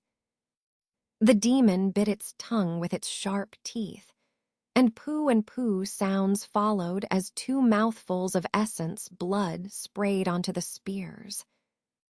Instantly, the two spears trembled slightly, turning into a blood-red color. After spraying out its essence blood, the soul demon's two heads showed signs of fatigue. It seemed that this method had consumed quite a bit of its vitality. Once again, the cyan giant sword appeared above the soul demon's head and slashed down. This time, without hesitation, the soul demon waved its four arms. With two blood spears in its hands, it threw them at the giant sword simultaneously. After a brief flash of blood light, there were two loud bangs. Golden arcs flickered wildly, but the two spears did not disintegrate under the forbidden evil divine thunder, solidly striking the giant sword's blade. As a result, the giant sword emitted a long, mournful cry, being knocked several zhang away and tumbling over. The spiritual radiance on its blade dimmed drastically. Han Li, who was controlling the giant sword from a distance, had a face flushed with blood. But after a swift flash of blue chi, his expression returned to normal.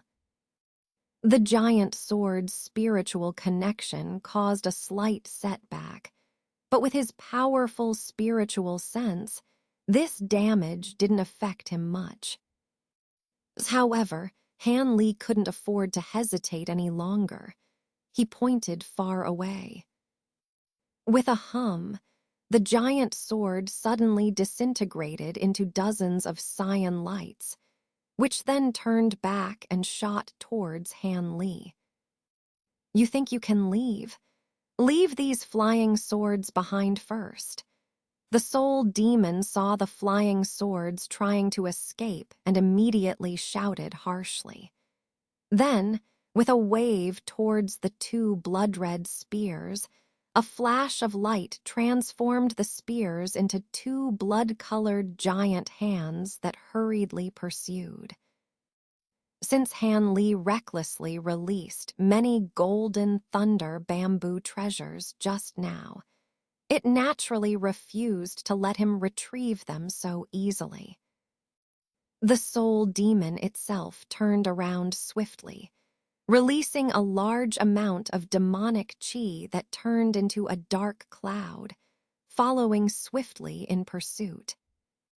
Seeing this, Han Li felt secretly delighted, but his face remained expressionless, showing extraordinary calmness. On the other hand, the silver-haired elder couldn't sit still. Immediately, he flipped his hand, and a yellow misty small sword appeared, wanting to lend a hand to Han Li. "Elder Cheng, no need to act. Wait until we trap this demon, then it won't be too late for Elder to make a move." Han Li's voice came through the elder's ear before he could activate the flying sword. The silver-haired elder was taken aback by these words. After looking around for a moment, he immediately stopped his actions, feeling greatly relieved. At this moment, the blood-colored giant hands from afar were significantly faster than the numerous flying swords. The cyan sword light had only flown a short distance when the two giant hands caught up successively. Seeing the two blood hands suddenly swell several times in size and about to grab the flying swords forcefully, Han Li calmly activated a spell with a gesture.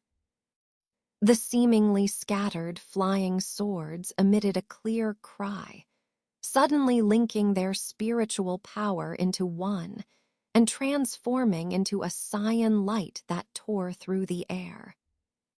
In an instant, their speed doubled. Naturally, the two blood-colored hands grabbed nothing, as the cyan swords flew to Han Li's head and hovered uncertainly. Behind them, the soul demon in the black cloud was furious. It believed that Han Li's actions just now were deliberately toying with it. The demon's face darkened like water as it pointed towards the blood-colored hands. Two blood lights shot back, and after a spin, two blood-colored long knives fell into its hands. A sharp roar erupted from the soul demon's mouth, and a demonic chi, spanning more than 10 zhang in width, rolled towards Han Li without warning. In an instant, the demon's figure disappeared from within, concealing its form. Seeing the demonic chi pressing down, Han Li frowned involuntarily. However, he raised both hands, and golden electric arcs shot out along his arms, forming a net of electricity that intercepted the rolling demonic chi. His eyes flashed with blue light, calmly sweeping left and right. But soon after, Han Li's face showed a hint of surprise. The surroundings were empty, with no trace of the soul demon. He immediately looked up into the air, still finding no trace. Han Li was stunned for a moment, touched his chin, and immediately realized something. He grabbed the silver-haired elder's arm without hesitation and turned into a cyan rainbow, shooting away. Just then, the two blood lights from where Han Li had stood flashed skyward and disappeared. Then, the soul demon appeared about 10 zhang away from below. Its two heads also showed surprise. This sneak attack was something it had thought was foolproof. Han Li cursed inwardly at the soul demon's treachery, which had even thought of attacking them from below. If he hadn't reacted quickly enough, even with his Lingyan divine eyes, he would have been nearly cut in half. He didn't believe that relying solely on his three-color robe and a thin layer of spiritual protection could truly block the opponent's blade aura. On the other hand, the silver-haired elder was sweating profusely, his expression filled with lingering fear. The soul demon stood in place, glancing at Han Li's suddenly changing expression. After a few glances, a sinister smile crept across its face, and with a flicker, it turned into a black light shooting towards him. Han Li chuckled lightly. As the black light shot several zhang ahead, golden light blossomed in front of him. An inconspicuous golden thread appeared and instantly shot towards the black light. With a light clang, the golden thread unexpectedly paused the black light momentarily, and two blood-colored long knives blocked its path. But with a muffled sound, the black light was abruptly knocked back several zhang away, revealing the soul demon staggering. Both heads showed astonished expressions. The golden thread then disappeared without a trace. Finally, Han Li managed to activate the Great Zhang Sword formation, pulling the demon into it. At this moment, Han Li pinched a spell in both hands, simultaneously connecting with all the sword lights. He suddenly urged the entire Great Zhang Sword formation. A bizarre scene unfolded. Countless golden threads, shimmering with eerie golden light, silently appeared all around. Their movements were soundless and irregular, slowly converging towards the center. The soul demon's face darkened. It finally realized that it had fallen into Han Li's trap and was deeply entangled in an unknown restriction. In anger and shock, it waved its twin blades, sending several blood-red blade energies intersecting towards Han Li's position. Dozens of golden threads appeared simultaneously, flashing a few times. The blade energies were instantly sliced into countless meaty pieces, transforming into faint specks of spiritual light, disappearing without a trace. The soul demon was stunned, its heads showing serious expressions. Then, with a cold snort, it merged the two blood-colored long knives into a single blood-colored giant blade. With 4 arms wielding the blade, it slowly and abnormally slashed in one direction. The giant blade emitted a dazzling blood light, slashing out a giant crescent moon nearly 10 zhang long. The momentum was truly astonishing. The giant blade's edge slashed through several golden threads, shooting out 10 zhang away. However, more golden threads appeared densely in front of it. After breaking through a few feet, the blade energy finally collapsed under the diminished blood light. The soul demon was finally alarmed. Meanwhile, the golden threads from all directions continued without pause, slowly converging towards the center. Having executed the great Zhang sword formation once, Han Li was much more proficient in controlling it this time. The silver-haired elder beside him was filled with surprise and joy. He never imagined that Han Li possessed such profound and unfathomable divine abilities. In the center, the soul demon attempted several escape techniques, transforming into faint black mist one moment and thin black threads the next, trying to flee the formation. However, without exception, it was blocked hard by the golden threads. It even transformed the giant blade in its hand into 4 slender, strange blades. With all 4 arms swinging, it spun them into a blood-colored sphere to protect its entire body, then forcefully attempted another escape. The result was even worse. Those golden threads were not only exceptionally sharp, but also contained immense strength.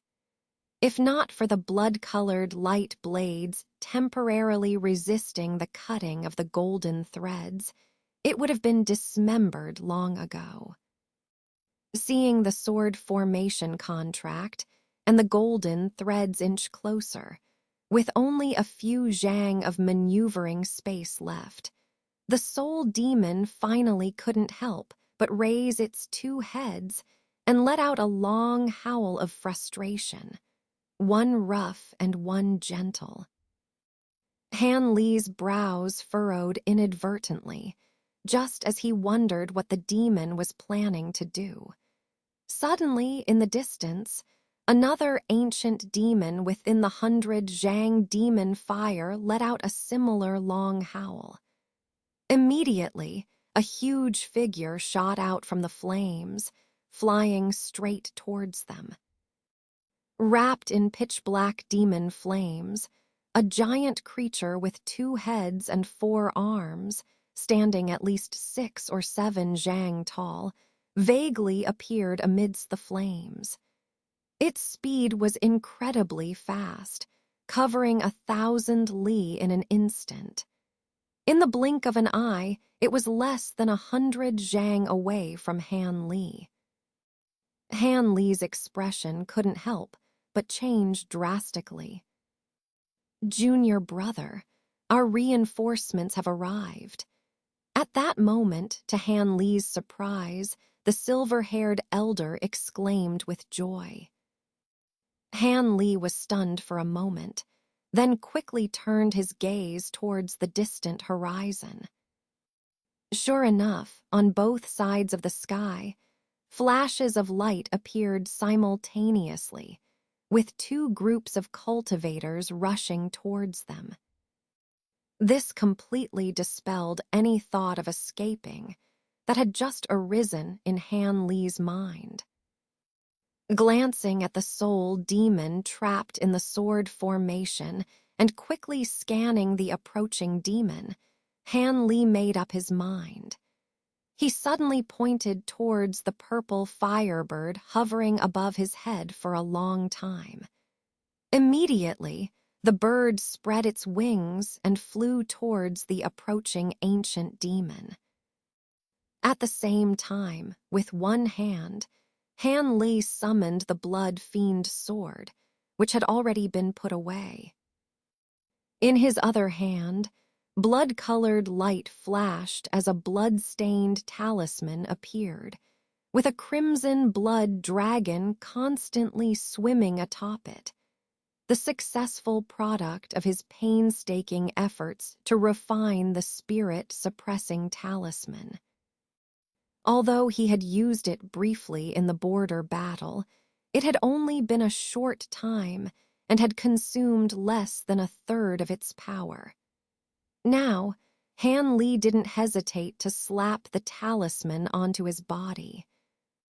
The blood light flashed, and the talisman disappeared in an instant. A huge blood dragon suddenly appeared on Han Li's body, over 10 zhang in size, entirely blood red, displaying the true form of the 8th-level poison dragon. As soon as this dragon shadow emerged, it let out a sky-shaking roar, shaking the entire world. The ancient demon flying towards them and the soul demon trapped in the sword formation were both startled by this roar. The silver-haired elder was even more dumbfounded. As the dragon roar ceased, the giant serpent shadow soared into the sky, circled once, and then dove into Han Li's back, disappearing without a trace. A blood-red serpent pattern, initially faint, began to take form on his spine, becoming increasingly clear and lifelike, about a few inches in size. At this moment, Han Li's entire body flickered with a blood-red glow. From his cheeks to his arms, thumb-sized crimson scales emerged, glittering brilliantly. Following a sharp pain in his head, a small blood-red horn sprouted, and his hands transformed, with sharp, tough claws forming at the tips of his fingers. At first glance, Han Li's transformed appearance bore a striking resemblance to the demon trapped within the formation, sharing about 3 similarities.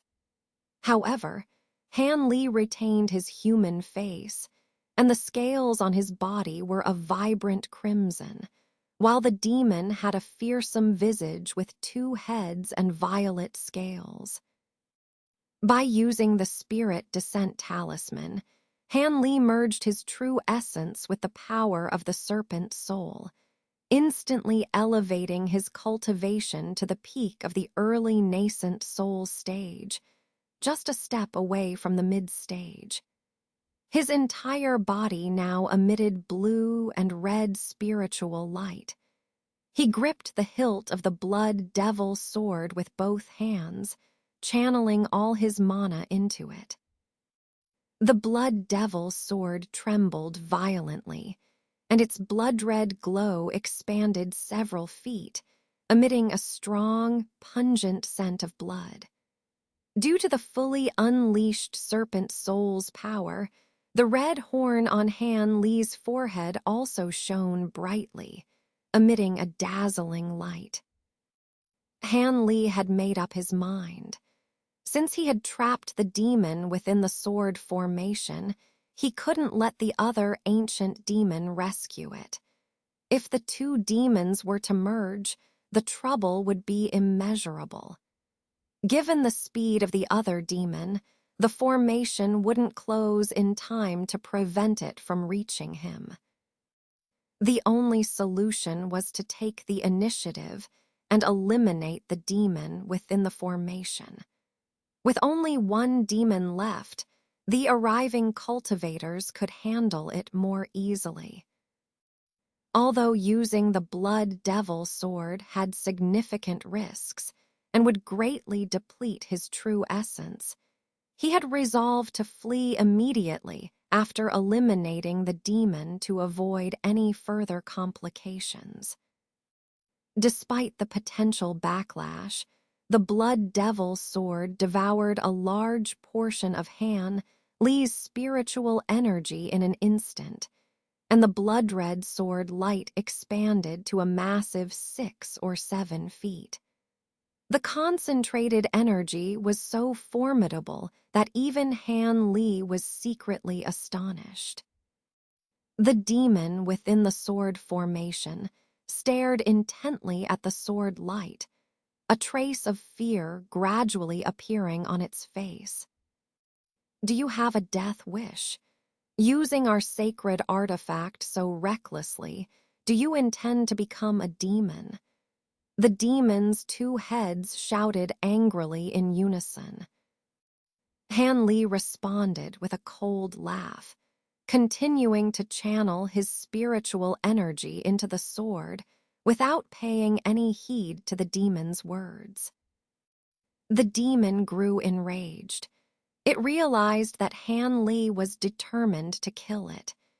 In a sudden move, it severed one of its own arms with a swift strike, the wound smooth and bloodless, eerily so. As the severed arm fell, it was immediately grabbed by another hand. The demon sprayed several mouthfuls of blood onto it while chanting ancient incantations.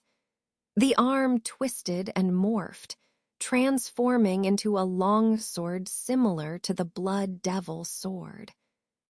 The new sword, made of white bone and enveloped in black demonic energy, emitted threads of demonic aura with each swing. Han Li was taken aback by the sight, wary of the demon's ruthless tactics. Though he didn't know the exact power of this self-mutilation technique, he dared not underestimate it. After a brief pause, he stopped infusing mana, gripping the Blood Devil sword tightly with both hands. With a fierce swing, he slashed towards the demon within the formation. The 10-foot-long blood-red sword light descended silently, enveloping the demon in an overwhelming wave of bloodthirsty aura. The space within the formation distorted, and a low, ominous hum filled the air. The demon was horrified, recognizing that Han Li had pushed the sword to its limits, an unexpected feat for a human. However, it didn't realize that Han Li had used a unique technique unknown to the demon realm, Spirit Descent Talisman. Facing imminent danger, the demon hastily raised its newly formed bone sword, channeling its own demonic energy into it. The black sword light, although smaller than the blood-red one, shot out to meet it head-on. Moments later, the two sword lights clashed. With a thunderous roar, the sword lights intertwined, unleashing powerful shockwaves. The elderly man was forced to retreat several steps, barely stabilizing himself.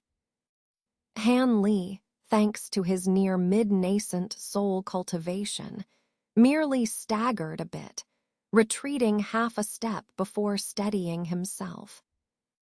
The demon, unfazed by the shockwaves, focused intently on the sky. To everyone's surprise, a dark, fist-sized sphere appeared in the midst of the clashing sword lights, rapidly expanding and distorting into a long, black shape several feet wide. Before Han Li could react, multicolored rays of light shot out from the shape, enveloping him and the demon. An immense force pulled them upward. Realizing he was about to be swallowed by a spatial rift, Han Li panicked and instinctively called out to his azure bamboo cloud swarm swords. The demon, facing the same predicament, also displayed a look of terror. In a flash, both Han Li and the demon were sucked into the rift, while the surrounding swords emitted a clear cry and shot into the rift. The elderly man, fortunately, avoided the rift's pull due to his distance. Damn it, a spatial rift! Han Li exclaimed internally, trying to break free, but found his spiritual power completely drained, unable to summon even a trace of mana. Covered in cold sweat, he watched helplessly as he and the demon were swallowed by the rift. In a last desperate attempt, he called out to the remaining swords, but only a few managed to follow. The rest were caught by a giant dem. Onyx claw that materialized above them. Most of the swords managed to evade the claw and flew into the rift, but two golden swords were captured and immobilized by the claw. At that moment, a purple fireball suddenly shot towards the rift from an unknown direction and followed Han Li into the spatial rift. The towering ancient demon paused, wanting to take further action, but the spatial rift began to close, shrinking rapidly before disappearing completely, leaving the demon and the bewildered silver-haired elder behind. The ancient demon stared at the spot where the rift had vanished, its face contorted with a mix of anger and confusion.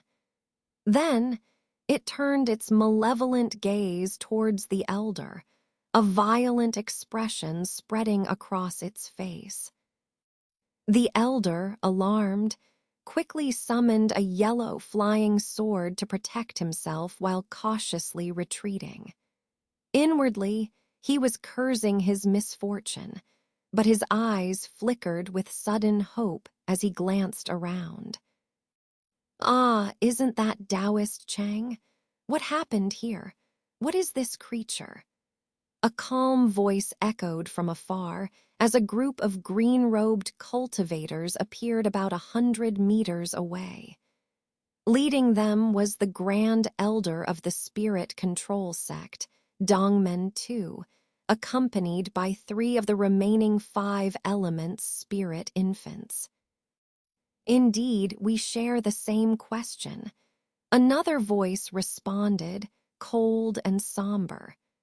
From another direction, a dozen black-robed cultivators arrived, clearly members of the Ghost Spirit sect, led by Elder Zhang.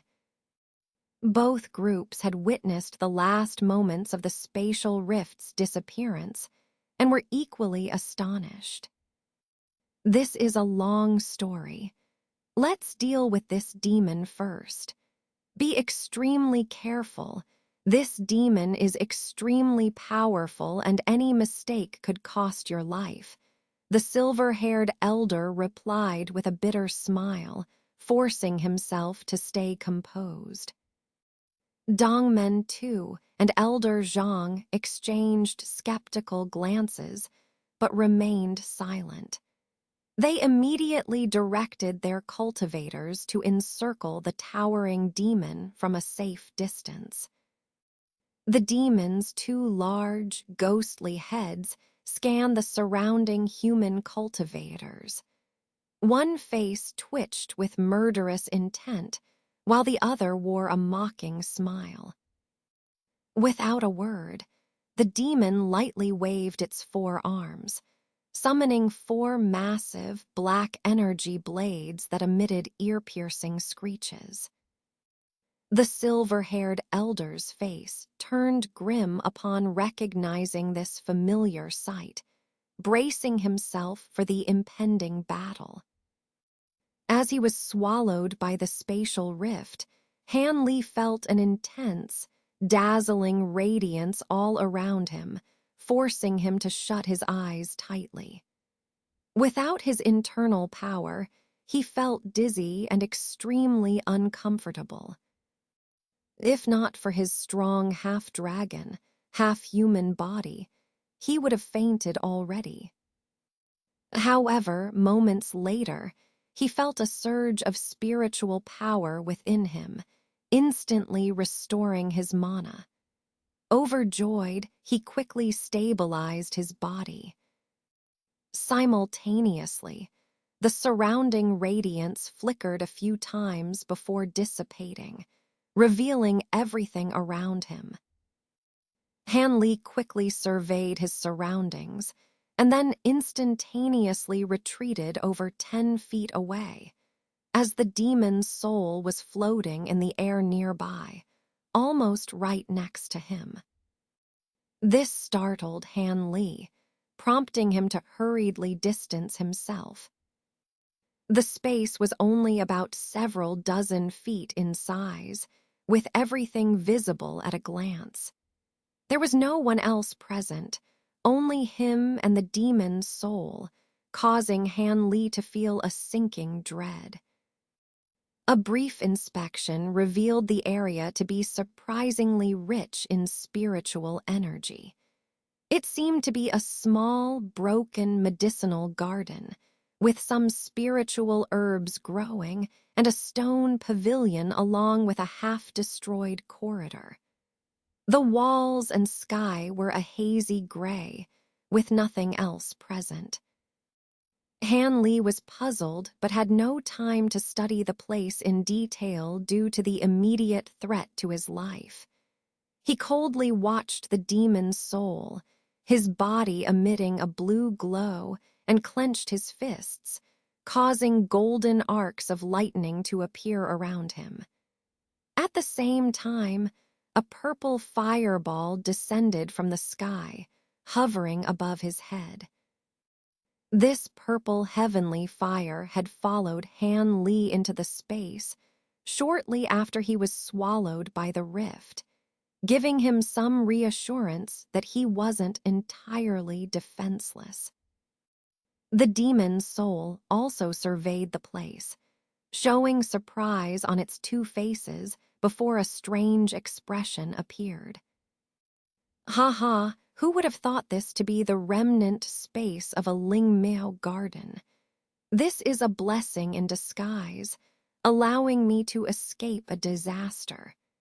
The demon's soul laughed wildly, then both heads turned to look at Han Li with a sinister gaze.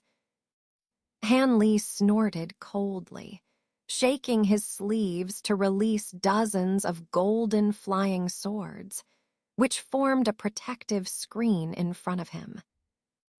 Only then did he notice that two of his Zhengjin azure bamboo cloud swarm swords were missing, which shocked him greatly.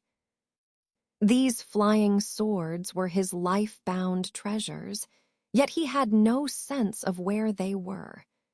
It seemed they had been left behind outside the space, unable to enter in time. Han Li could only smile bitterly at this. If it were other treasures, it wouldn't matter, but the azure bamboo cloud swarm swords were a set. Missing two swords meant not only was the great Zheng sword formation unusable, but the overall power of the set was also significantly reduced. Feeling helpless, Han Li resolved to rely on the Spirit Descent Talisman and the fiend-banishing divine thunder for self-preservation. The demon's soul, seeing Han Li's wary stance, grinned menacingly, its long tongue flicking in and out, exuding a sinister aura. Magic energy surged, covering most of the space with rolling demonic mist and fierce winds. Han Li took a deep breath, summoning all the remaining fiend-banishing divine thunder within him. Instantly, golden light shot out from his body, forming several bowl-sized golden electric dragons that coiled around him, roaring in defiance. You still have so much fiend-banishing divine thunder. The demon's soul showed a look of surprise, but then sneered, raising its hands without hesitation.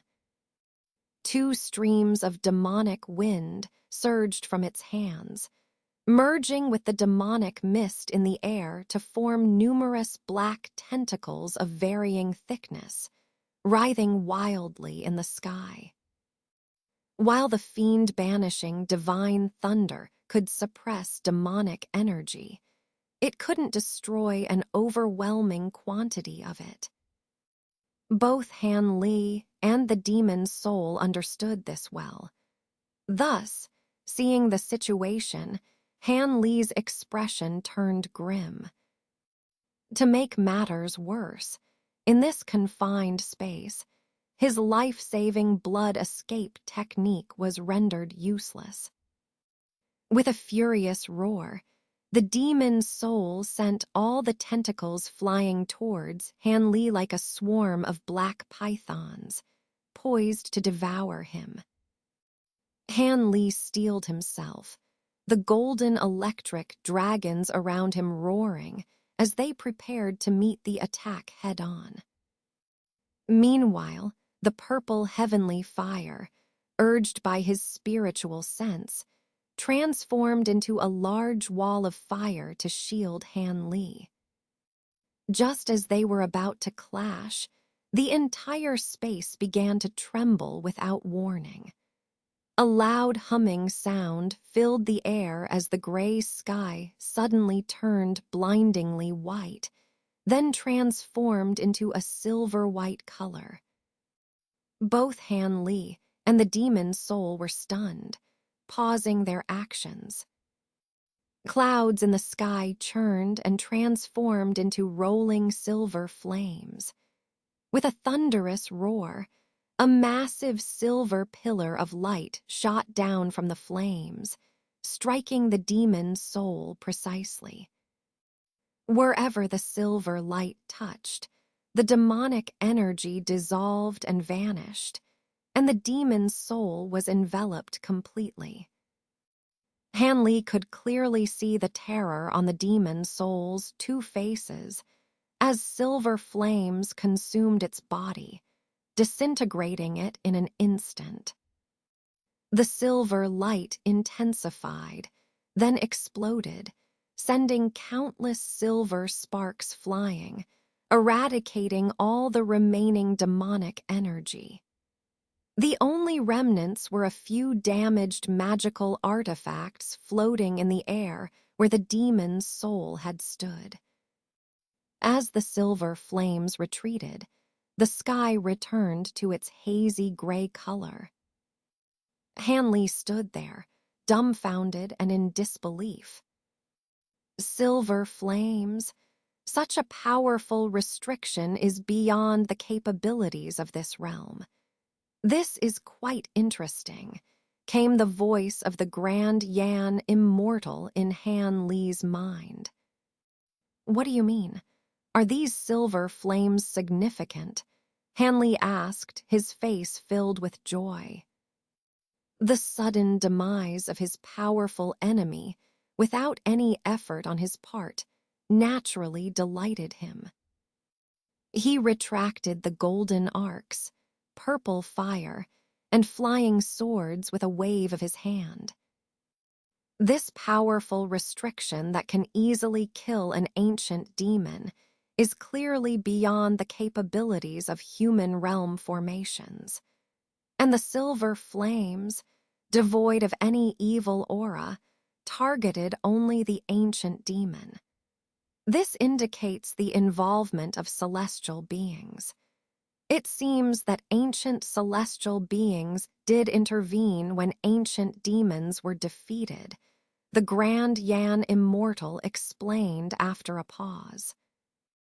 You mean the owner of this space knew celestial beings? Han Li was moved by this revelation. That seems likely. This place should be the remnant of a Lingmiao garden, famous in ancient times.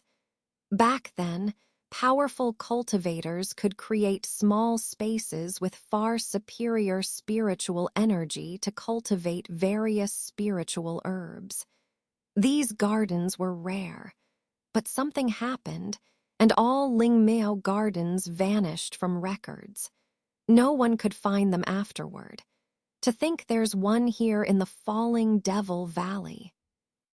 Though it seems to have been forcibly split into several parts, the Grand Yan immortal mused, filled with emotion. A Lingmiao garden. I've read about them in ancient texts, but I always thought they were just legends.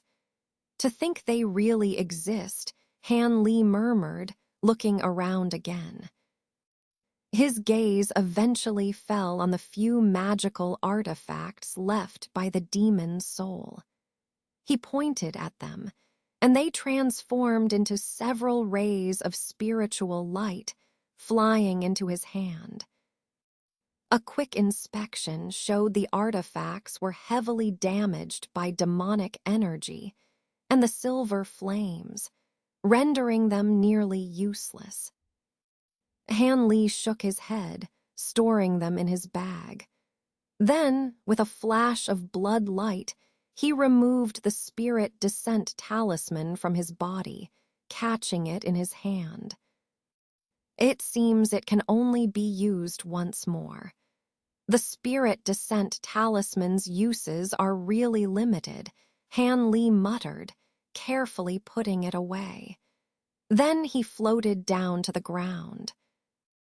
As soon as his feet touched the ground, he shook his sleeve, releasing a small white fox that transformed into a beautiful, seductive woman, Silvermoon. I thought you'd summon me to assist in the battle. I didn't expect to be called out now, Silvermoon said with a smile, bowing to Han Li. Your cultivation is too low to be of help in battle, but you're skilled in tracking. Search this place for any hidden mechanisms or restrictions, Han Li ordered calmly. Understood. Silvermoon nodded, disappearing into the ground with a flash of silver light. Han Li sat cross-legged, releasing his spiritual sense to examine every inch of the space for any secrets or exits. At first, his expression was calm, but he gradually grew anxious as he found nothing. Then, suddenly, his eyes lit up with a strange look, and he stood up abruptly.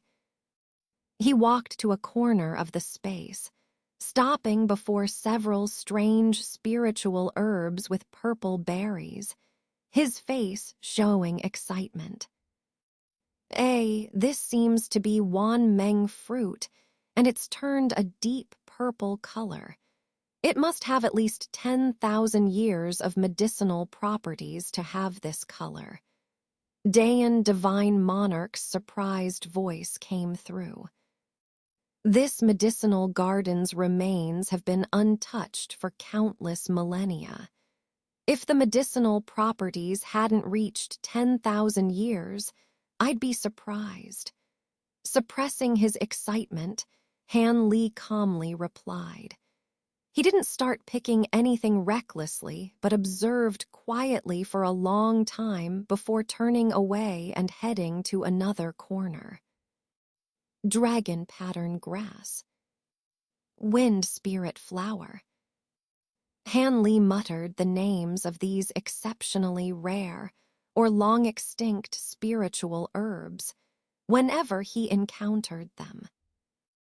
All these herbs had at least 10,000 years of spiritual essence, making Han Li's eyes shine even brighter.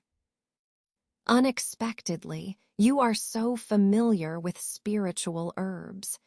You've named a few that even I don't know the properties of. Dayan Divine Monarch said in amazement, unable to hold back. Is Senior teasing me? It's good enough if I can recognize a third of the spiritual herbs here.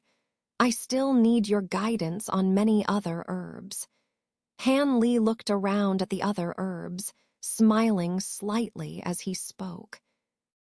HMPH. Although I have some knowledge of alchemy, I haven't studied it deeply. I can only help you identify a few more types. Dayan Divine Monarch, perhaps considering it a minor issue, did not make things difficult for Han Li and easily identified the names and properties of several other herbs. Han Li nodded after looking around, then flipped his hand, and a pale green jade slip appeared in it. Without hesitation, he immersed his divine sense into it, standing still as if searching for something. Dayan Divine Monarch, wisely, did not disturb Han Li and remained silent. After the time it takes to finish a meal, Han Li withdrew his divine sense from the jade slip, his face showing a contemplative expression. This jade slip was the one given to him by the Song family woman from Loyun's sect, which recorded many ancient spiritual herbs and pill recipes. It was only thanks to this jade slip that he could identify so many spiritual herbs and trees in this medicinal garden. However, after carefully reviewing it, Hanley found that only one of the ancient pill recipes could be made immediately with the materials he had. Some of the materials were from the ancient spiritual herbs he had just identified, and others were from the bets and the copper lamp treasure he had acquired earlier. Combining the two, he barely managed to gather the ingredients for a pill called Jiangyun Dan. According to the recipe, this ancient elixir was rare even in prehistoric times. For Han Li, a nascent soul early-stage cultivator, its properties might be somewhat wasted and too potent. The optimal stage for taking it would be the mid-stage nascent soul. Taking Jiangyun Dan in the early nascent soul stage would not only waste some of its properties, but also cause severe pain from the expansion and even tearing of meridians. Besides Jiangyun Dan, there was another pill called Zupo pill, which also had a high chance of being made. This pill's main ingredients could be almost fully gathered from the herbs in this garden, and the materials he already had, with only a few rare items still needed, which could be found in the outside world.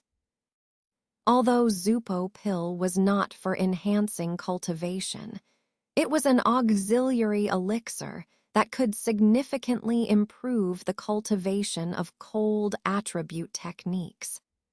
The pill recipe only briefly mentioned its effects without detailed explanations, but considering the precious ingredients required, it must be extraordinary.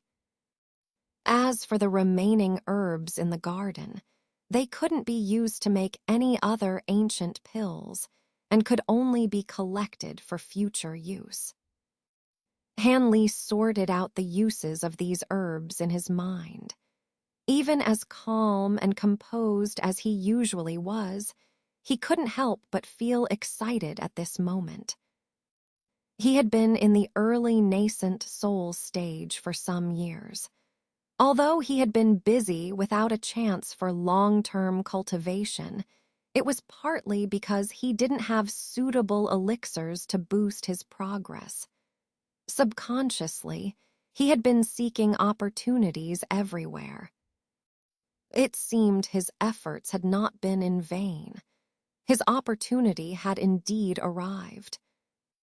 If the effects of Jiangyun Dan were as miraculous as described, the quantity of herbs here would be enough to push his cultivation to the peak of the early stage, allowing him to attempt breaking through to the mid-stage nascent soul. Moreover, taking some of these herbs back for transplantation would enable him to continue maturing them with green liquid, ensuring a continuous supply of Jiangyun Dan. As for Zupo pill, it would be highly beneficial to him. After all, he had refined the Qianlin ice flame and Ziluocean fire, both extremely cold abilities. This elixir could enhance their power. After finalizing his thoughts, Han Li let out a long breath, his face showing a rare smile. If everything went according to plan, his venture into Demonfall Valley would be worth the risk. The destroyed treasures and puppets seemed insignificant in comparison. The only thing still on his mind was the 2 lost flying swords mixed with Jiang metal. However, Since these two azure bamboo cloud swords were his life-bound treasures, as long as he wasn't dead, they couldn't be easily taken away. At worst, he would spend some effort retrieving them later. It shouldn't be too difficult. Han Li didn't know that the swords had fallen into the hands of another ancient demon, so he thought naturally.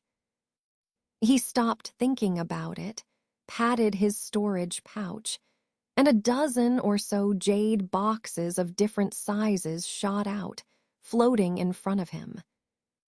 Han Li immediately bowed and carefully began transplanting the spiritual herbs at his feet. Once a plant was transplanted into a jade box, he didn't rush to move the others of the same kind, but took the jade boxes to the next patch of herbs. Regardless of whether he recognized them or not, Han Li planned to transplant at least one of each. This way, he could continue maturing them with the green liquid after leaving this space. However, after doing this, Han Li's face turned grim. 3 types of herbs in the garden couldn't be transplanted. One plant spontaneously combusted as soon as it was transplanted into a jade box. Another turned yellow and lost its properties as soon as it left its original soil. And the last one dissolved into a liquid the moment its roots were touched. Han Li felt great regret. Didn't they say that there weren't many herbs in the world that couldn't be transplanted? Yet in this small corner of the garden, there were 3 kinds. The most frustrating was that one of these herbs was a main ingredient for Jiangyun Dan.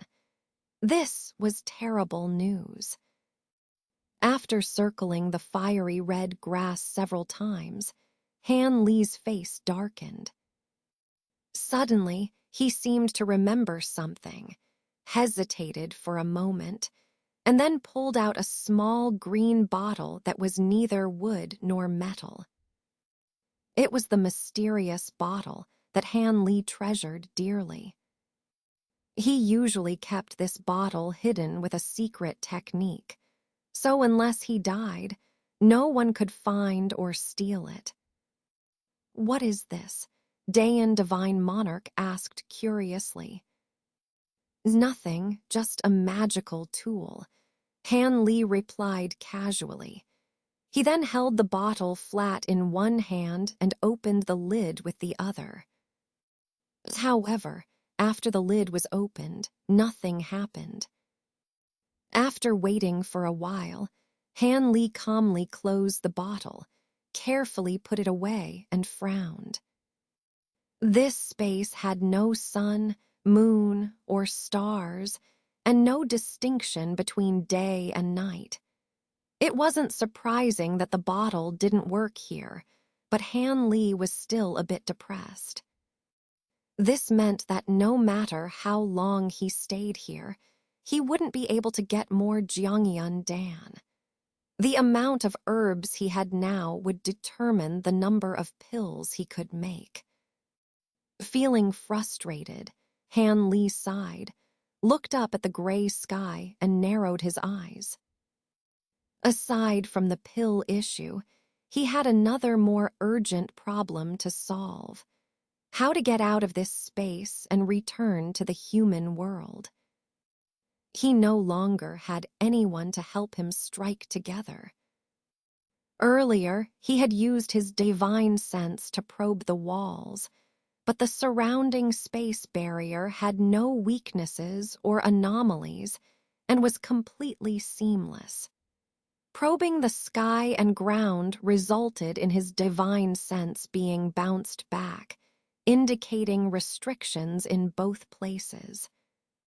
Silver Moon had already used her Earth escape technique to investigate underground. His only option left was to explore the gray clouds above. But since the demonic soul was killed by a terrifying restriction.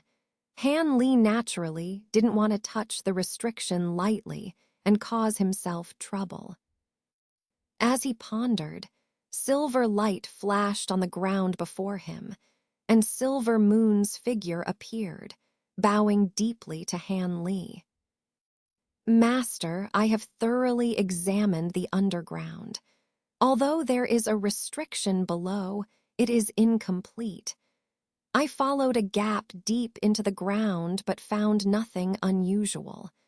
I'm afraid I've disappointed you," Silver Moon said apologetically. "It's nothing. The underground was unlikely to have a flaw," Han Li said calmly, nodding slowly before looking up at the sky. "Master intends to explore the sky?"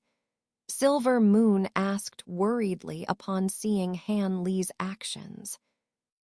"Yes, there's no flaw in the surroundings or the ground, so I must take the risk to check above. Since the silver flames only killed the ancient demon, this restriction, though powerful, should not harm human cultivators. There shouldn't be any issues. Otherwise, are we supposed to be trapped here forever?" Han Li said decisively. Then, with a flash of green light, he floated towards the sky. The space here wasn't very high, and Han Li quickly reached the top.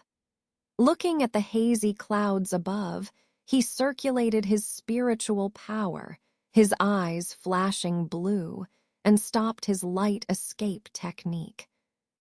Under the effects of the bright, clear spirit eyes, the clouds in the sky appeared light blue.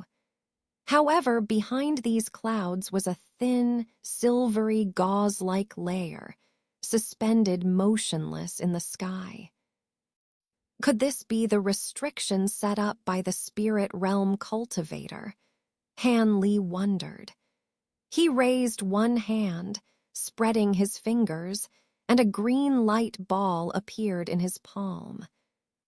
The next moment, the light ball flew out, silently merging into the clouds. After a while, Han Li clearly saw the light ball pass through the silver restriction without any problem.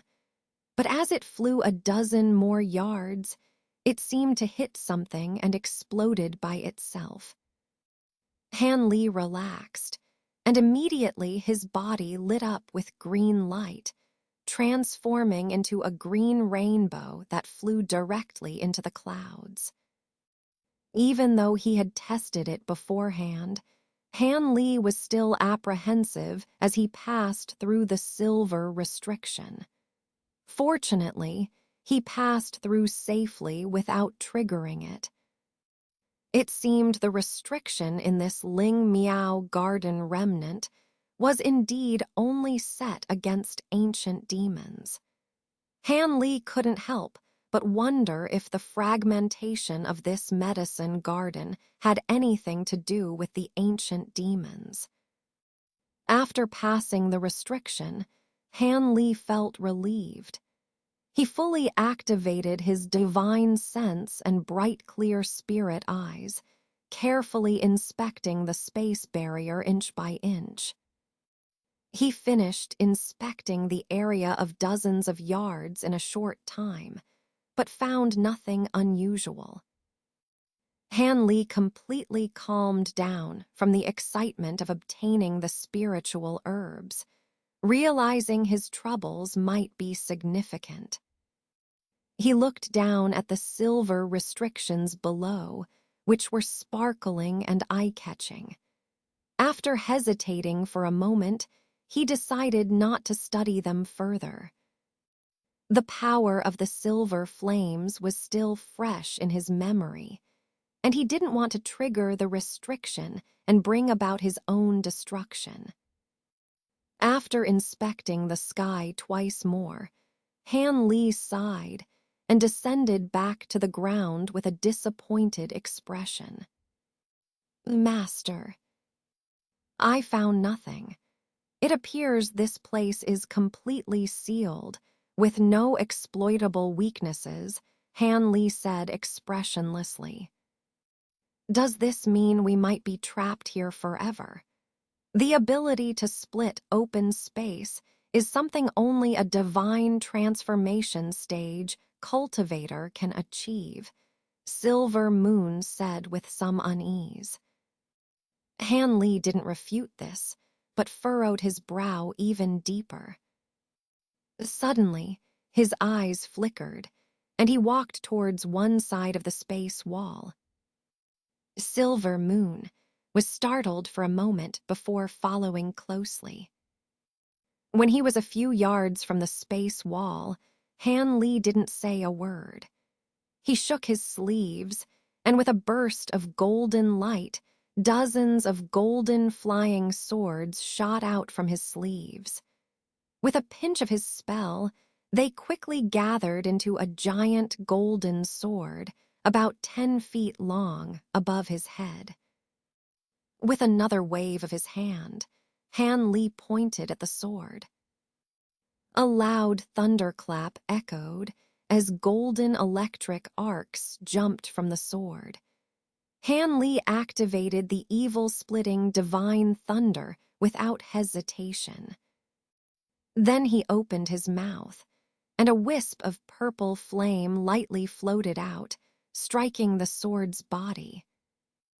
Immediately, the giant sword glowed with intertwined purple flames and golden light, crackling continuously with increased momentum.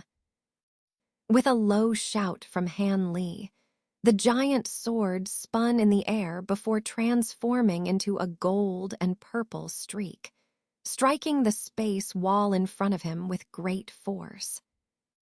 A loud explosion ensued, and a blinding light erupted, shaking the entire space and causing a humming sound. Han Li quickly performed a spell, and with a whoosh, the golden streak flew back, the dazzling light receding to reveal the giant sword again. When the blinding light in front faded, Han Li narrowed his eyes as he examined the scene. Silver Moon, watching from behind, also saw it clearly. The space wall where the giant sword had struck showed no signs of breaking. It merely twisted and trembled for a while before returning to normal. A hint of dejection appeared on her face. Han Li's eyes flickered as he pondered silently. Ha ha ha, kid, did you really think you could break this space with just that? That's simply wishful thinking. The voice of the great evolution deity Sovereign sounded lazily after Han Li's unsuccessful attempt. Oh, it seems Senior knows how to get out. Please enlighten me, Han Li asked, not angered but rather delighted by the question. To get out, you first need to understand how you got in. Did you really think that your and the ancient demons' full-powered strike randomly opened a space crack to another dimension? The great evolution deity Sovereign said with a cold laugh. Senior means. Han Li's face twitched and he hesitated to ask. It's simple. This space remnant barely survived some major upheaval and has been on the verge of collapse for many years. You just saw it. The space wall trembled under the giant sword's strike. According to ancient texts, when a space wall appears gray and dim, it's a sign of instability. Your and the ancient demons' strike likely hit the weakest point between this space and your world, accidentally opening the crack and bringing you here, the great evolution deity Sovereign calmly analyzed. The weakest point? Silver Moon and I have already searched every part of the space wall without finding anything unusual, Han Li said after a moment of silence. Humph, foolish. The weakest point in space isn't necessarily at the edges. It could be anywhere within the space itself. You only looked at the walls, so naturally you found nothing. Moreover, in an unstable space, this weak point may wander around. If you search thoroughly, you should find it. The great evolution deity sovereign's words, though mocking, pinpointed the crucial issue. Anywhere in the space, Han Li suddenly realized. Although his cultivation was still shallow, and his knowledge of space was limited compared to an ancient monster like the great evolution deity sovereign, he immediately understood after this reminder. Han Li closed his eyes and released his powerful divine sense, meticulously searching the entire space inch by inch. This time, it didn't take long. Within a mere cup of tea's time, he found what he was looking for. Without getting up, Han Li's body flashed with green light, transforming into a green rainbow that flew to the stone pavilion. When the light receded, Han Li's figure reappeared. He immediately focused on a point 5 or 6 feet high in the pavilion, his eyes flashing with blue light. To the naked eye, there was nothing there, but in Han Li's eyes, a faint blue light dot, the size of a grain of rice, flickered there, dim and blurry. Upon careful sensing with divine sense, there were also extremely weak spiritual fluctuations. It seemed this was it. Han Li's face showed a delighted expression. After some thought, he flipped his hand, and a small blood-red sword appeared in his palm. What? You're going to use that sword? The great evolution deity sovereign's voice was filled with surprise. Yes, from the earlier strike I already understood. Even if I find the weakest point, breaking the barrier with my life-bound treasure is impossible. In terms of destructive power, this blood devil sword is the strongest. I'll give it a try, Han Li said calmly. Humph, I advise you not to waste your energy. Earlier, you used a strange secret technique to greatly boost your cultivation, and only then managed to tear open the space crack with the ancient demon's soul. Do you think you can replicate that now? Your only chance is to advance to the mid-nascent soul stage, and then use that interesting talisman and the blood devil sword. Only then might you have a chance to break the barrier, the great evolution deity sovereign said unceremoniously. Advancing to the mid-nascent soul stage isn't something that can be achieved in a short time. Even with the dense spiritual energy here and the aid of spiritual pills, it would still take 20 to 30 years of hard work. Han Li said in shock. This space won't collapse in 20 or 30 years. What are you afraid of? In the outside world, with just meditation, it would take you over 100 years to reach the mid-nascent soul stage with your talent. The great evolution deity sovereign snorted, seemingly displeased with Han Li's impatience. Han Li's expression fluctuated. He was naturally referring to Jiangyun Dan. With its assistance, he had a good chance of reaching the peak of the early nascent soul stage within 30 years, allowing him to start breaking through the bottleneck. The fact that one main ingredient couldn't be transplanted meant he had to refine all the pills within this space. Spending several decades cultivating in this space wasn't something Han Li was opposed to. The spiritual energy here was exceptionally dense, even surpassing the cave where he had set up his spiritual eye. This was indeed a rare opportunity. His only concern was for Nangong Wan, who was still cursed. He was eager to return and use the fire-toad beast's demon pill to lift her curse.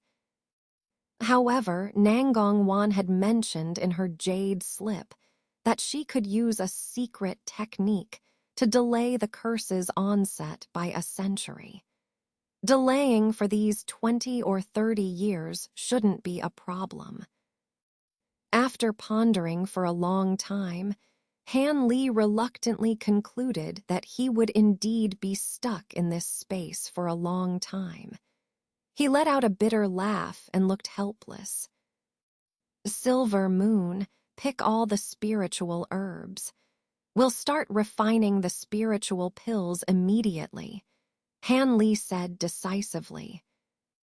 Silver Moon, having heard the conversation between Han Li and the great evolution deity sovereign, was reassured knowing there was a way out.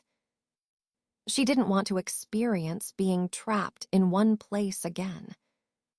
With a smile, she responded and quickly flew to the side, gracefully starting to handle the spiritual herbs with the containers Han Li gave her.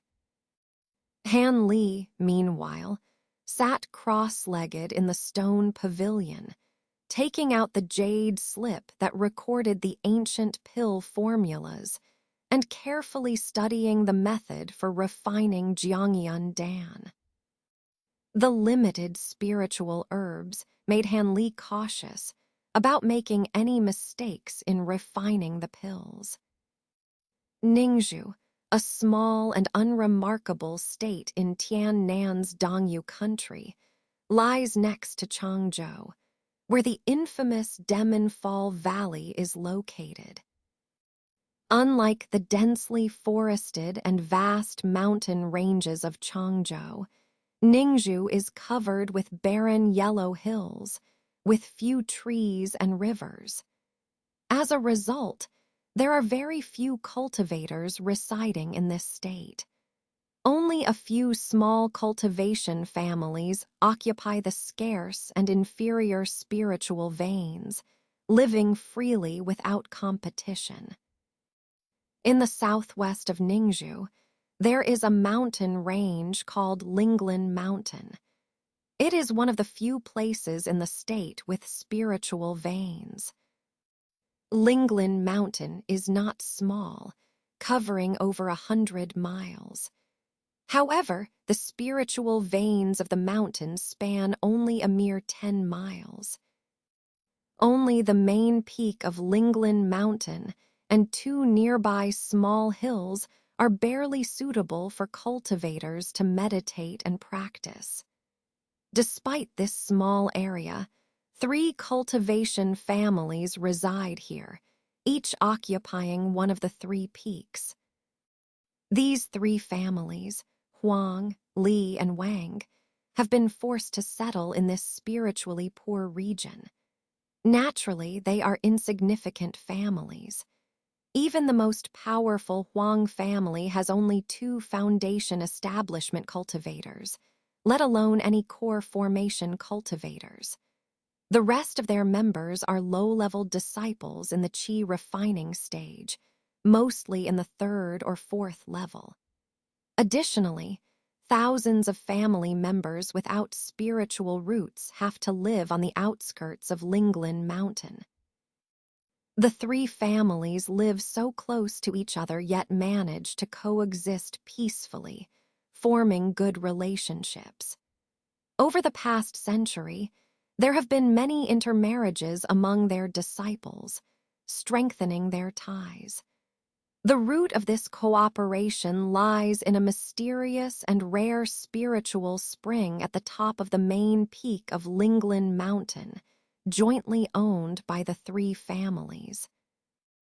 Although this spiritual spring is not as rare as the legendary spiritual eyes, it is a miraculous resource. When used to brew spiritual tea with some spiritual herbs, it can significantly enhance the potential of disciples below the 6th level of chi refining, greatly benefiting their future cultivation. This is one of the main reasons the 3 families endure the poor cultivation environment and remain in this place. However, the spiritual spring is not available year-round. It only flows for a few days each year, and the amount of spring water is pitifully small, far from enough for the 3 families to share. Consequently, the elders of the 3 families agreed long ago to seal the spring and open it once every 10 years.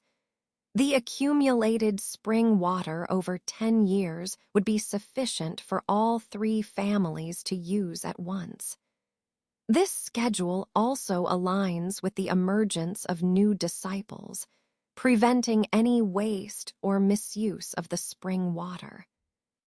This single spiritual spring binds the 3 families together, requiring them to jointly protect and use this resource. Every 10 years, they open the spring to provide their young disciples with the opportunity to improve their potential. Today, at the summit of the main peak of Linglin Mountain, a grand ceremony is being held to open the spiritual spring. In front of 100-jang-tall black stone wall, several dozen disciples from the 3 families stand in rows, everyone excitedly watching the proceedings. These disciples are mostly between 11 and 17 years old, with cultivation levels around the 3rd or 4th level of chi refining, though there are also many at the 1st or 2nd level. At the front of the crowd, over a dozen older cultivators stand, all above the 10th level of chi refining. Among them are 3 elders who have reached the foundation establishment stage, 1 at mid-stage and 2 at early stage. These more experienced cultivators hold various magical instruments, chanting incantations as they perform the ritual to break the array's restrictions. The stone wall, covered with 7 or 8 multicolored talismans, flickers with spiritual light, fluctuating in brightness. Under the lead of the 3 elders, the chanting grows louder and more rapid, while the white light from their magical flags intensifies. Moments later, the 3 elders simultaneously cast a spell, sending a wave of multicolored light toward the stone wall. The talismans on the wall tremble slightly before falling off, one by one. At this moment, several disciples holding jade boxes step forward to carefully collect the talismans, then quickly retreat. These restriction talismans are valuable treasures for such small families and must not be lost. Without the talismans, the stone wall begins to emit a hazy white light and trembles lightly. Instantly, the cultivators at the front, including the 3 elders, raise their magical flags, sending out thin beams of various colors that merge into the white light. The stone wall shakes more violently, then slowly splits in the middle, revealing a large semicircular gap about 10 jang wide. The young disciples of the 3 families stare wide-eyed, eagerly watching the scene. This spiritual spring, considered a treasure by the families, is something ordinary disciples might only see once in their lifetime. Naturally, they don't want to miss anything. In fact, even the 3-year-olds in the families can clearly describe the spring. The spring is a 3 zhang long, 1 zhang wide pool made of pure white jade, located about 10 zhang inside the gap. The pool is only half full of clear, pristine water, so pure it seems untouched by dust. Even more remarkable is the faint, indescribable fragrance emanating from the water, making those who smell it feel refreshed and invigorated. The young disciples murmur excitedly, but the central elder among the three, a white-faced, beardless old man, suddenly turns and sweeps his piercing gaze around. Immediately, the commotion ceases. This elder is Huang Yuanming, the patriarch of the Huang family, who has reached the mid-stage of foundation establishment, making him the most powerful cultivator on Linglin Mountain. Not only do the Huang family disciples respect him, but even the young disciples of the Wang and Li families hold him in high regard. Ha ha, Elder Huang's authority truly commands respect, making these youngsters behave, a gray-robed elder remarked with a smile, narrowing his eyes. Indeed, Elder Huang, your cultivation has reached the late stage of mid-foundation establishment, hasn't it? Perhaps you'll soon advance to the late stage, another green-robed elder said enviously. You flatter me. At my age, the chance of further advancement is slim. Such opportunities are for the younger generation. Let's quickly prepare the spiritual tea for these youngsters. This time, the spring seems to have more water than usual, which is fortunate, Huang Yuanming replied with a humble smile. The other two elders, who were from the Wang and Li families, smiled as well, letting the matter drop. They then instructed their respective families' disciples, trained in the secret art of brewing spiritual tea, to begin the preparation. Immediately, 2 disciples from each family flew toward the pool. However, before they reached it, a startling event occurred. Above the pool, about 3 or 4 zhang high, a low rumble sounded, followed by flashes of multicolored light. A black sphere suddenly appeared in the air. The black sphere emitted a strange buzzing sound, distorted and twisted, transforming into a foot-long spatial rift. Then, with a splash, under the stunned gazes of the assembled cultivators, a figure was enveloped in a swirl of multicolored light and thrown into the pool. The spatial rift flickered a few times before disappearing without a trace. The figure in the pool made a soft sound of surprise, then stood up. Seeing the many cultivators before him, he displayed an extremely strange expression. Led by Huang Yuanming, the 3 families' cultivators were too shocked to utter a word. The figure was a young man in a green scholar's robe. He appeared slightly embarrassed to see so many cultivators, but quickly regained his composure. A flash of green light evaporated the water from his wet robe, drying it instantly. Where is this place?